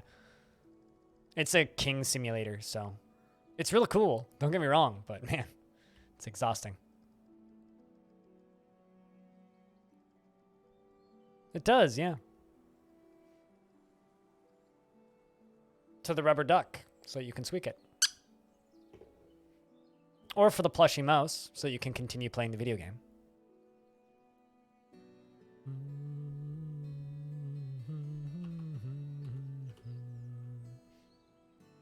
I should look at how old Longdeath was when I did the last Tarn Adams interview.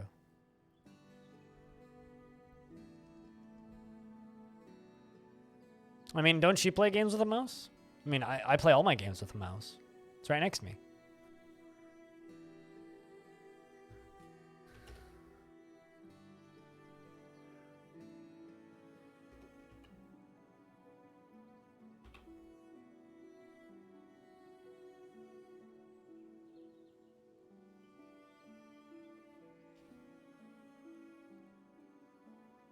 I mean, you play with a mouse, and so do I. See?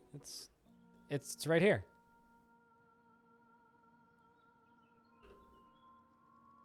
I spent way too much money on that stupid plushie to not just like drive that joke into the ground. Especially because it's actually a rat. But the image lied when I bought it.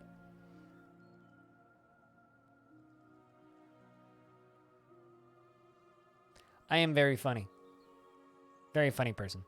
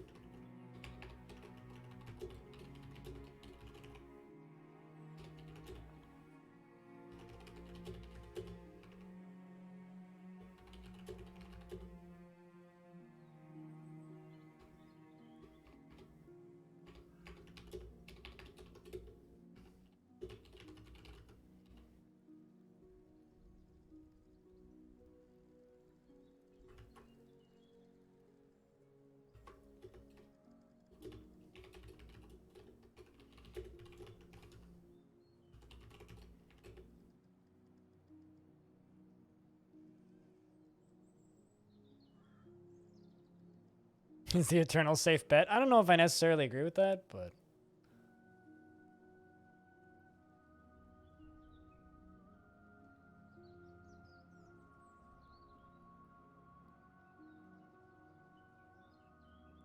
Also, Clino, I did a post thing.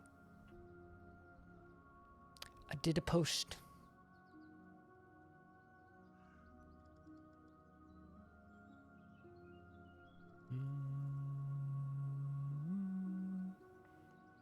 I'm gonna have to mute things pretty soon, I think.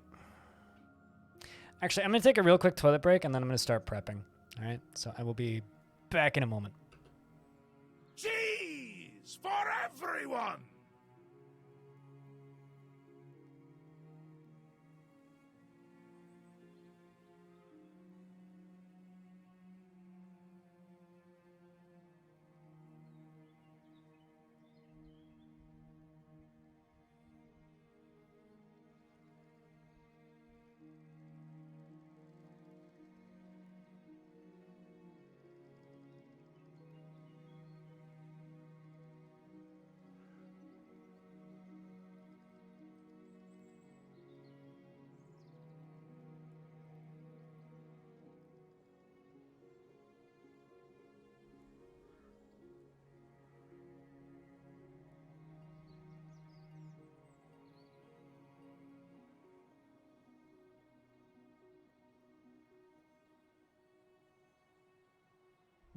By rib cage, do you mean punch somebody so hard that your glove gets stuck in their rib cage? Not that I've noticed, but nobody's died of getting punched in the rib cage since. So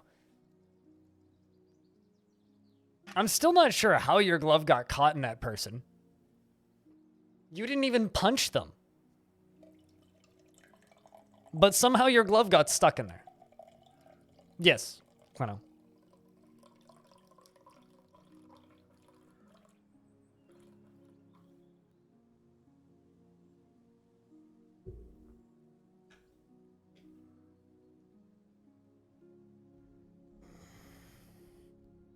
All right, time to get lazy because screw sitting up straight while I'm working. Mr. Mittens sends his regards. I certainly hope so.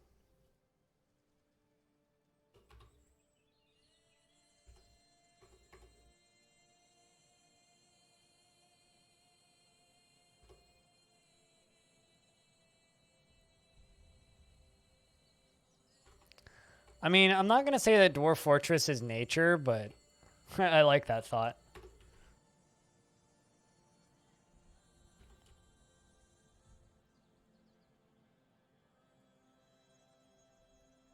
So if anybody resubs or tips or does anything money related in the next little bit, there will be no notifications as I'm shutting them all off. So just keep that in mind.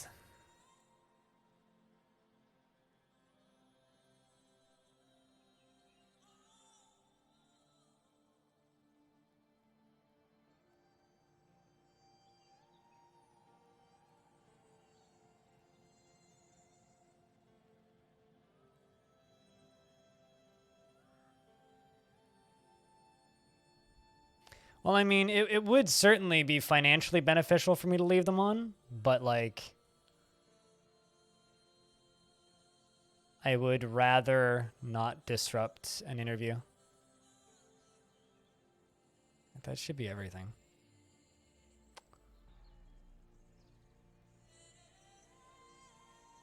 Would not be professional. I mean, it would be hilarious.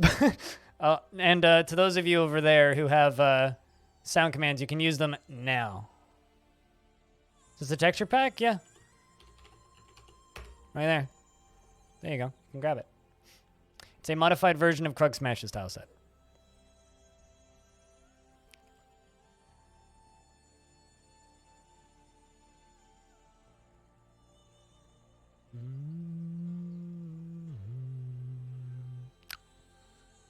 And we're 15 minutes in advance. I think I'm going to put a marker into the chat and say that we've made some good progress today in Longdeath. We had 2 dwarves die of old age. The big old tower is now starting to actually look like the sky platform I want it to be. It's getting nice and big. Nice and big. Not quite ridiculously big yet, but we're getting there. We'll get there. Got that little top bit mostly done. It's getting real big. As if this fort wasn't big enough already. But I think that's enough Longdeath for today.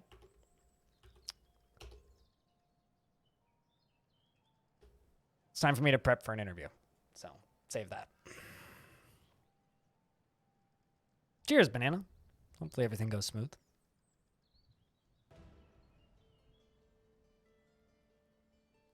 I don't think we need music anymore. Shut that off. And close that tab. Just finished work. Perfect time, I'd say. Perfect timing. And I'm going to go into that and mute my bot. Not OBS, just my bot. Mute Streamlabs chatbot. Close this version of DF and open the new one.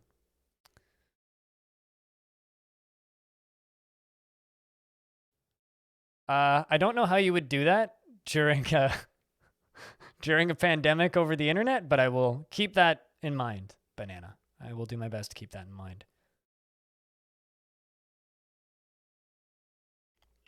And since this is the scene over here that we're going to use during the actual thing, I can turn on Chat, there you go. Look, guys, you're on TV. You can say hello, YouTubes now.